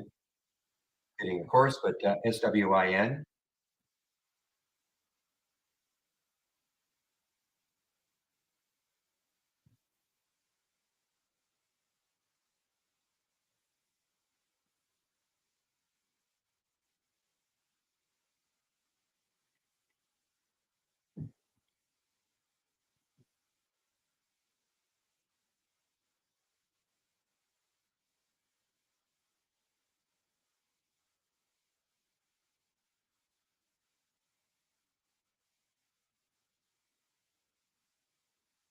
Okay, so what I'm going to do with this VIAV, we had an alert at 10:34, so I'll put a first alert right around that area and see if it gets back up there.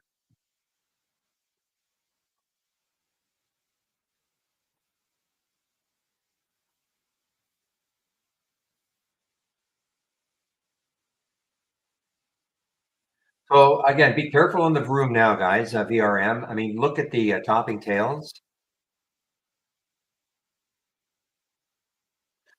Okay, now we have. I see. It's after hours. I'm sorry. Somebody mentioned might be because of earnings. I'm sorry, my eyes, I thought it said the 18th. So okay, it has earnings after hours. So maybe there's you know, anticipation that whatever they're going to say is going to be good.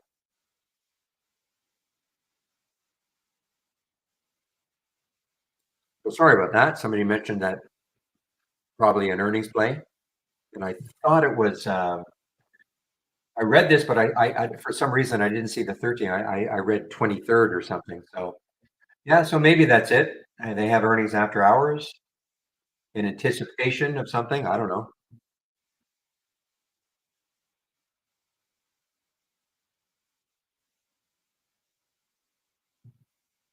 Market is still trying to, just shake out people. Big bottoming tail now on the previous candle. Buyers took it higher. Another bottoming tail. Buyers are trying to maintain control.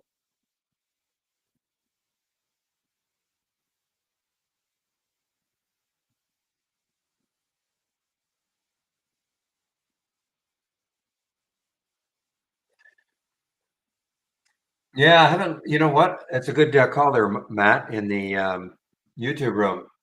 Look at the VWAP here, guys. 1509 is the VWAP. It got down to 1503 or so, and the VWAP kind of held it. My issue right now with it is that look at all these topping tails.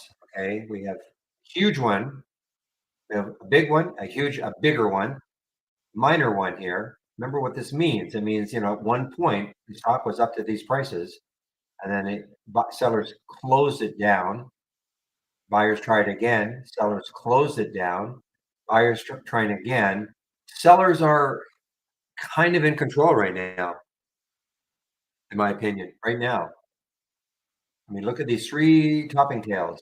Now, doesn't mean that it's going to fall from here, but I have to admit there are shorts available for me. Maybe a break of the VWAP underneath. Yes. Wow, but look at that. Oh, that was a big, like 30-cent pop.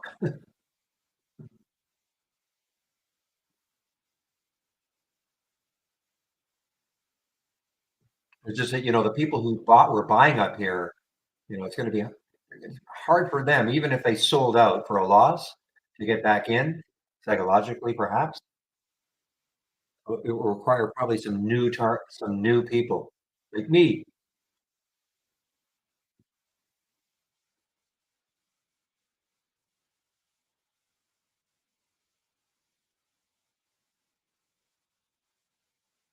Wow, what a short if you had shorts available. Though, I mean, you would have been, trying to figure out where.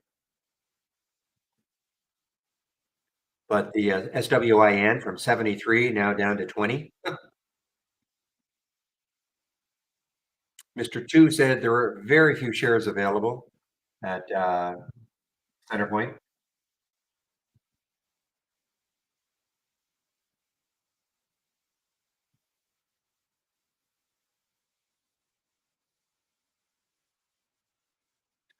All right, guys, CLPT is now inching its way up.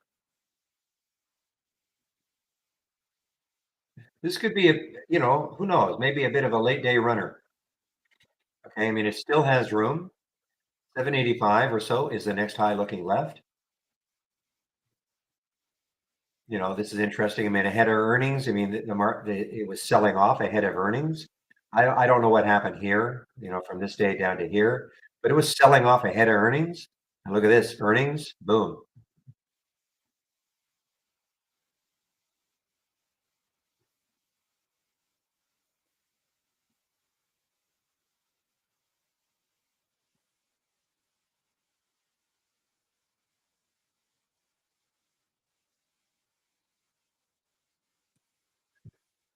William, what time today? Oh, you posted something that said 1793. I said, don't tell me you're going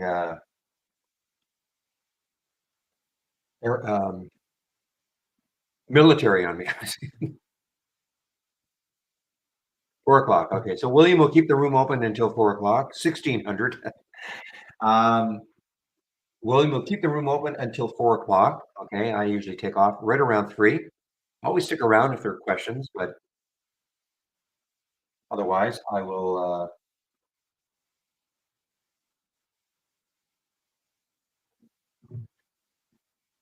keep going until 3. So I've got another hour and 15 or so.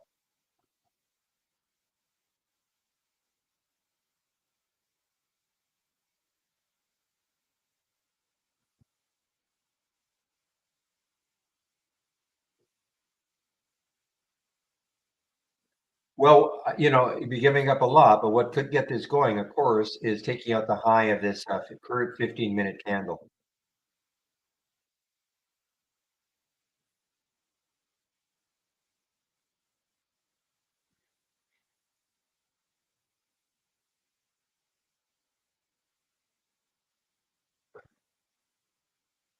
We don't do Forex.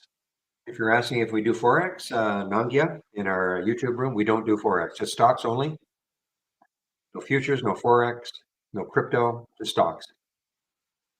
If that is your question.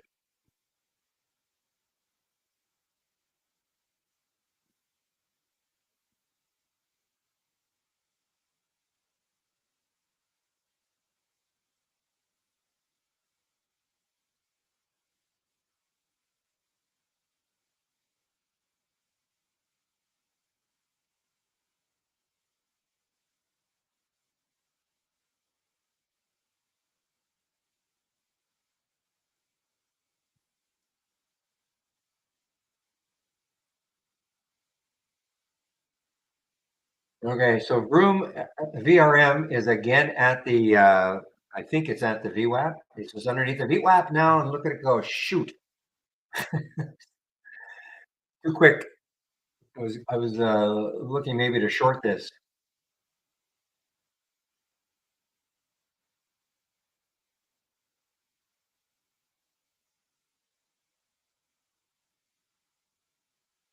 But on the other hand, let's take a look if it can break through the VWAP again, maybe move higher.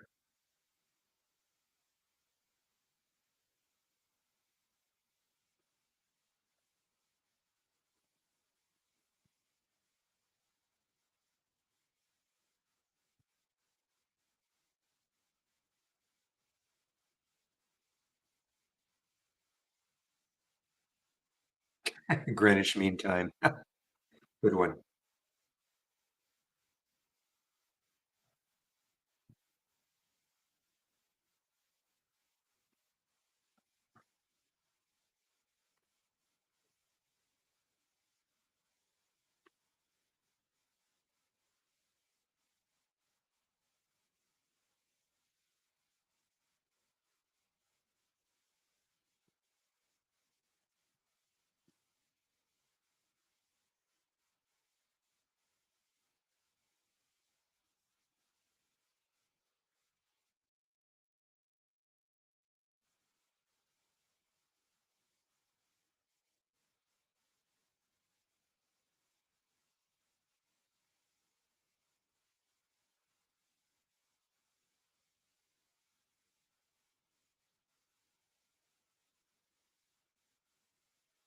Give me a moment, guys.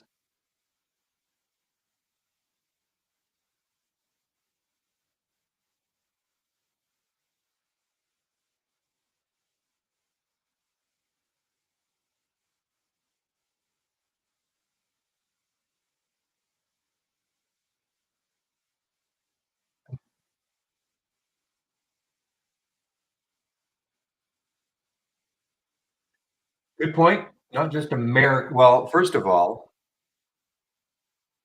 you guys have hijacked Americans.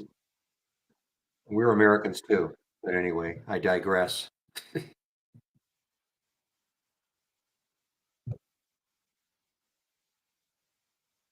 Look at that swing now, guys. Halted on the way down again.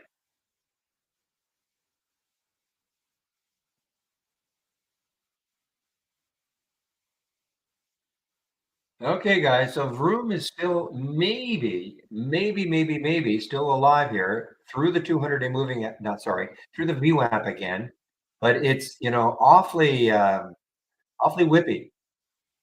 I mean, why? Well, look at the float. 1.62 million in the float.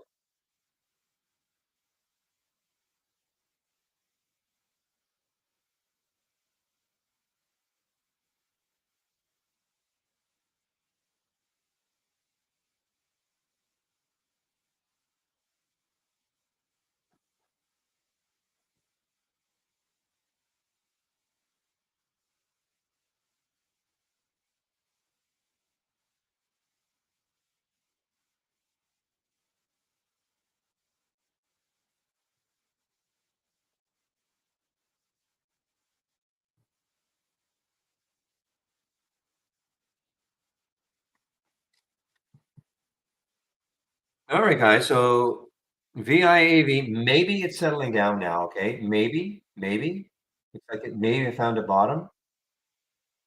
There was the alert at 10:31, and I mean, it's got, in theory, got some room to 10:50.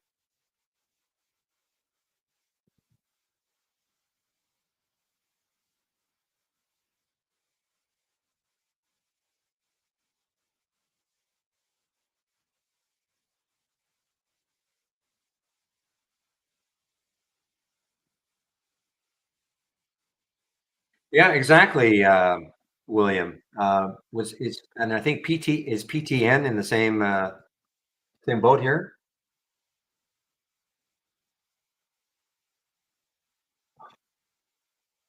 Okay, at least PTN is bouncing a little bit, but I mean, XLE was not doing this when PTEN was moving down.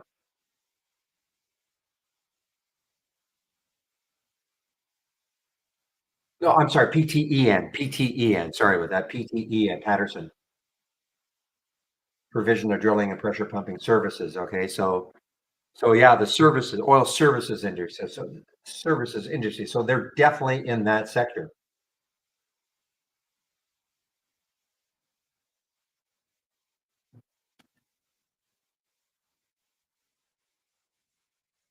And where's the VWAP for this one? 1157, 1157. So,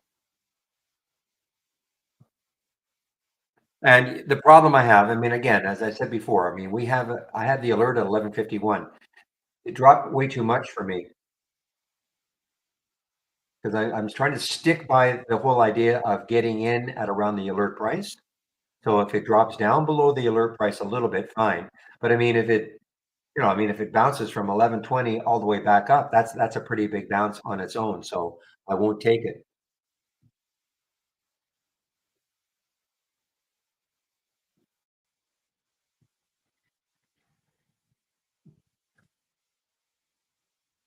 Ew, wow, you're in SWIN,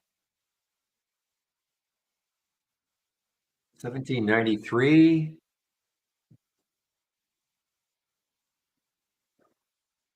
Yeah. Well, hopefully, I'm sure you did not take too much. 1487 is the next low looking left. Boy, what a crazy.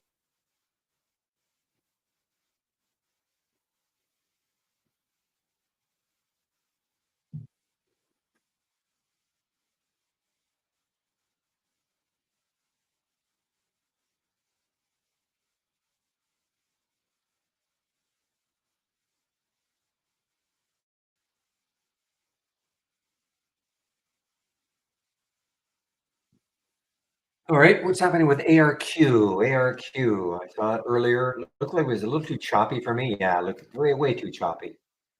Choppy, when I say choppy, it's not just the fact that it is, it's moved up and down. It's the topping tails and bottoming tails. And on a 15-minute chart where you would anticipate that things would be a little bit smoother. Ah, look at Groupon, you miserable.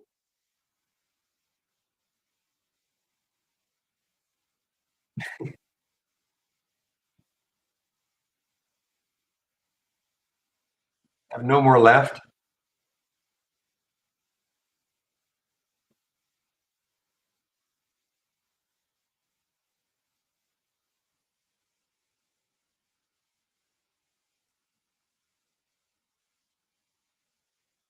Monster Beverage, okay, MNSD. They did a reverse split, didn't they? Yeah, they had to have done a reverse split. I remember when they were higher. Look at this. I mean, what a run.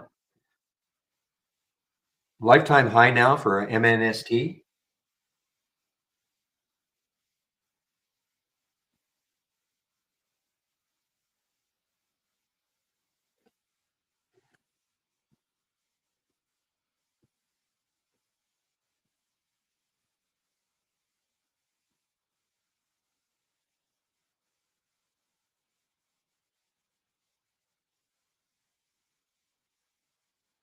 Yeah, lifetime high for Monster Beverage.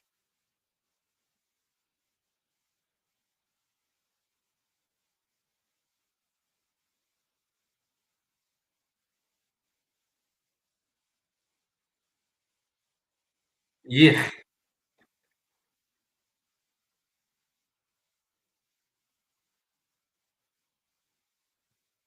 for you, William. Yeah, man, oh man. Well, I know you didn't take a huge number of shares,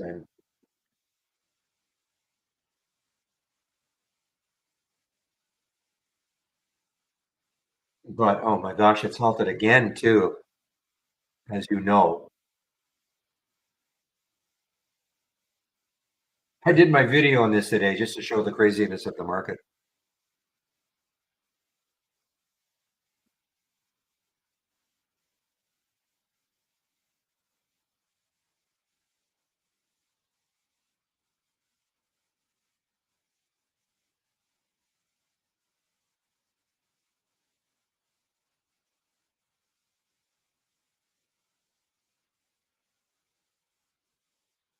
All right, guys, while I'm waiting to see if I'm going to do anything for the balance of the day, Talk a little bit about my homepage again, one last time, and what you can find on it.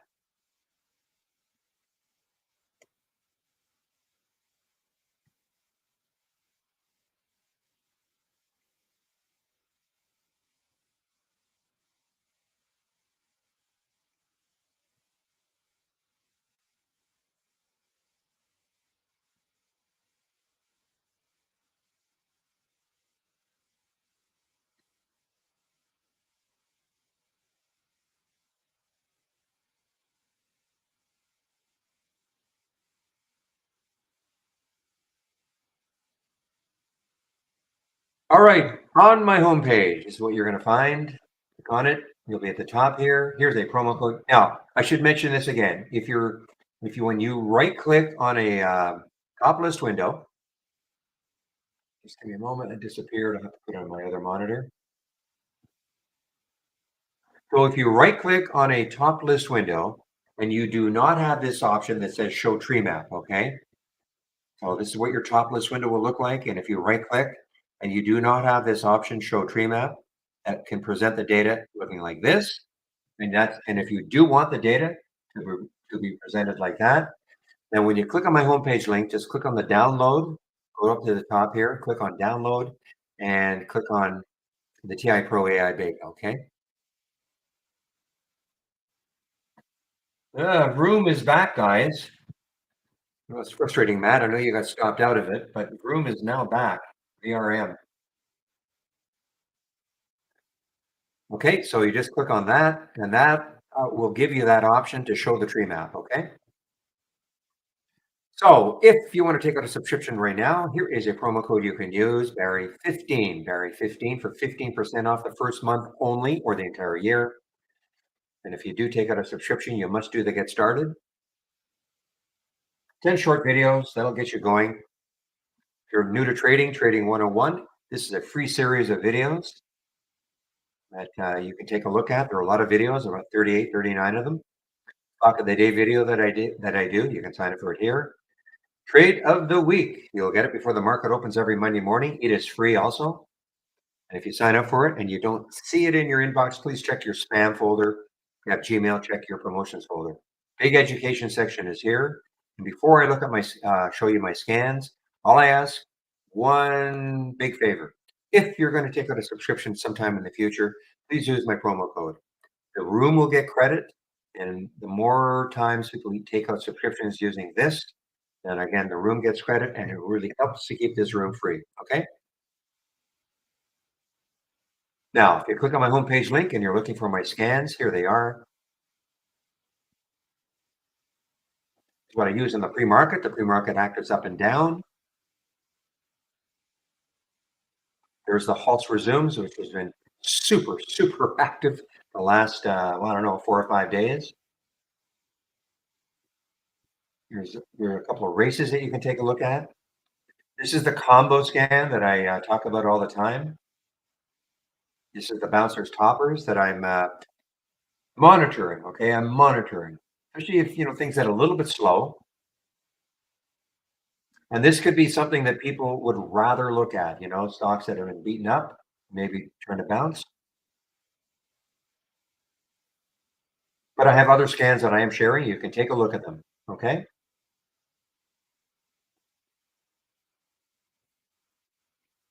And this room is like this Monday to Friday between 9 a.m. and 3 p.m. Eastern Time, sharing my screen and live on the mic.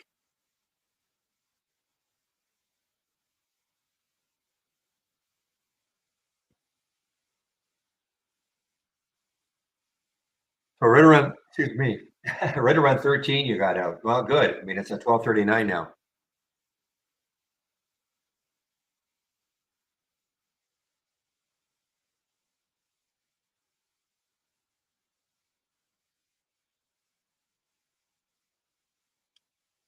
Oh, it looks like it's going to bounce. I'm kidding. I'm kidding. I'm completely and utterly kidding.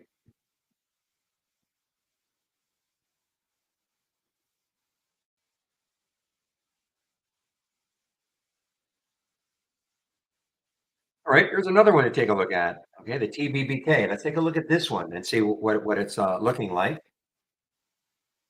So we had the alert, at 35.17 on a potential bounce. So this is what I'm talking about. All right. So it got down to 35.10 from 35.17. That's not bad. It's back over 35.17. And now, so if you had taken it around 35.17, see what's nice about all these is that you have a pretty defined stop. Just put the stop at the low. So, that'd be a very tight stop on a $35 stock. But you know what? You're going to know if it's working or not pretty quickly. Won't be hanging around.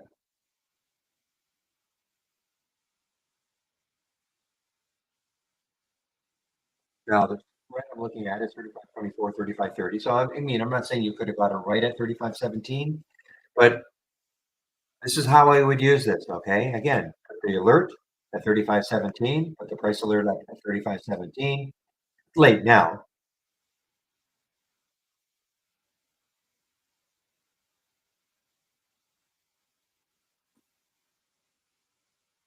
And obviously some bounces will be better than others. Meanwhile, oh my goodness. Yeah, we shouldn't be looking at this anymore, but Swin now is trying to have a bounce. Swindled a lot of people out of money today. Look at that.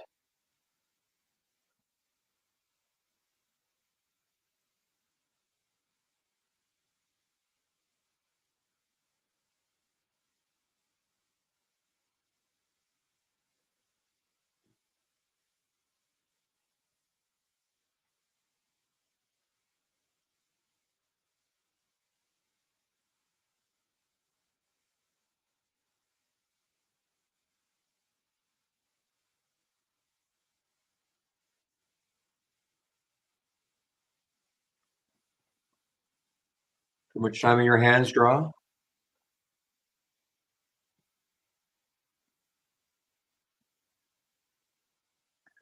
So again, guys, this is a trading room. It's a support room. So if you're sitting there and you have some questions, don't be shy. Happy to answer questions.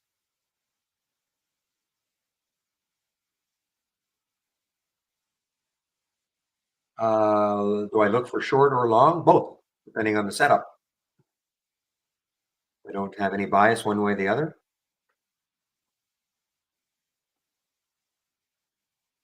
That's a question from our YouTube room.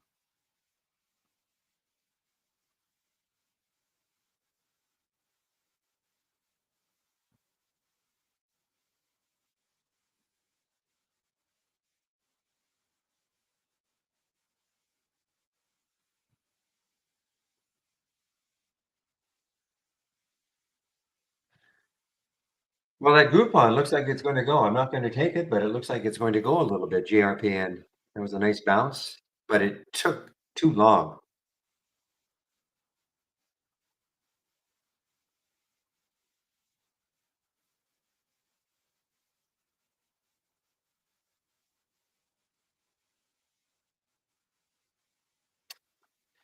So, did it get to your VWAP 4268? Did it get to the VWAP? And the answer is yes, it did. Good for you, Casa.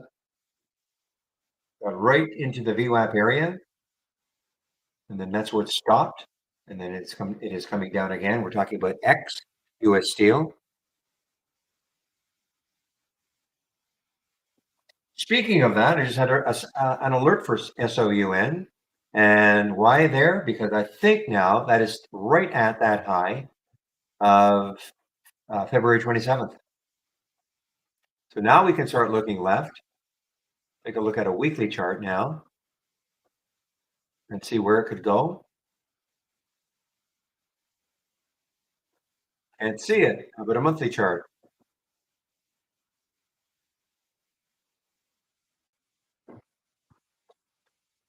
Yeah, so you can see that is the high of last month that it's at right now.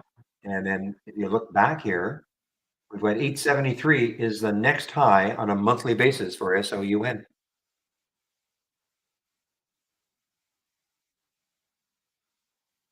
Yeah, that would definitely be a 52-week high. Sure, count back 12 months. Sure.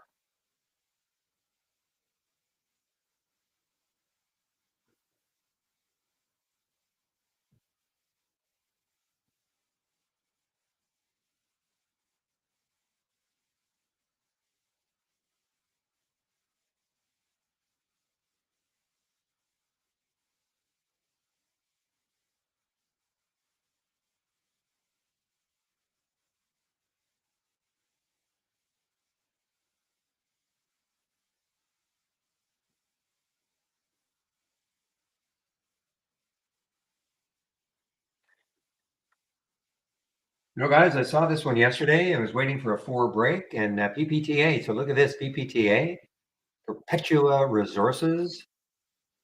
This has earnings on the 15th. I don't know what happened here, guys. I have no idea. I don't really recall seeing this one other than yesterday. It's had a pretty good run from 3 to 4 over a week and a half. I don't know what happened here. This is a nice gap up. Again, it's not an earnings play, so not until the 15th. Nice gap up here, and then this another gap kind of held. Then now moving 5-day high, of course. Let me take a look at a weekly chart to see where it could go. So that's right. This is why I was sort of interested in it. So look at this, 468 or so, 470 or so, 469 to be exact. That's the next high looking left on the weekly. So it's got some room. Again, I don't love I mean, it depends where you put your stop. I mean, the trend is up, obviously, but you've got bottoming tails that could, drive you out of the trade. Not huge ones, though.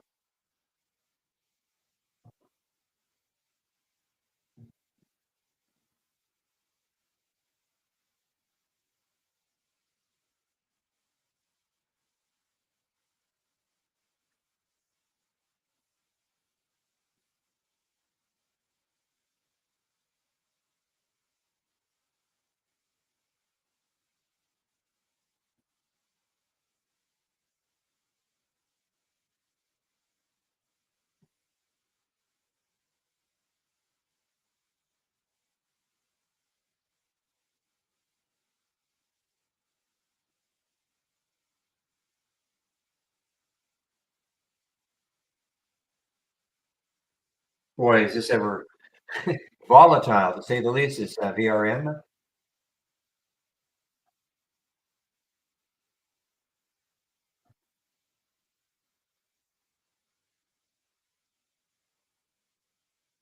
Still hanging around the VWAP. 1511 is the VWAP, so kind of hanging around that area.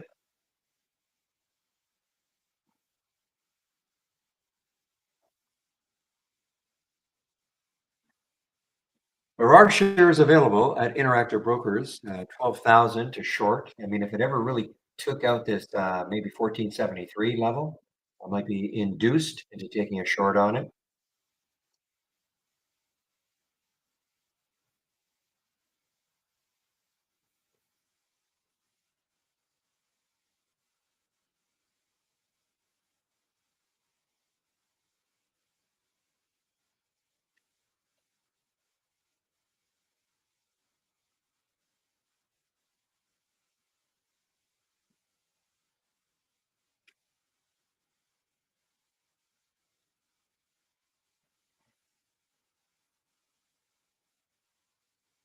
Guys, the CRPT just creeping up penny by penny, and it still has some room looking left. Earnings play is from our AI.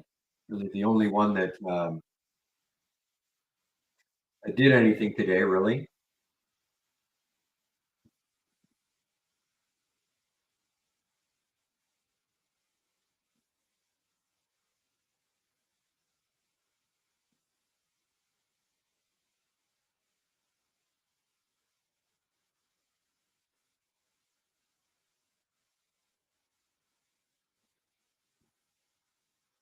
Carvana, oh my goodness. So there's Carvana, CVNA. And now it's showing up on the toppers, okay? Stock that has just been moving, moving, moving.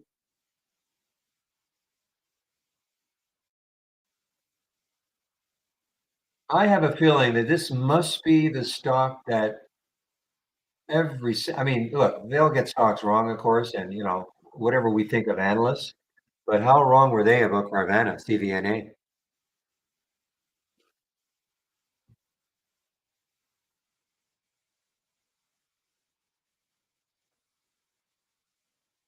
I mean, we had some, trolling them, going to zero. So how wrong were they? I mean, remember this, guys. I mean, this is back in, it's not that long ago. A year ago, less than a year ago, $6 stock, and everybody was making fun of them. Everybody, many were making fun.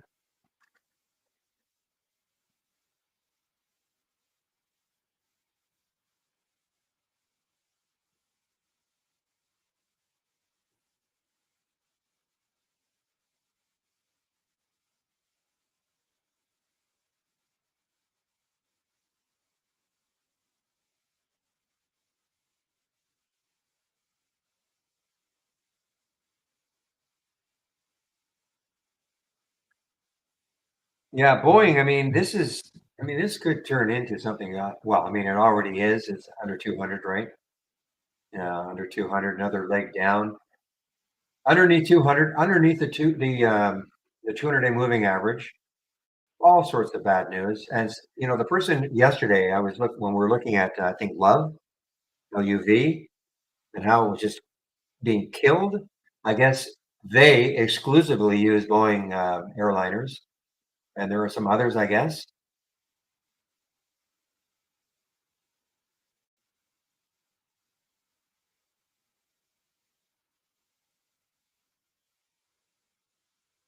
Was that it, Casa? Okay. Well, I thought that it was a. Let me just take a look at a monthly chart for Carvana.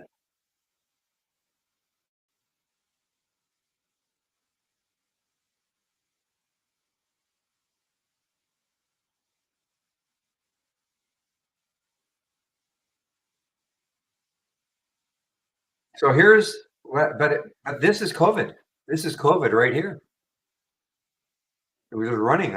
That's what I mean. This is COVID right here. I mean, this is April of 2020,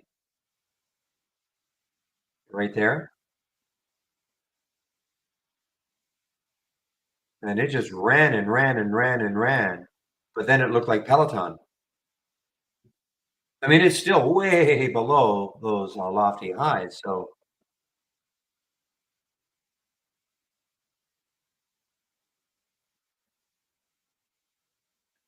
speaking of Peloton, Peloton's chart is going to look sort of the same but worse because it has not recovered. Sort of, but look at this. I mean, there's Peloton.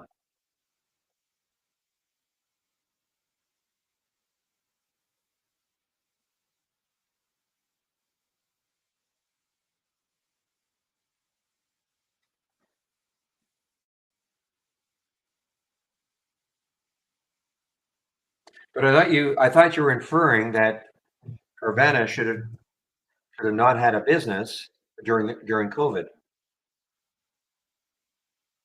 I thought that's what you meant.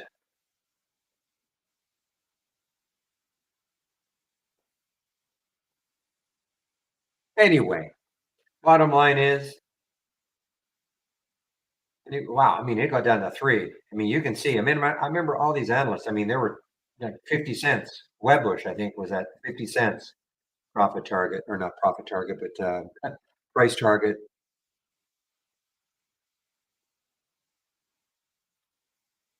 Anyway, bottom line, great, great recovery off 3.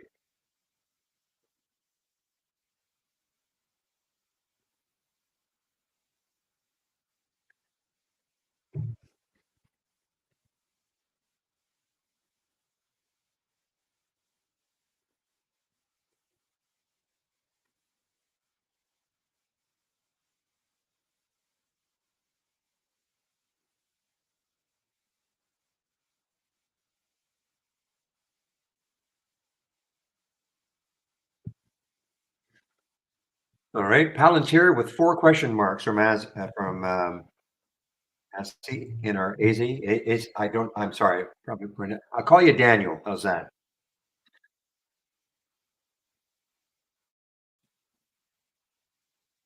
So what about Palantir? You know, I think to me, it's nothing great is happening with it. I mean, it's just sort of in this area. Yeah, I mean, it's coming back. Relative volume is only 0.65, so it's not trading abnormally.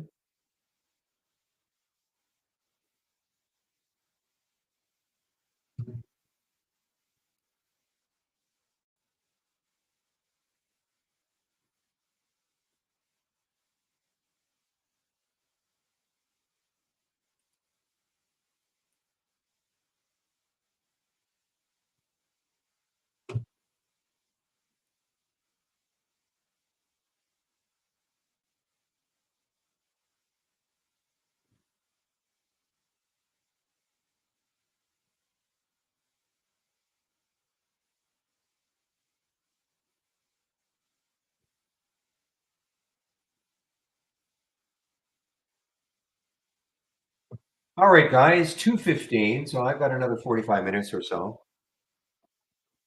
Again, I'm not trying to be dismissive of the Palantir, but there's nothing really going on. I think the relative volume is 0.65. Really nothing going on. Very, very choppy 15-minute chart. Had earnings had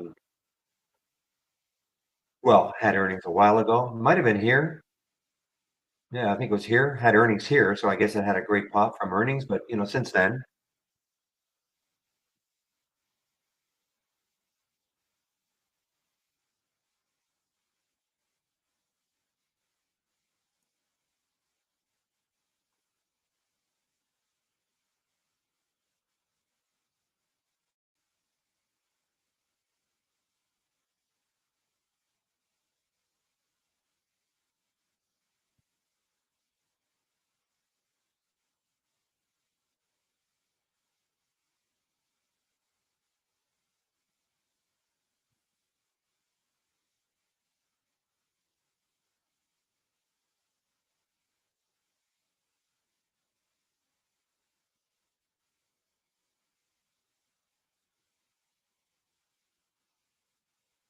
okay, this is maybe interesting. TBBK. We've got some bottoming tails now.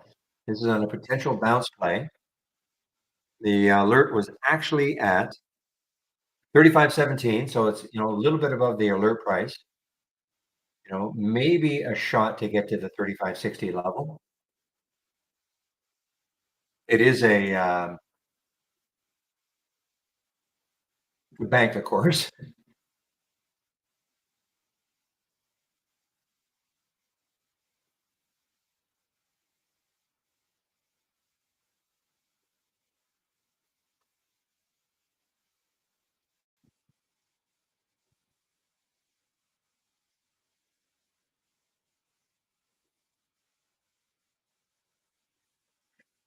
Very was very was showed up, I think, in the combo scan. I can't show it now in the combo scan because I had to do a reboot. But let's take a look at VERI. Didn't think it was an earnings play, but maybe. No, you're right. It is an earnings play. Absolutely. But look at that. I mean, that's horrible. Tried to break out. I mean, it did, but it sold right off. Gets up to 3 and right back down to 2. Still up 23%, but boy, that's a big sell-off.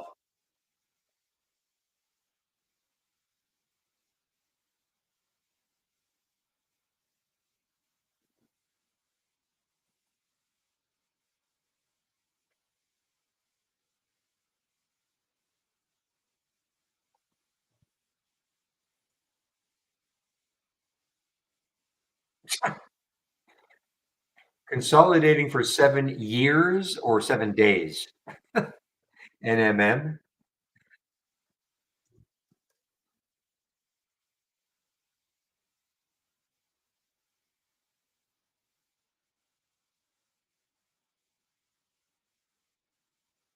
NMM?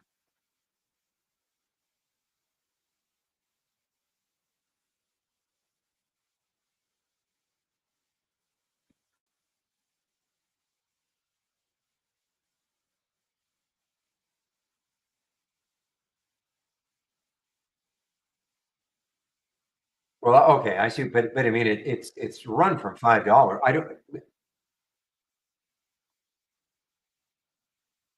don't know,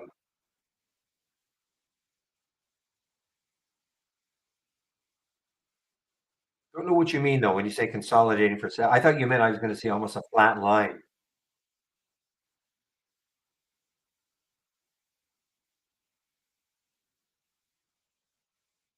I mean, it may be, yeah, I don't but how many times did it try to break through 44? I mean, I guess yesterday it did try anyway. I'm on a monthly chart. I am on a monthly chart right now. So, I mean, but this is 2021, way down here at 6.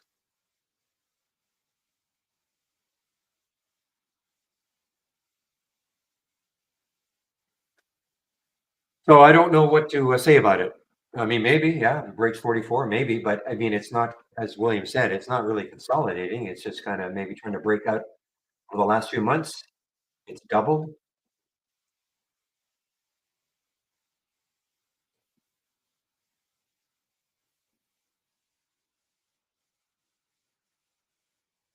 Is HKD a high volume spike?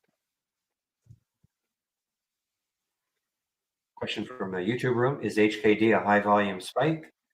And the answer is yes.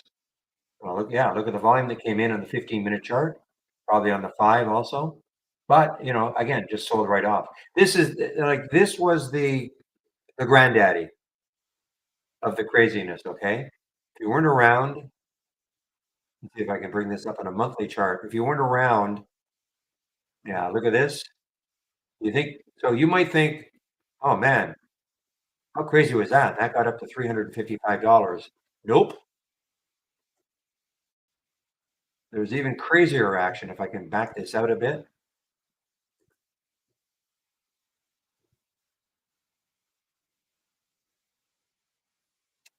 Yeah, for some reason you know what? We're gonna have to try to go to the other charts.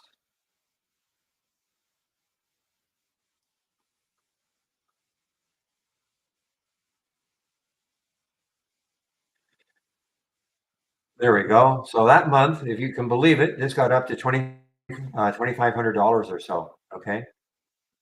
On no news. That was the craziest. There you go, right up here. But anyway, to answer your question, yeah, it's a high volume spike, but how you're going to trade it, don't know. March 13th post market, so it has earnings after hours today. Absolutely nonsensical, though, what happened with that one. All right, when I load my layout, some of my scans are scrolled to the very far right and not the left. Okay, I don't quite know what you mean. Some of my scans are scrolled to the very, don't know what you mean exactly.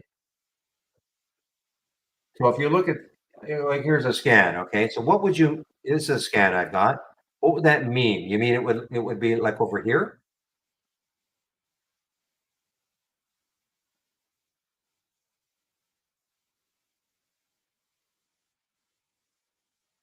Or does it happen on top list windows? Talking to Pip's pal in our YouTube room.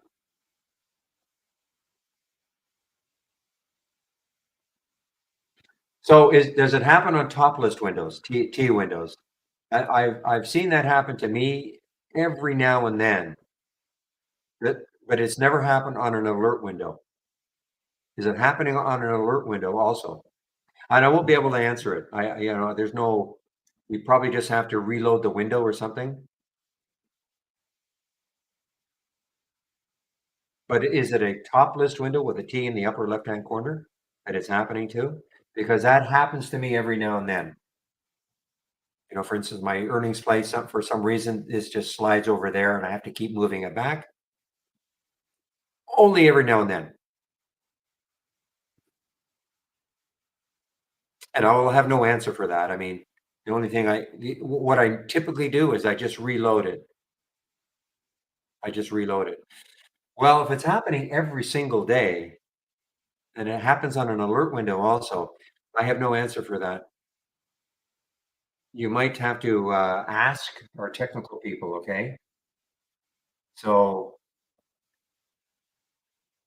because I have no answer for that, other than reloading trade ideas or reloading the. But if it's happening on every single scan and it's happening every day, something is going on.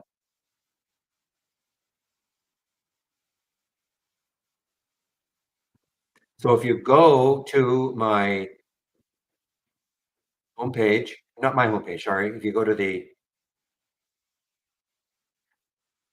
yeah, I will ask, okay? I rarely, I mean, it's possible I had surfing on also. One thing, Pipspell, is do you have surfing on or is it pause? If you look in your toolbar, surfing will be the last option. Is it on, as in continue idea surfing, or is it off, as in paused.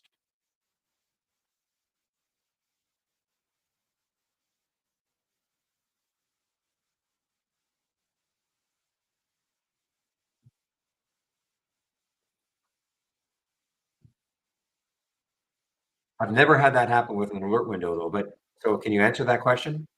Is idea surfing paused?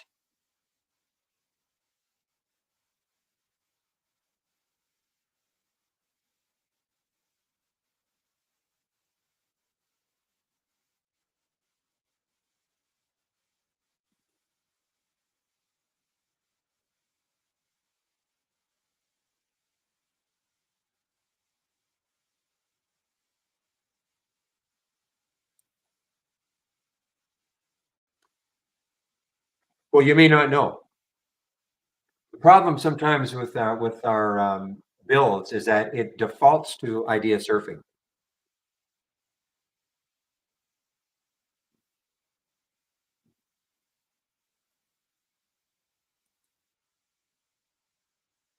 So you just have to tell me. I mean, is it paused or is it not? You may not know. Okay, I'm just asking. If you look in the toolbar, does it say paused?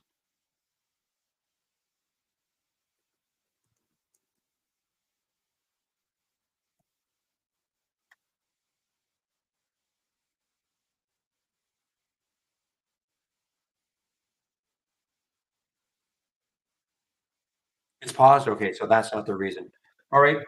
All I can do is you'll have to go. I because I have no explanation for why that's happening for you. Again, it happens every now and then for me. Well, I wasn't asking if you paid attention to it. It's just that a lot of times when you download the latest version, a version of Trade Ideas, it's going to default automatically to idea surfing, whether you want it or not. So go to the home page and ask the question, okay, need help? And hopefully somebody technical is there, can ask and just say, this is what's happening. Explain what's happening. Okay.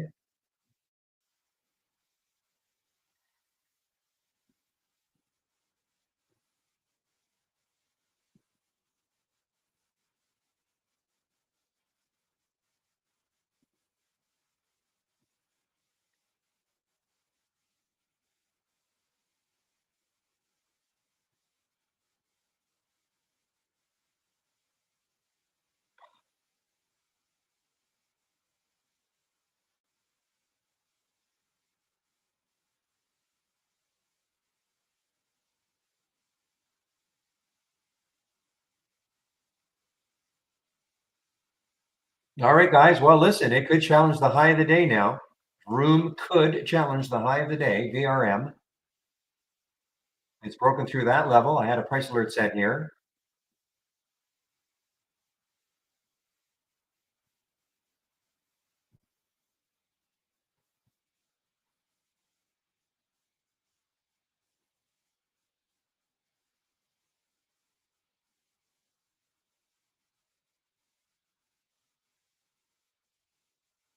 Well, isn't it? I don't know what's happening with uranium. Yeah, I don't know. Is there some policy that's come out? Look at I hate to do this to you, William. SWIN now is starting to bounce. Not in it. I'm not in it.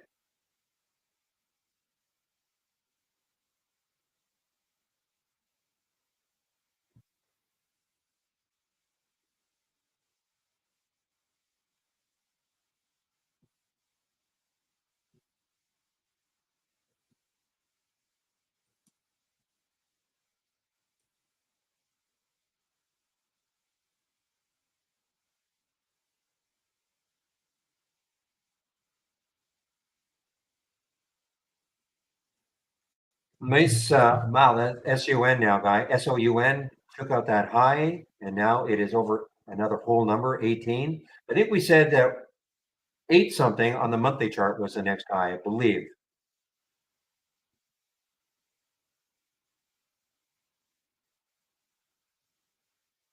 And just continuing now, nice late day surge. So yeah, look left. Next high looking left on the monthly chart is 873. So I mean, in theory, it still has some room to that level.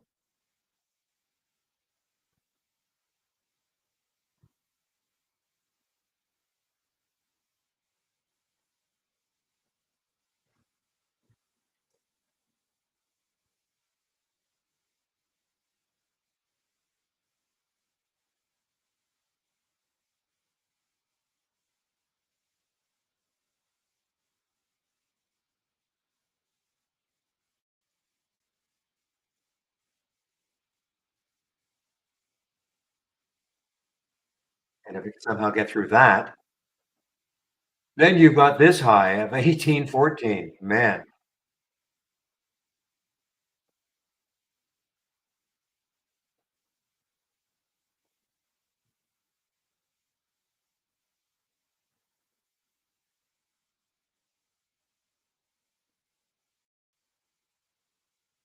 Okay, guys, I'm really watching this room, VRM, holding 16.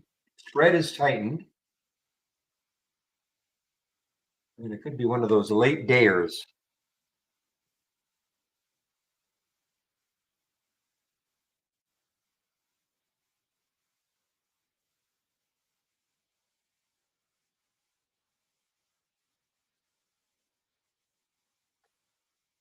The high of the day was 1725, so it's got room to the high of the day, VRM.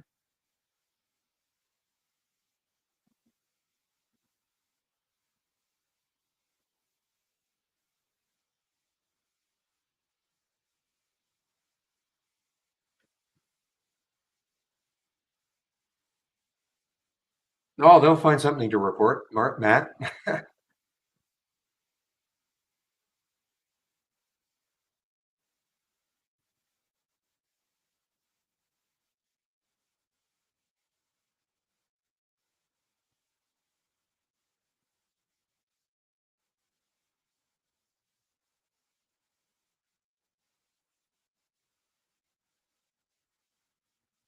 Yeah, I just had an alert for Groupon now at 1830.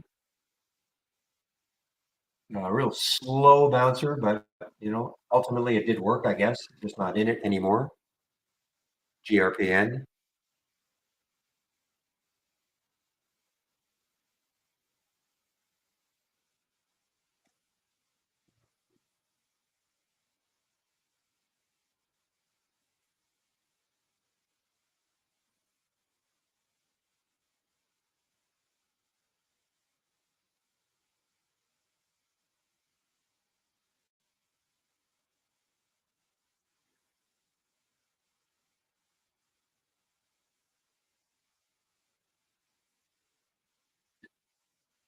Okay, now the spread is widened on the VRM.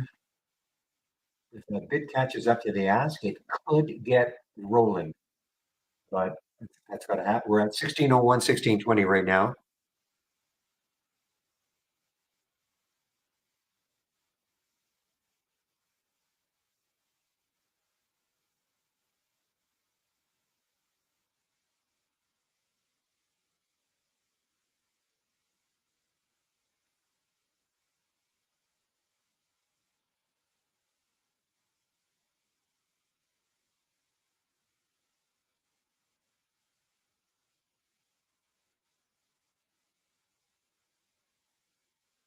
Whoa, kind of like that.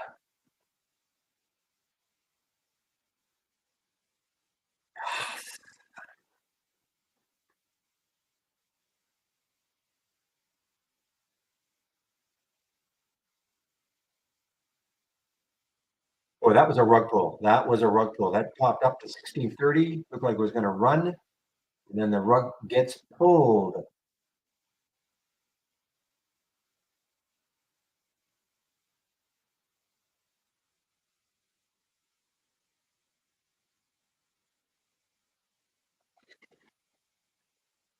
Look at Groupon now, guys. GRPN. Now it hadn't been so darn choppy.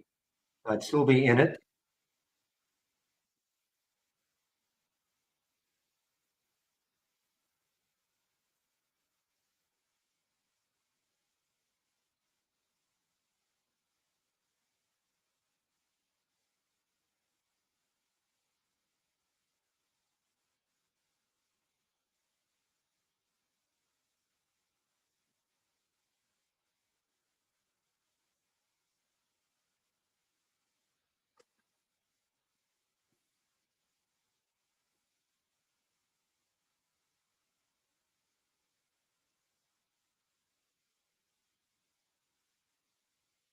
Oh man, 1587, 1631 just has to catch up. I'm looking at the bid ask for VRM.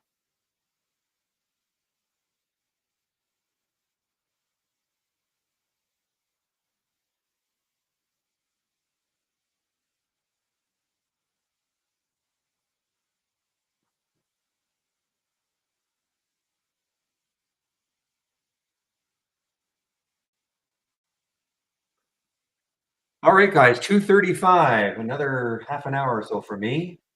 William will keep the room open, the main room open until 4. YouTubers, I'll put the main room link in before I shut you guys down so you can head over. And you can still talk about stocks with other traders in the room. There'll be no screen sharing. Nobody will be on the mic, but if you haven't had your fill of trading, you can still go over there.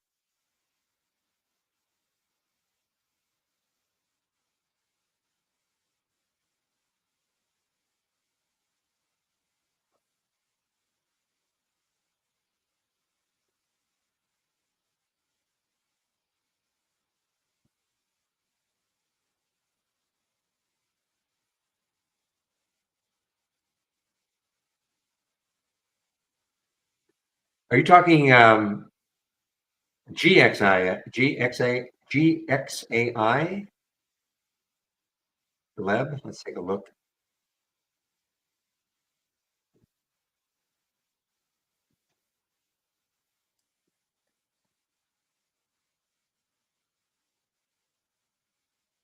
Yeah, we just have to break 10, in a pretty big way. 10 in a pretty big way, in my opinion.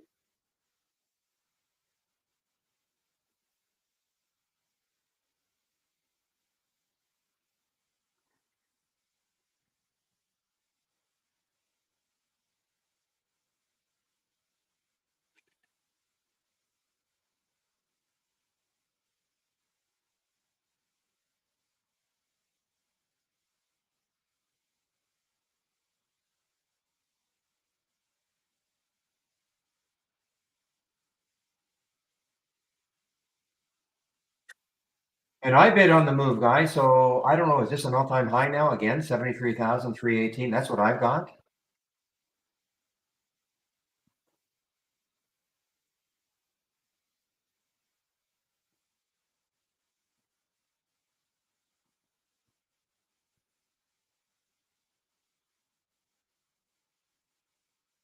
So again, well, as William pointed out, I mean, this may be correct from IB. It might be real time.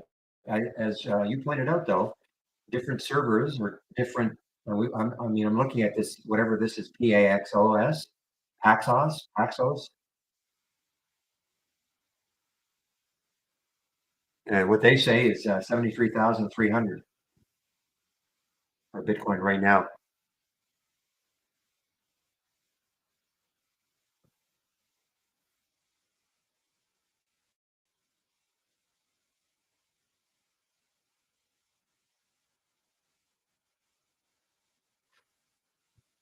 Man, oh man, SWIN. I almost hate to bring it up, but there it is, coming back.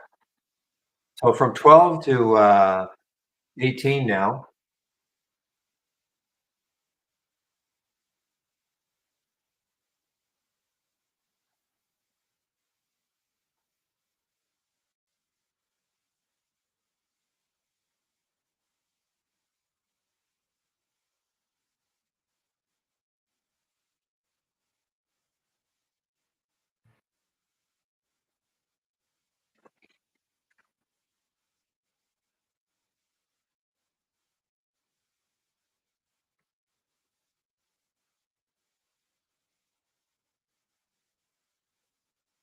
Well, I think this is the moment of truth. I mean, we got a big bottoming tail for VRM. We've got a topping tail, a bigger bottoming tail. The sellers tried, but the buyers are trying to maintain some kind of control. Got to get over 16 on the bid, I think, and then it might have that late day run.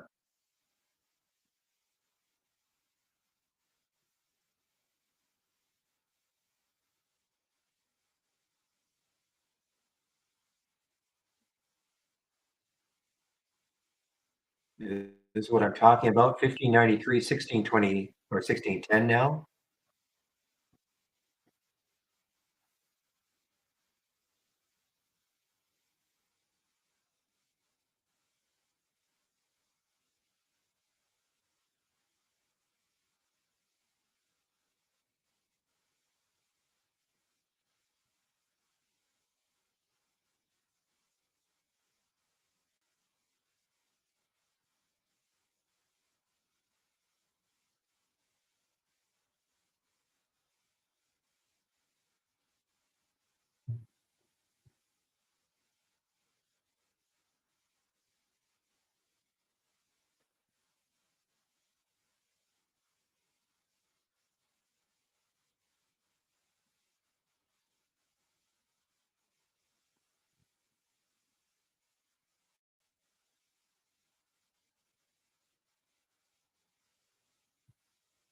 Got to use the mid. You got to use the mid point for an IV. See if you can get a fill. That's all. That's the only thing I can do.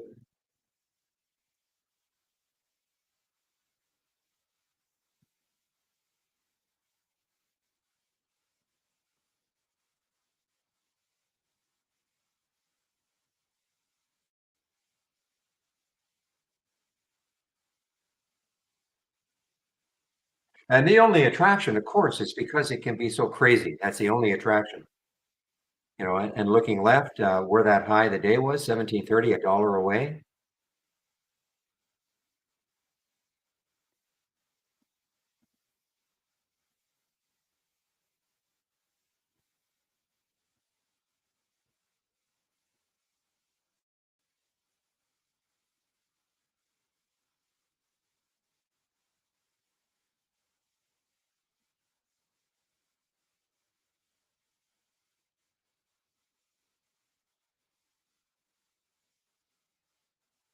Meanwhile, there was a nice one from, I mean, it was very, very late developing, but from our AI, the CXAI. It was very late developing.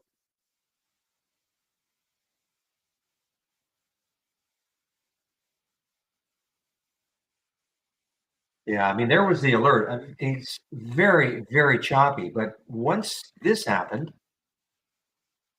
I mean, there was the alert at 259, 290 now. Very, very choppy. Did not get, I don't think, did not get stopped out.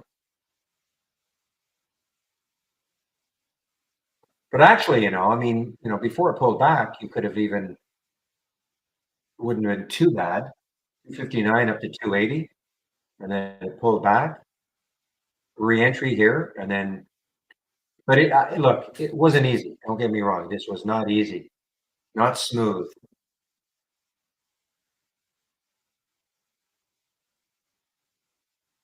No, there's no tons of websites out there though, Pips pal. There's no economic calendar for us. I don't know what's on tap tomorrow.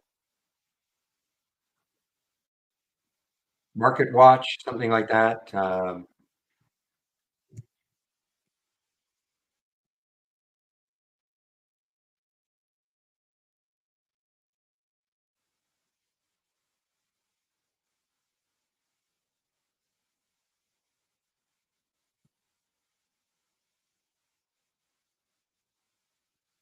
You know, just type in economic calendar. So here we go. So tomorrow we have retail sales, core PPI, etc. Okay, all I did was type in economic calendar. It brought me to Market Watch, but there are a lot of websites out there. Okay, what I do is in the morning I do put this in. So if you're in YouTube, and I can't do it, but what happens. This is today's economic calendar, and I'll put in tomorrow's.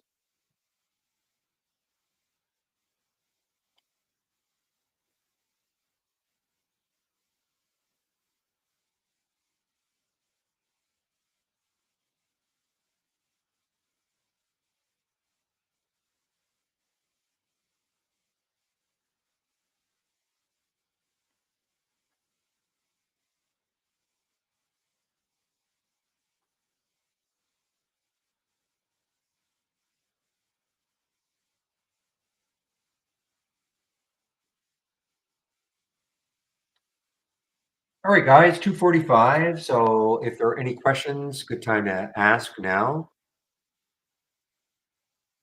I have another 15 minutes or so.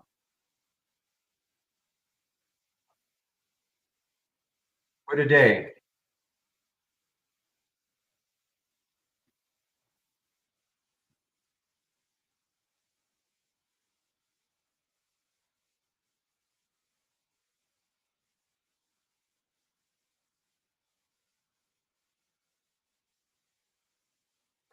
I mean, this is as crazy as it sounds.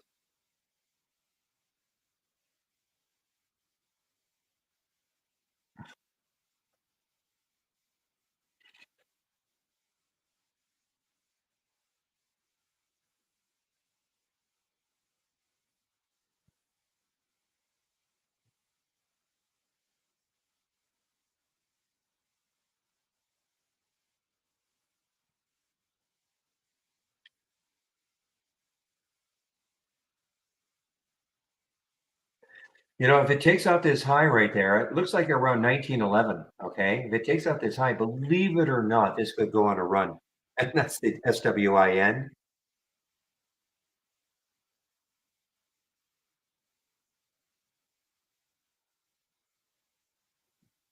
I mean, I doubt I'll do anything, but well, look at it, just did. It just, wow, not in it. Look at the spread. It's about $1 spread now. Well, not, it was $1, 1841. It was at 1939 or so.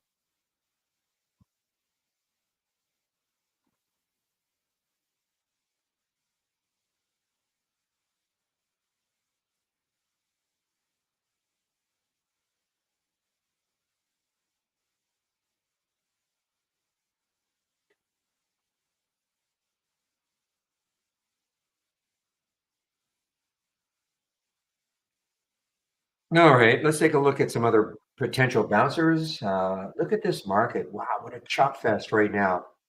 The SPY.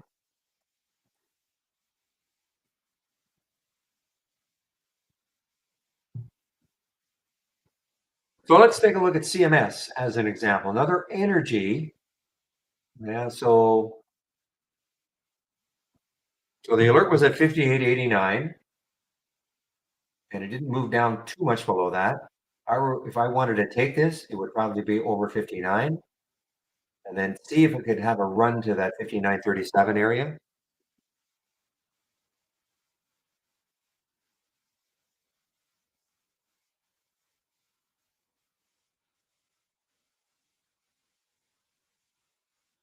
Well, guys, there it goes. Room goes now. VRM.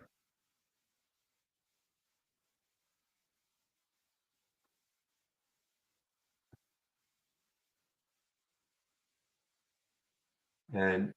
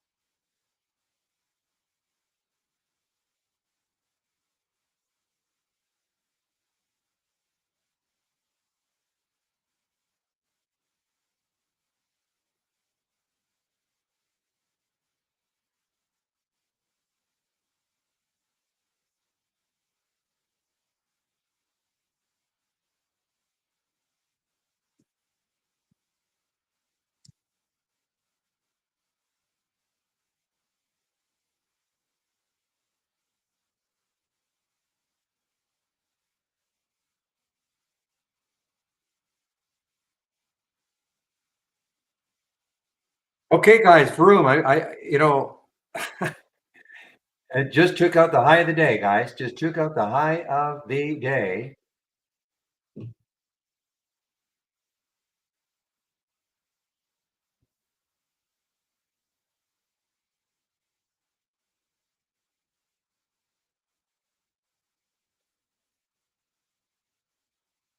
Am I short Nova? Why? Why would I be short Nova? I'm sorry. No, I'm not short Nova. Haven't seen Nova at all. 11, our YouTube room asked if I'm short Nova, and I'm not short Nova.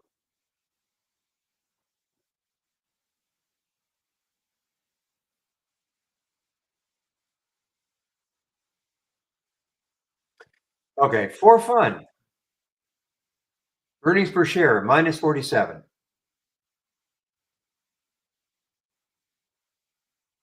Says they have $866 million in revenue. Really?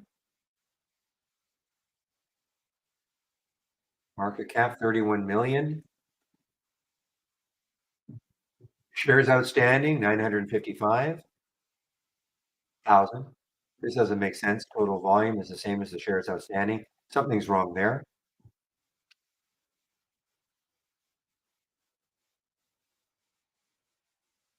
Well, maybe not.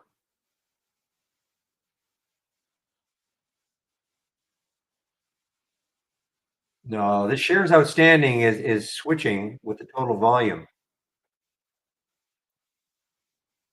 Not switching, it's yeah, there's something wrong.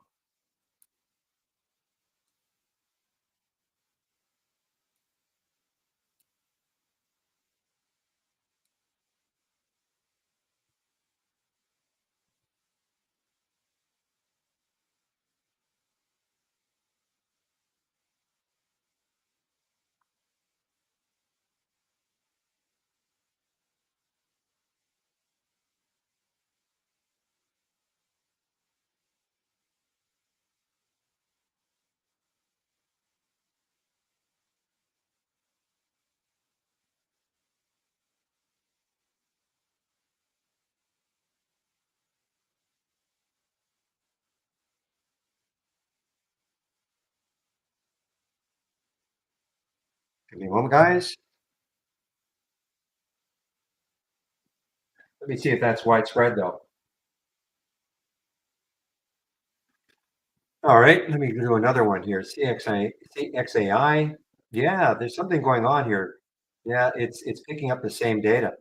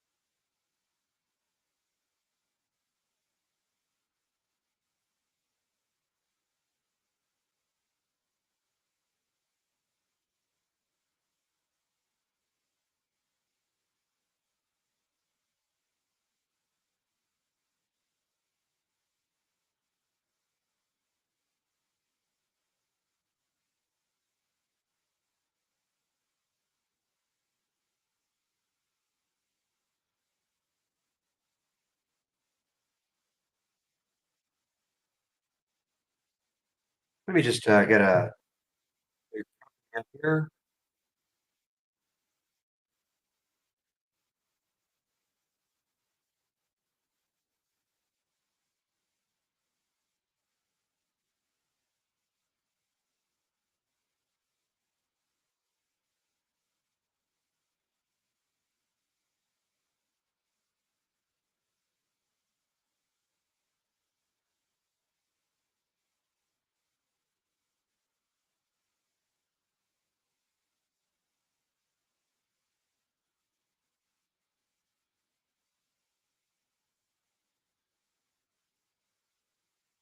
Oh my goodness, guys. Well, I hope if you were listening to the room, it just had all that had to happen. Well, a lot of things had to happen, but the spread had to tighten up a bit. But ah, sorry, guys, this is just driving me crazy how slow this is right now. Um, that break over six. Well, remember I was saying it's holding over 16 nicely, holding over 16 nicely, and for a stock that is this wild, for it to hold over 16 pretty nicely, that was giving us a bit of a clue. And look at that bottoming tail on the previous 15-minute chart.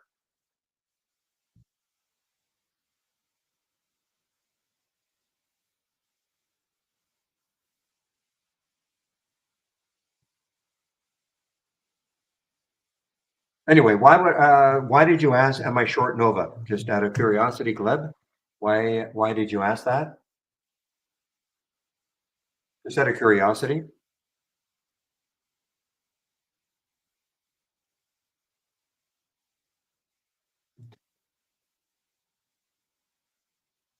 I see it's moving down, but other than that, I didn't really see it today. See, the relative volume is only 1.2. Most of my scans has to be at least 3. No, no. Most of my scans, the relative volume has to be at least 3. Okay, so I would never have seen Nova.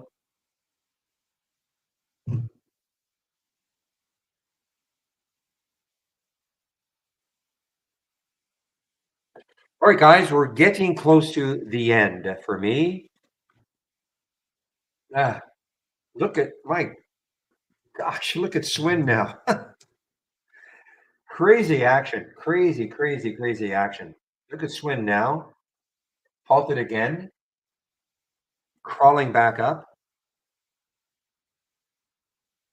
I had a price alert set up in this area.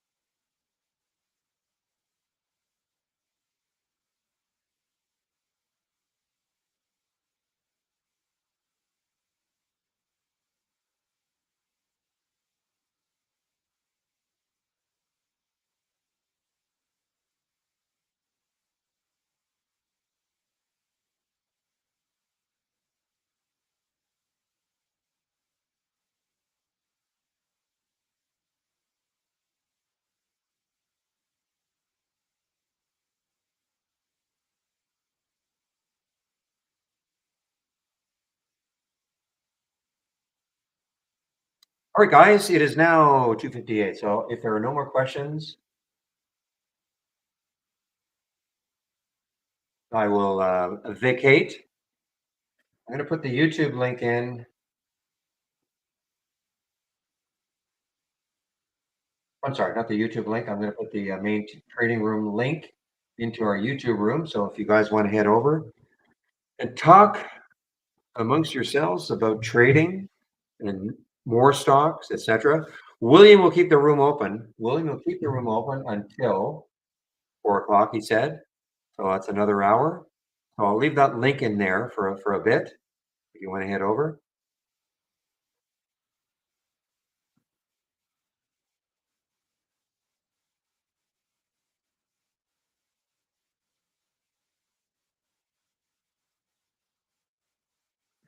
I typically don't do any trading unless, yeah, I typically don't do any trading, JMac. I mean, there's some days I do, but I typically don't. Depends what I have going on. Today, it's possible. I'm going to try to find a way to, get into this swing again. But typically, though, I don't.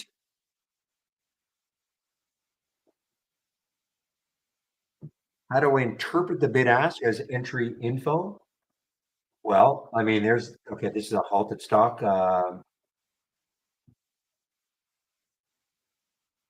Let's take a look at Luna. I'm not sure how to answer your question. I mean, if you're talking about the spread, okay, the spread. So obviously, I mean, this is Luna. I mean, obviously, the spread would be ideal 1 penny, okay? But sometimes it's just not going to happen. So with the VRM, a lot of it for me on the VRM and something like an SWIN is maybe a bit of a gut feeling that okay, even though the spread isn't great, but remember well, maybe you don't know, with Interactive Brokers, I can try to stick a like a midpoint entry between the bid and the ask. Okay, so when it's a bad spread, and when I say bad spread, I don't mean it's not gonna be like a $2 spread, but for room for VRM, where are you? What's the spread now? Come on.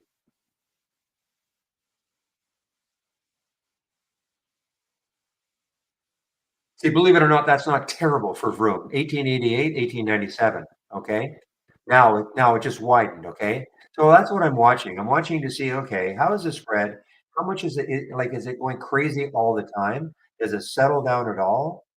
So if I really, really were a lot of conviction to take this, I would try to stick a bid in between, using IB Interactive Brokers mid. If I get a fill, great. If I don't, well, I just move on. But you can see how the spread now it's only a penny. almost looked like it was going to get halted on the way down. But you know, but this is, but again, the only reason I would look at this is because the high of the day was, well, it's broken way above the high of the day now. It was back here at 1727 or so. It was hanging in the 16 level, not badly. When I was watching, it was like 1607, 1618, 1607, 1620. Not terrible for a stock that has 1.6 million in the float and is very volatile. Okay. But the attraction to me was, okay, if it gets going, could it come close to that high of the day? So I don't know if that answers your question, but that's all I was looking at. I mean, it's not the most ideal situation, of course, but you can see what it could do. So sometimes you kind of I close my eyes and say, okay, I'm not going to take a lot of shares though.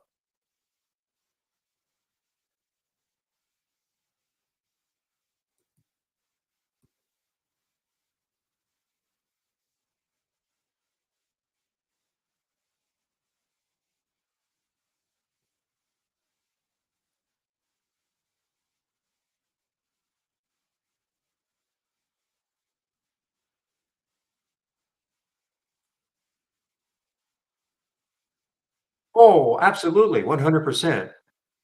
Think about it this way, Brenda. Let me get Vroom up again.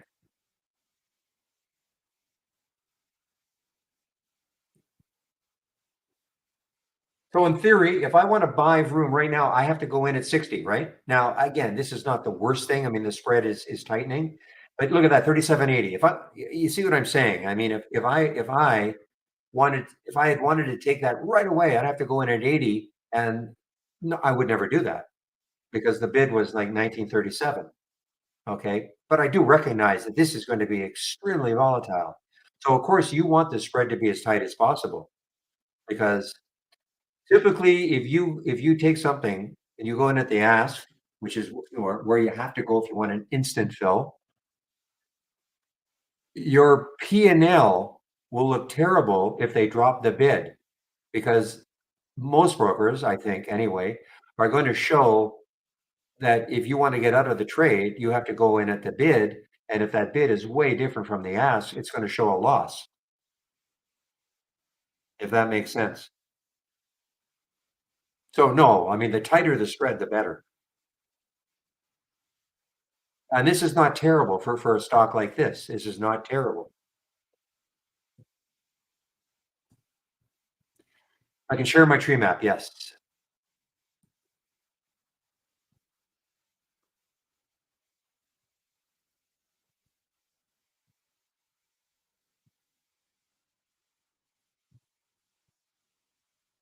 And remember,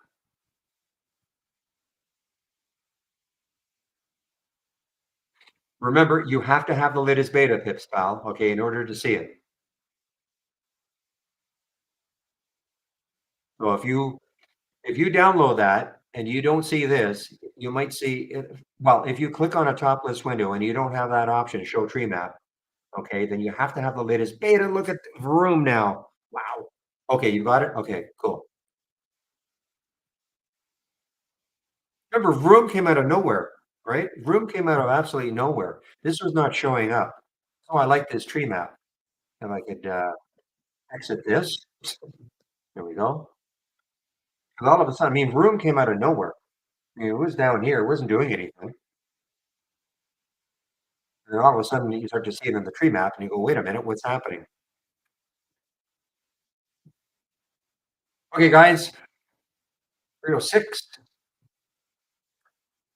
The room will be open. Well, I will get on the mic at 9 o'clock Eastern time. So have a great evening, and I will stop the screen sharing now in our main room. I'm muting myself now in the main room. And YouTubers, again, I put the YouTube link in or the main room link in. You can head over to the main room if you want. It'll be open until 4 o'clock Eastern time.